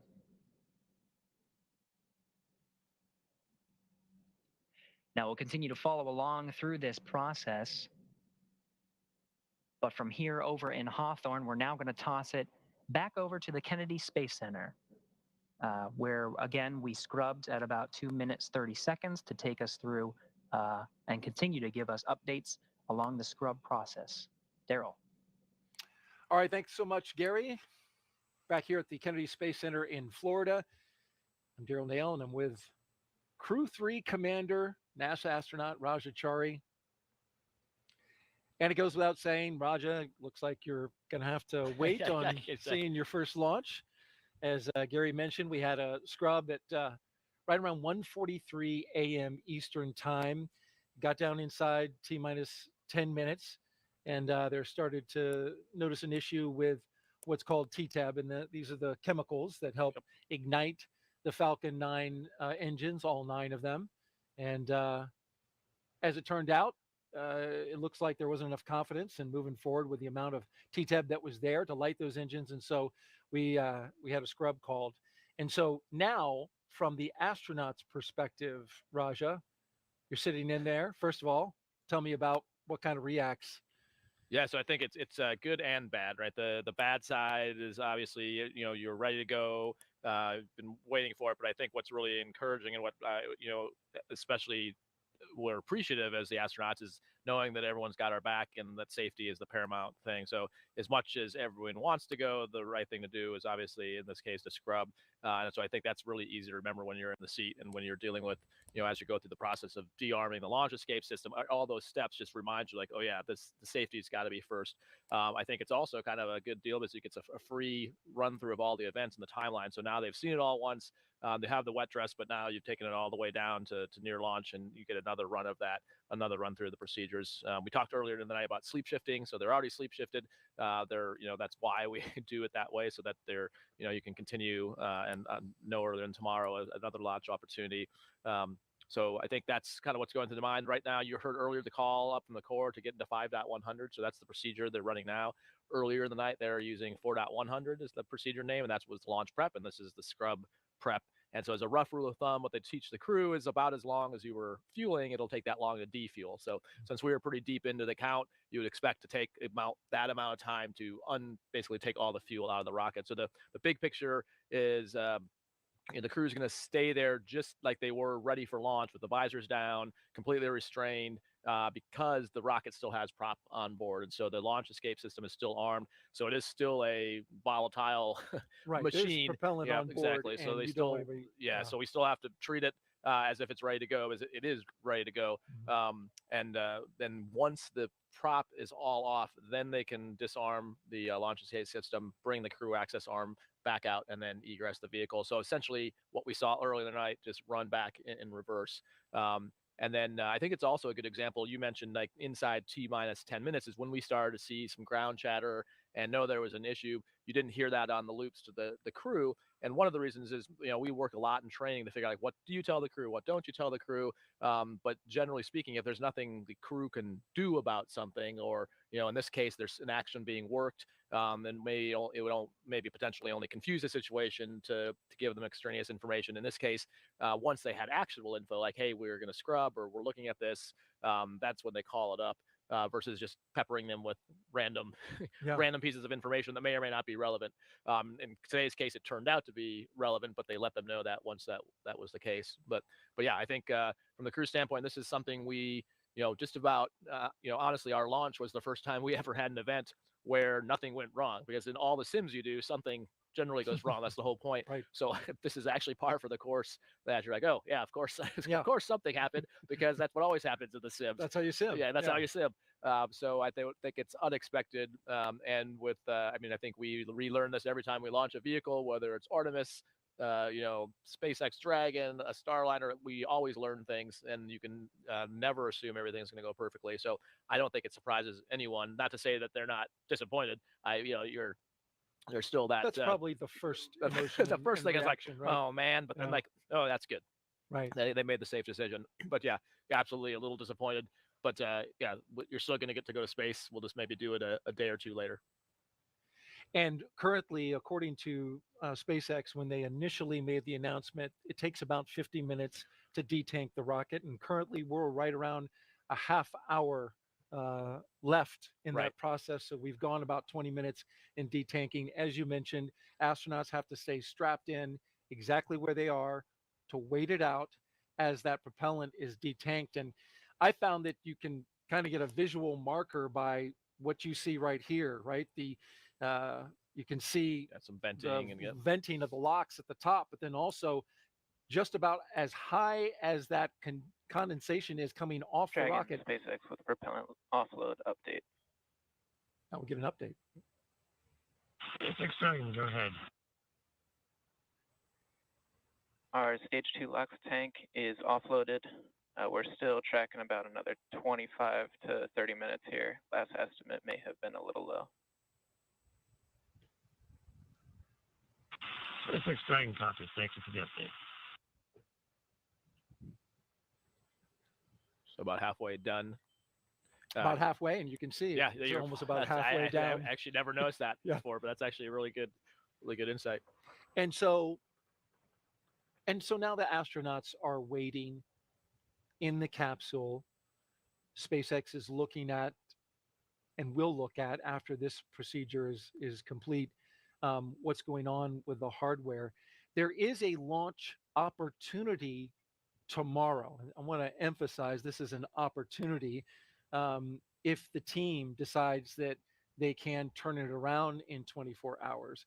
And that would be with a T0 of 1:22 and 29 seconds a.m. Eastern time. Again, tomorrow,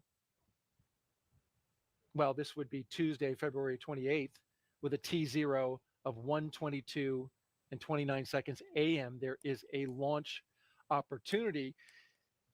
If NASA and SpaceX decide to go forward with that, our coverage on NASA TV would start at 9:45 p.m., both on NASA TV and our streaming platforms. Also, from launch to dock, that transit would be about 33 and a half hours. So if they decide to launch on that day, docking would happen on March 1st at 10:04 Eastern time. There'd be a rendezvous, docking, and welcoming ceremony coverage on NASA TV that would start at 8 a.m. Eastern time. And I say all that, again, with the asterisk that that is a decision that has yet to be made, whether or not they take that launch opportunity.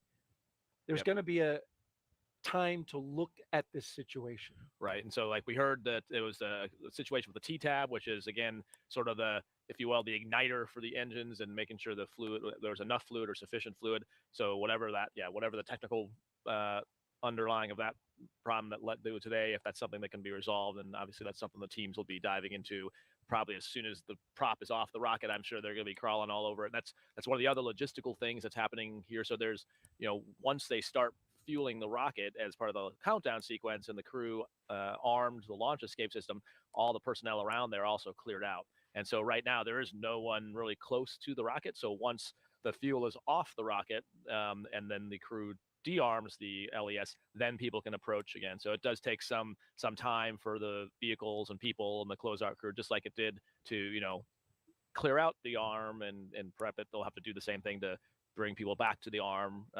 re-prepare it to connect to the capsule.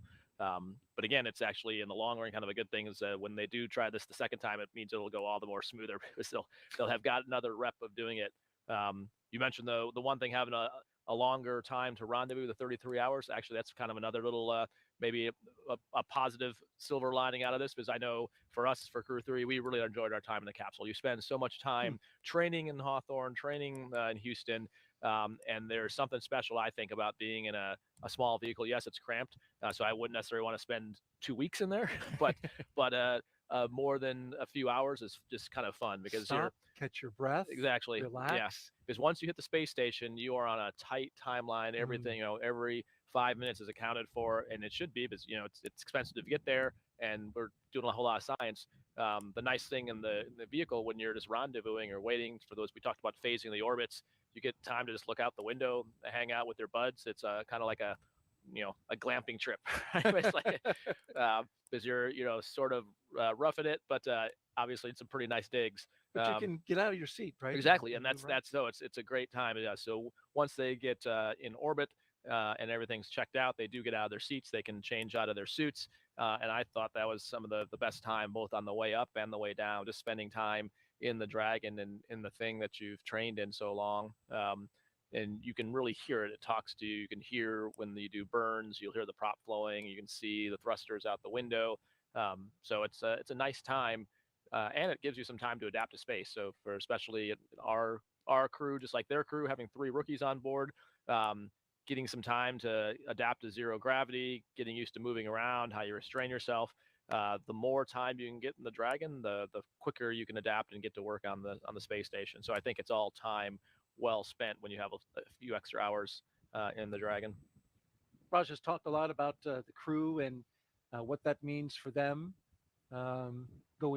potentially going forward.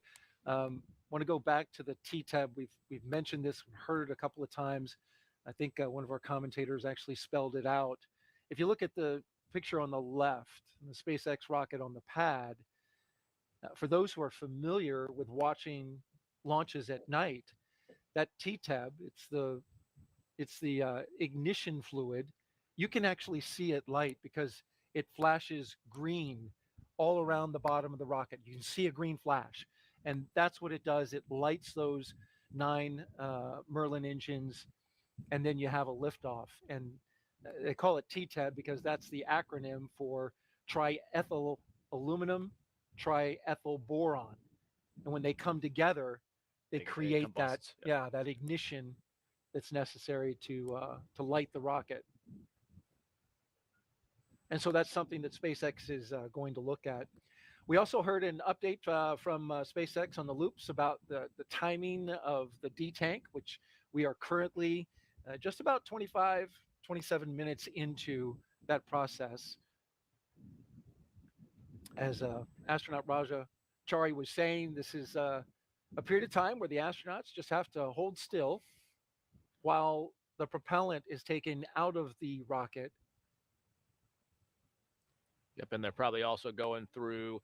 So we're always trying to think what if. That's always what's going through our mind. So right now they're probably thinking through. Well, the LES is still hot, so that was, but we're not planning on going. So if there was a problem, we'd probably hit the emergency ground egress button, wait for the crew arm to swing out at that faster rate. Well, crew arm, sorry. attached, yep, right? So but you would still want to, if you had to get out quickly, do the emergency ground egress. Make sure the LES is disarmed before you get out of your seats. And then egress if you had to, and so there's a few different ways, a few different types of egress if something else went wrong, and so whenever prop is moving, whether it's getting onloaded or offloaded, you're always ready for that. So that LES stays armed through this process? It actually stays armed as long as there's propellant on the rocket. It stays armed because if there was any kind of contingency, you'd want to use that to get off quickly. The other thing that will have to happen eventually is they'll have to rotate the seats back.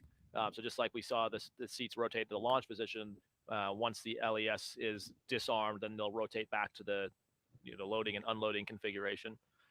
There's also, we didn't talk about it too much, but it's not just people that the Dragon takes up there, it's cargo. And so you can't really see in this view. We saw it earlier in the night when they were first loading up, you got a shot underneath their legs. Yeah, exactly. And so you could see the cargo that's under there, and that the stuff on the left under Andrei's seat is mostly crew related in terms of like survival equipment. You see that red, you can kind of just see the red bag. That's the life raft. And so you saw that video earlier tonight. We talked about the Orion, the porch, and the Orion water training. So a lot of the water recovery equipment is in those pallets underneath Andrei's seat if the crew had to do something on their own for some kind of landing in an unplanned area. And then this stuff that's kind of under Woody and Steve's seats, you can see they look more like metal lockers.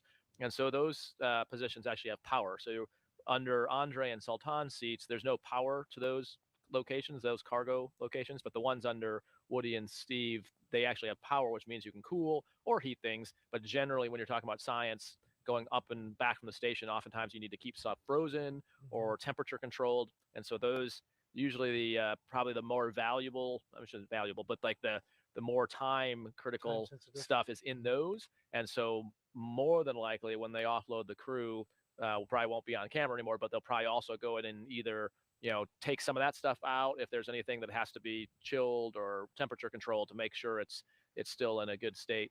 And then when you dock with the station, those are some of the first things that come off to make sure that they get into the right. SpaceX with propellant offload update.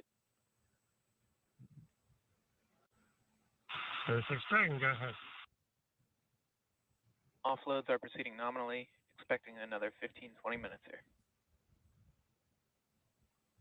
SpaceX Dragon, copy, thank you.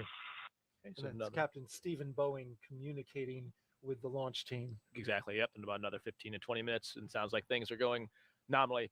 But yeah, so those pallets underneath there, like I said, I'm not exactly sure what's in those particular ones, but it would not be uncommon to pull some of that stuff. They call it like late load cargo that,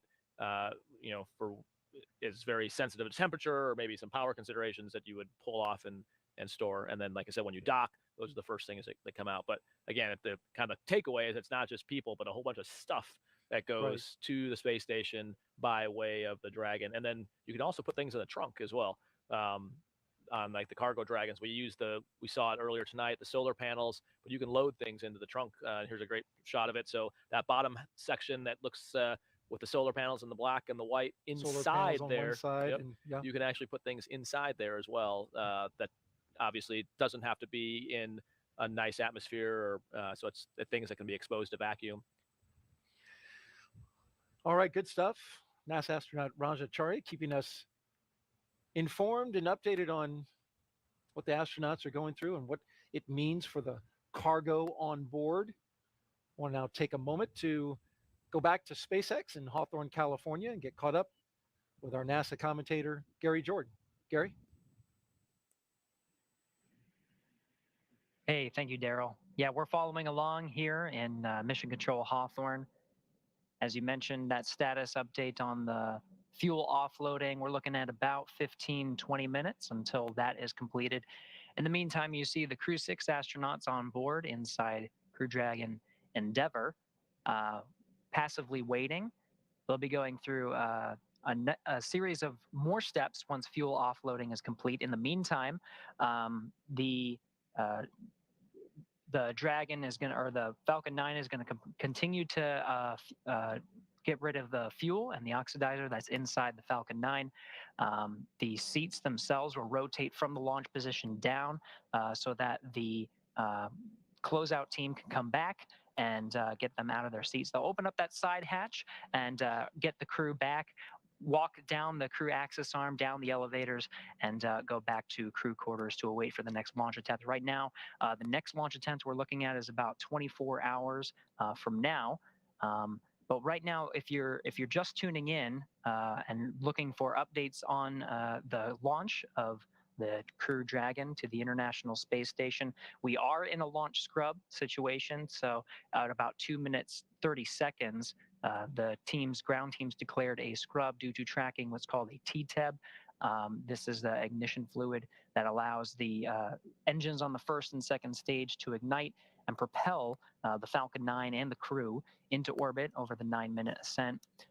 Usually, if you follow our coverage, TTEB, when the second stage ignites at about 3 minutes into the flight of the Falcon 9, there's this green flash that you see from the MVAC engine at the tip, and then the titanium stabilization ring at the end of the expansion nozzle goes away after that TTEB ignition and the second stage ignites. That green flash is the TTEB ignition fluid, and you can actually see it in our launch coverage. But it was that the ground teams were tracking, and so they identified a ground issue and are now going through the stages of a nominal scrub situation. Just regular tank offloading. We were originally looking at about 50 minutes of tank offloading. Now we're about 15, 20 minutes from the latest report of the ground teams. In the meantime, the Crew-6 astronauts are aboard, passively waiting and tracking the fuel offload. And why don't we check in with Kate for more on the scrub situation? Yeah, thanks, Gary. I am following along with the SpaceX ground team's procedures as we are continuing through this nominal scrub. As we heard called out a couple minutes ago, we have about 15 to 20 minutes left of the offload. So that should wrap up between around between 2:30 and 4:30 a.m. Eastern time. So we're coming up to that soon, everything progressing nominally. Looking at the current levels, I'm expecting a call out to occur any minute now, indicating that all RP1 has been detanked from the second stage. So liquid oxygen detanking has already completed from the second stage. So I'm expecting that call out to come any second now, indicating that RP1 has been completely detanked. As for the first stage, also really low levels there. I would say less than 5% remaining locks on the first stage to go, and then probably about 10% fuel left to go there on the first stage. So we're nearly there, but we will hear those progress call-outs on the loops informing the crew. As you can see there on the right-hand side of your screen, they remain comfortable in their seats, visors down, seats rotated back. The launch escape system is still armed at this point, although from that view of the pad on the left-hand side of your screen, it might kind of look like the crew access arm is reaching toward the capsule. It's not. We have not moved that yet into the service position, and we won't do that for a little bit yet. But we still have a number of things that we're going to go through in this nominal offload procedure, as I mentioned before, the crew had a dry dress rehearsal on Thursday night, meaning no propellant involved.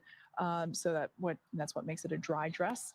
But they have gone through this very similar procedure in terms of the closeout team going back up into the tower, back down the crew access arm, and helping the crew get out of the capsule, including reopening that side hatch. So the astronauts will egress from the capsule the exact same way that they ingressed, just in reverse.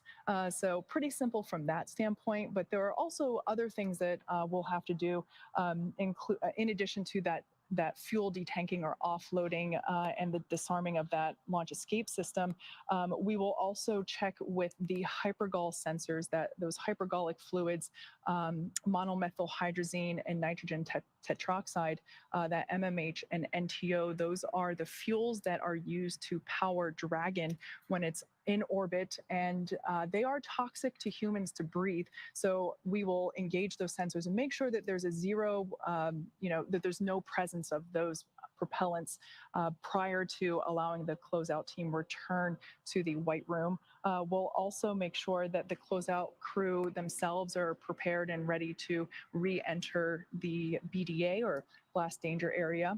So it's basically everything that they did earlier today, but in reverse. And then another thing that we will also do is we will release the range assets. So of course, all of that all of that sea and airspace that we had closed off in preparation for launch. After that launch escape system is disabled, we'll be able to basically release or free up all of those range assets that are still currently locked down, just in case a launch abort, a Dragon abort, a pad abort in this case would be triggered. But as we mentioned before, everything continues to progress nominally with no issues. Dragon SpaceX with a propellant offload update.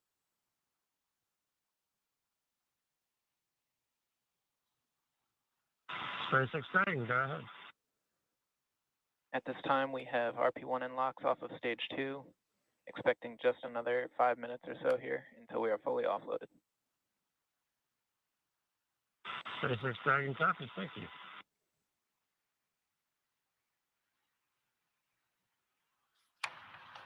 So that was SpaceX core Arthur Burialt, just informing the crew that there's about 5 minutes remaining, as I mentioned before. At this point in time, the second stage is now completely or mostly empty, completely empty of its propellants. The LOX tank on the first stage is nearly empty, and the fuel tank on the first stage has maybe about 5% remaining to be pulled out. So everything continuing nominally with this offload. We heard there Commander Steve Bowen. As I mentioned earlier, he sounds pretty relaxed and cool as an ice cube here, and for good reason. The astronauts train for every possible scenario, this included. As we've mentioned several times before, we have procedures for everything. I am following along with this scrub procedure, and everything continues to go as planned, which is kind of funny to say for an event that we obviously didn't want to happen tonight, but as John Innsbrucker reminded me a little bit ago, the Mercury flight director said back in the early days of the space program, it's better to be on the ground wishing you were flying than to be flying wishing you were on the ground. So this is a good example of the system doing exactly what it was supposed to do. In the case of off-nominal TTEB readings, there was a scrub called at about 2 minutes and 30 seconds prior to liftoff, and that was an issue that the crew had that the ground teams had informed the crew of around T-minus 5 minutes, had indicated that they would need a couple more minutes to troubleshoot the problem, and ultimately called that scrub at T-minus 2 minutes and 30 seconds. So at this point in time, the crew remains in their chairs, Unfortunately, not a whole lot for them to do other than continue to monitor using their crew displays, continue to monitor the progress of the propellant offloading and the overall vehicle health.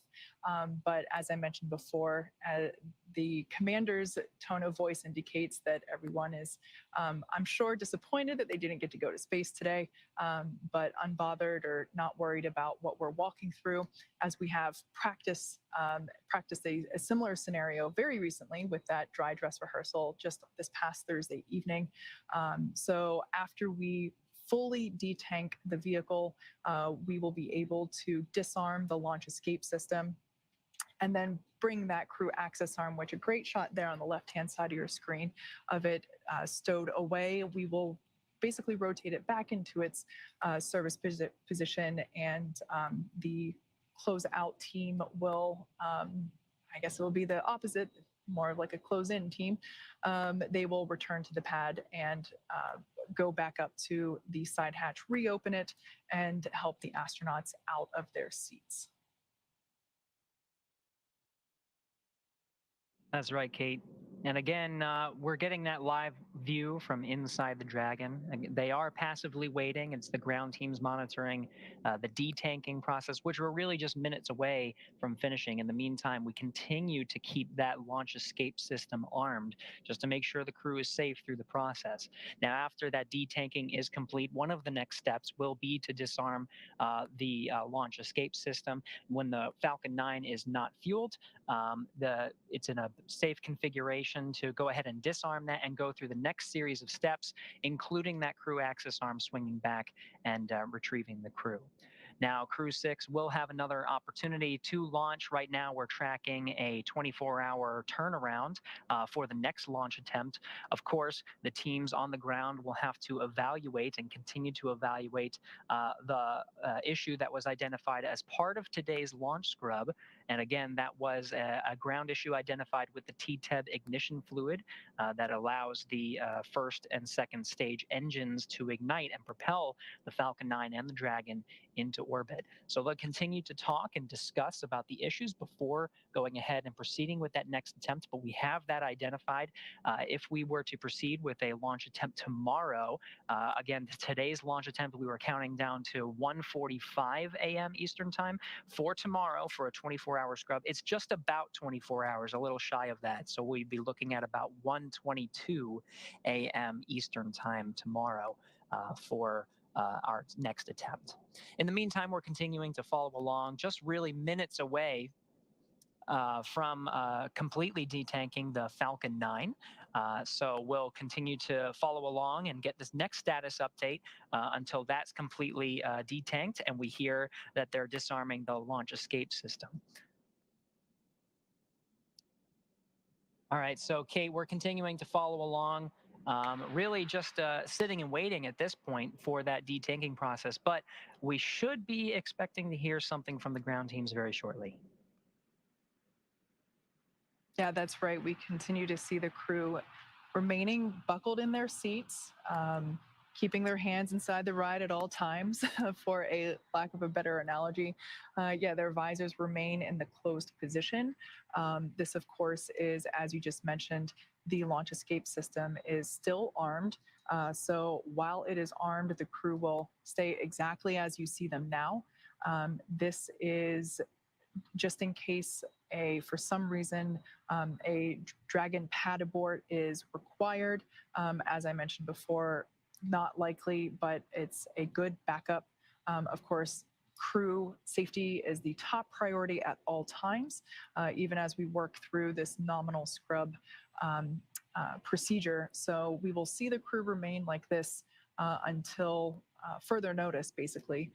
Checking in on vehicle status here, as I mentioned before, the second stage completely empty of all of its propellants. The first stage LOX tank also basically completely empty. I'm seeing a tiny little bit of fuel, that RP1, rocket propellant 1, still coming off of the first stage tank there.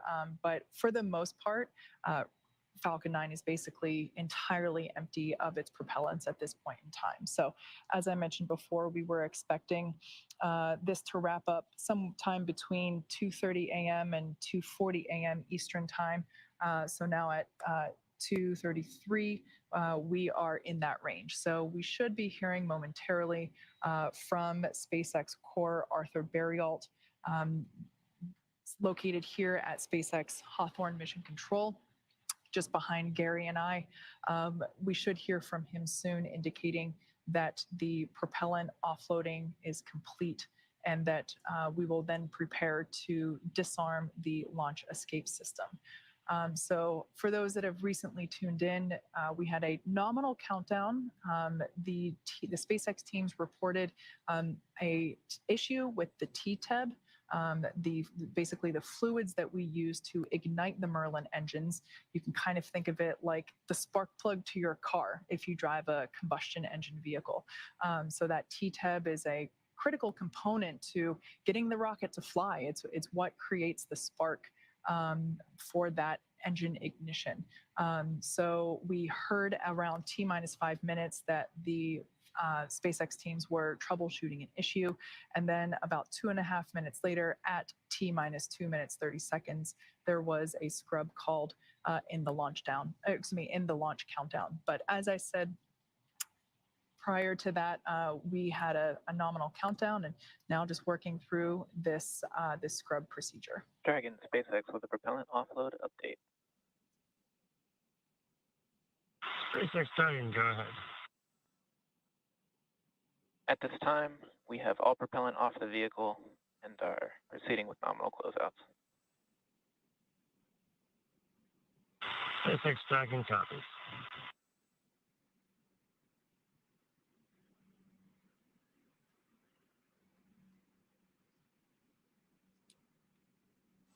All right, so that's an important call. Propellant load, or the propellant offload rather, being complete. So we'll be tracking to see when the launch escape system gets disarmed.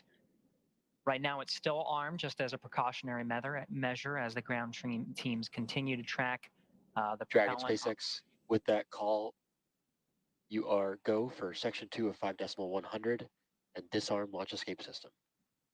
Here we go.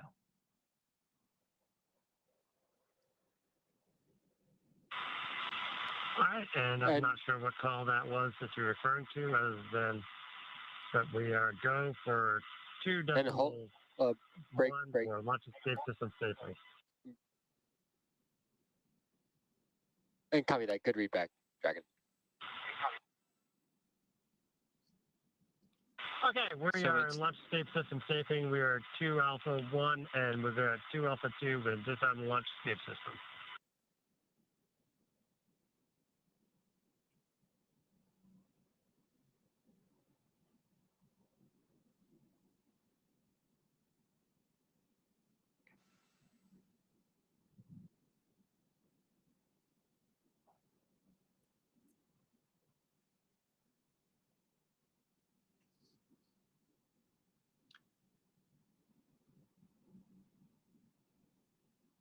So again, if you're just tuning in, the ground teams we're tracking propellant offload. So it'll be the crew themselves inside Crew Dragon Endurance that issues the command to turn off. The launch escape system will wait for confirmation of that command being successfully issued to the Dragon system.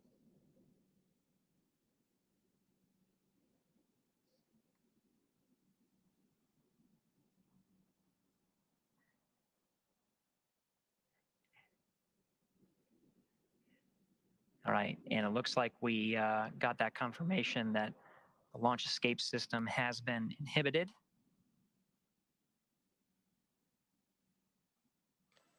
So that confirms the propellant offload and the launch escape system being disarmed. So the crew will work through a series of commands. We're going to go with advisors and proceed to step 3.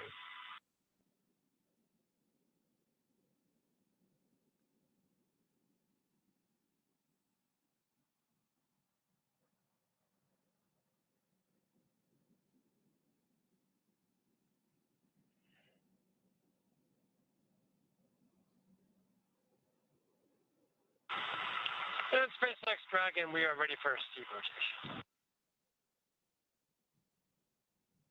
SpaceX copies will report when initiating. Okay, so recap of what happened. We declared a scrub inside 2 minutes 30 seconds. That scrub time was actually 2 minutes 14 seconds. Dragon SpaceX initiating and seat we rotation. scrubbed for the day.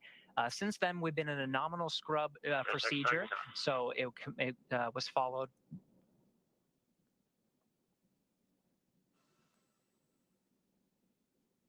So we're continuing to follow along.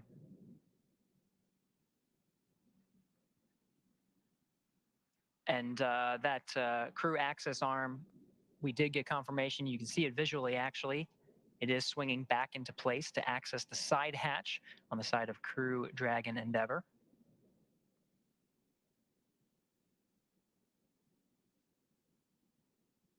So again, the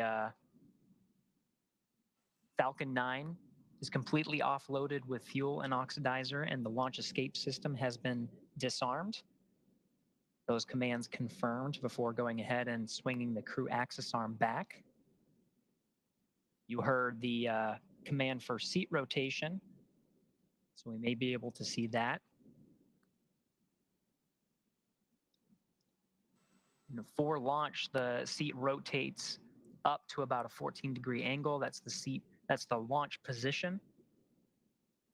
The seat rotation goes down to about a 40-degree angle SpaceX to allow seats are in the upright position. SpaceX Dragon copies.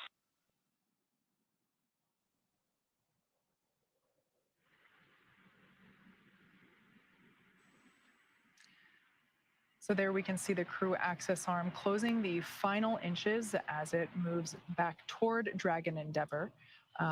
We are now pulling the closeout team to re-enter the BDA, or blast danger area. So as we've mentioned before, they will go back up the tower, back down the crew access arm, reopen that side hatch and help the astronauts egress from the capsule. As we heard called out earlier, the seats are back down in, so they were in the launch position. They've rotated back down into the ingress position. So we can see the crew access arm just closing the final inches up against Dragon Endeavour. At this point in time, we're going to head back over to Kennedy Space Center's Daryl for additional updates. I'm sure that they can see they were able to see that crew access arm move from their seats at the press site. Daryl, how are things over there? Thank you, Kate. And yes, indeed, we could see the crew access arm coming back and making a connection with Dragon Endeavour. And as you see on the screen there, the white room connected back in.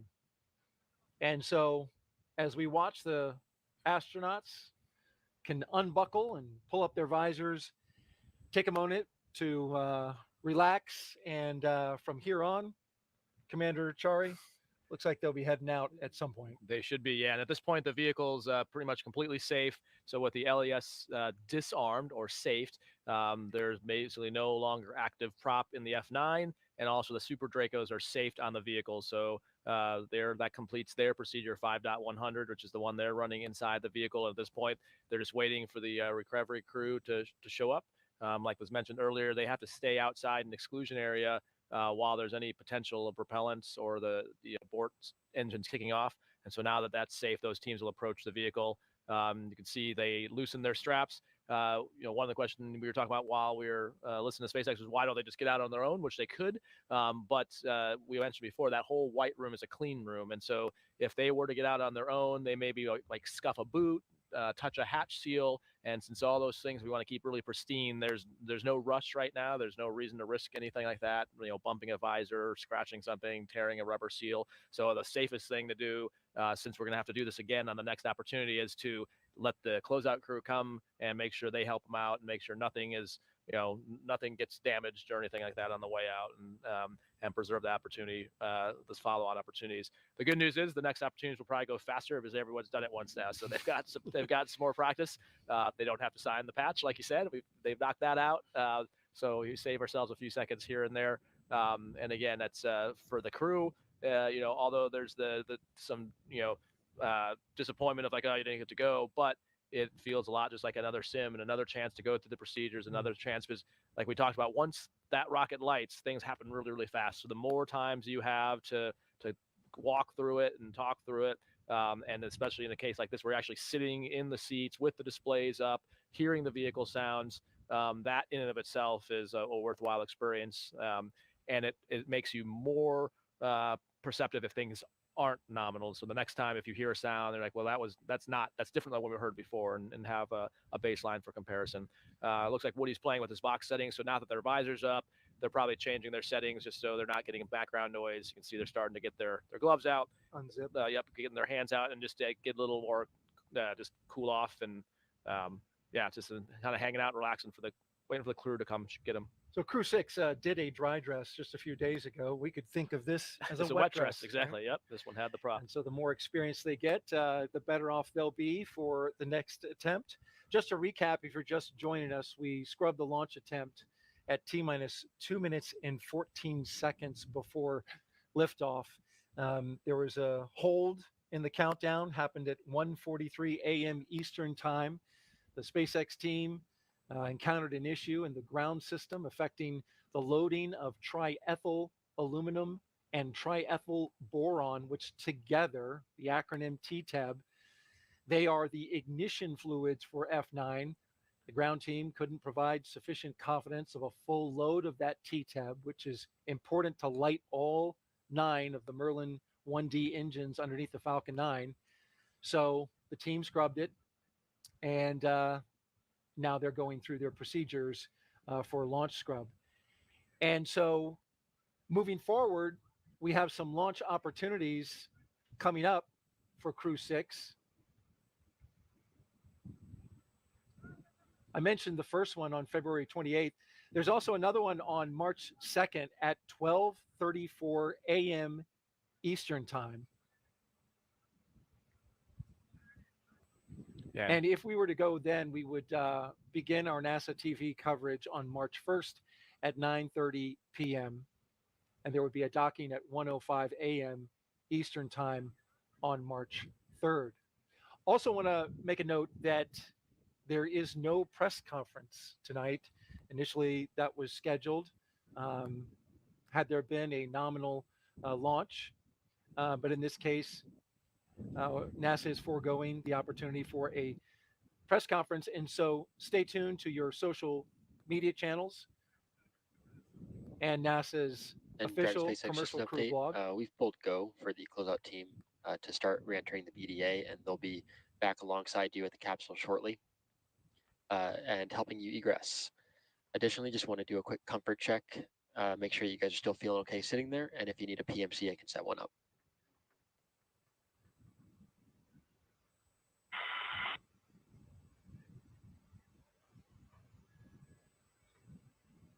And wait for Captain Bowen to respond. And SpaceX Dragon, we're all feeling good, just waiting on the opportunity to get out of the capsule. That's all. All right, SpaceX copies. Yeah, so the call there you heard was that gives the crew some SA that the recovery crew is going to be approaching, because if they do hear bumps or see shadows or silhouettes moving outside the windows, you can't see, you don't have direct line of sight into the room, but you can see maybe some movement or light changes, and that lets you know that's people that's intended versus something off nominal happening. And then a PMC stands for a private medical conference. And as you heard, they're doing fine, just waiting to get out. Yep. And so that's going to do it for our coverage of Crew-6, the first attempt of Crew-6 to launch to the International Space Station aboard a SpaceX Falcon 9 rocket and Dragon Endeavour. Didn't get to do it today. Roger, you're going to have to wait to see your first launch. Yeah. But good things come to those who wait. And so I want to thank you for being here. Oh, really I appreciate it. It was a fun time. I'm sure I'll get to see a launch eventually. So as you mentioned, those follow-on launch opportunities, right now I'm sure the teams are going to be continuing to work through breakfast and lunch to figure out if they can fix the problem and when we'll be ready to go. But we'll go when it's safe and ready to go. So absolutely. NASA's ethos will launch when we're ready. And so that's going to wrap up our coverage for this evening. Thank you for watching Crew-6's launch attempt to the International Space Station. I'm Daryl Nail for Raja Chari and everyone at NASA. Thank you for watching and have a great morning.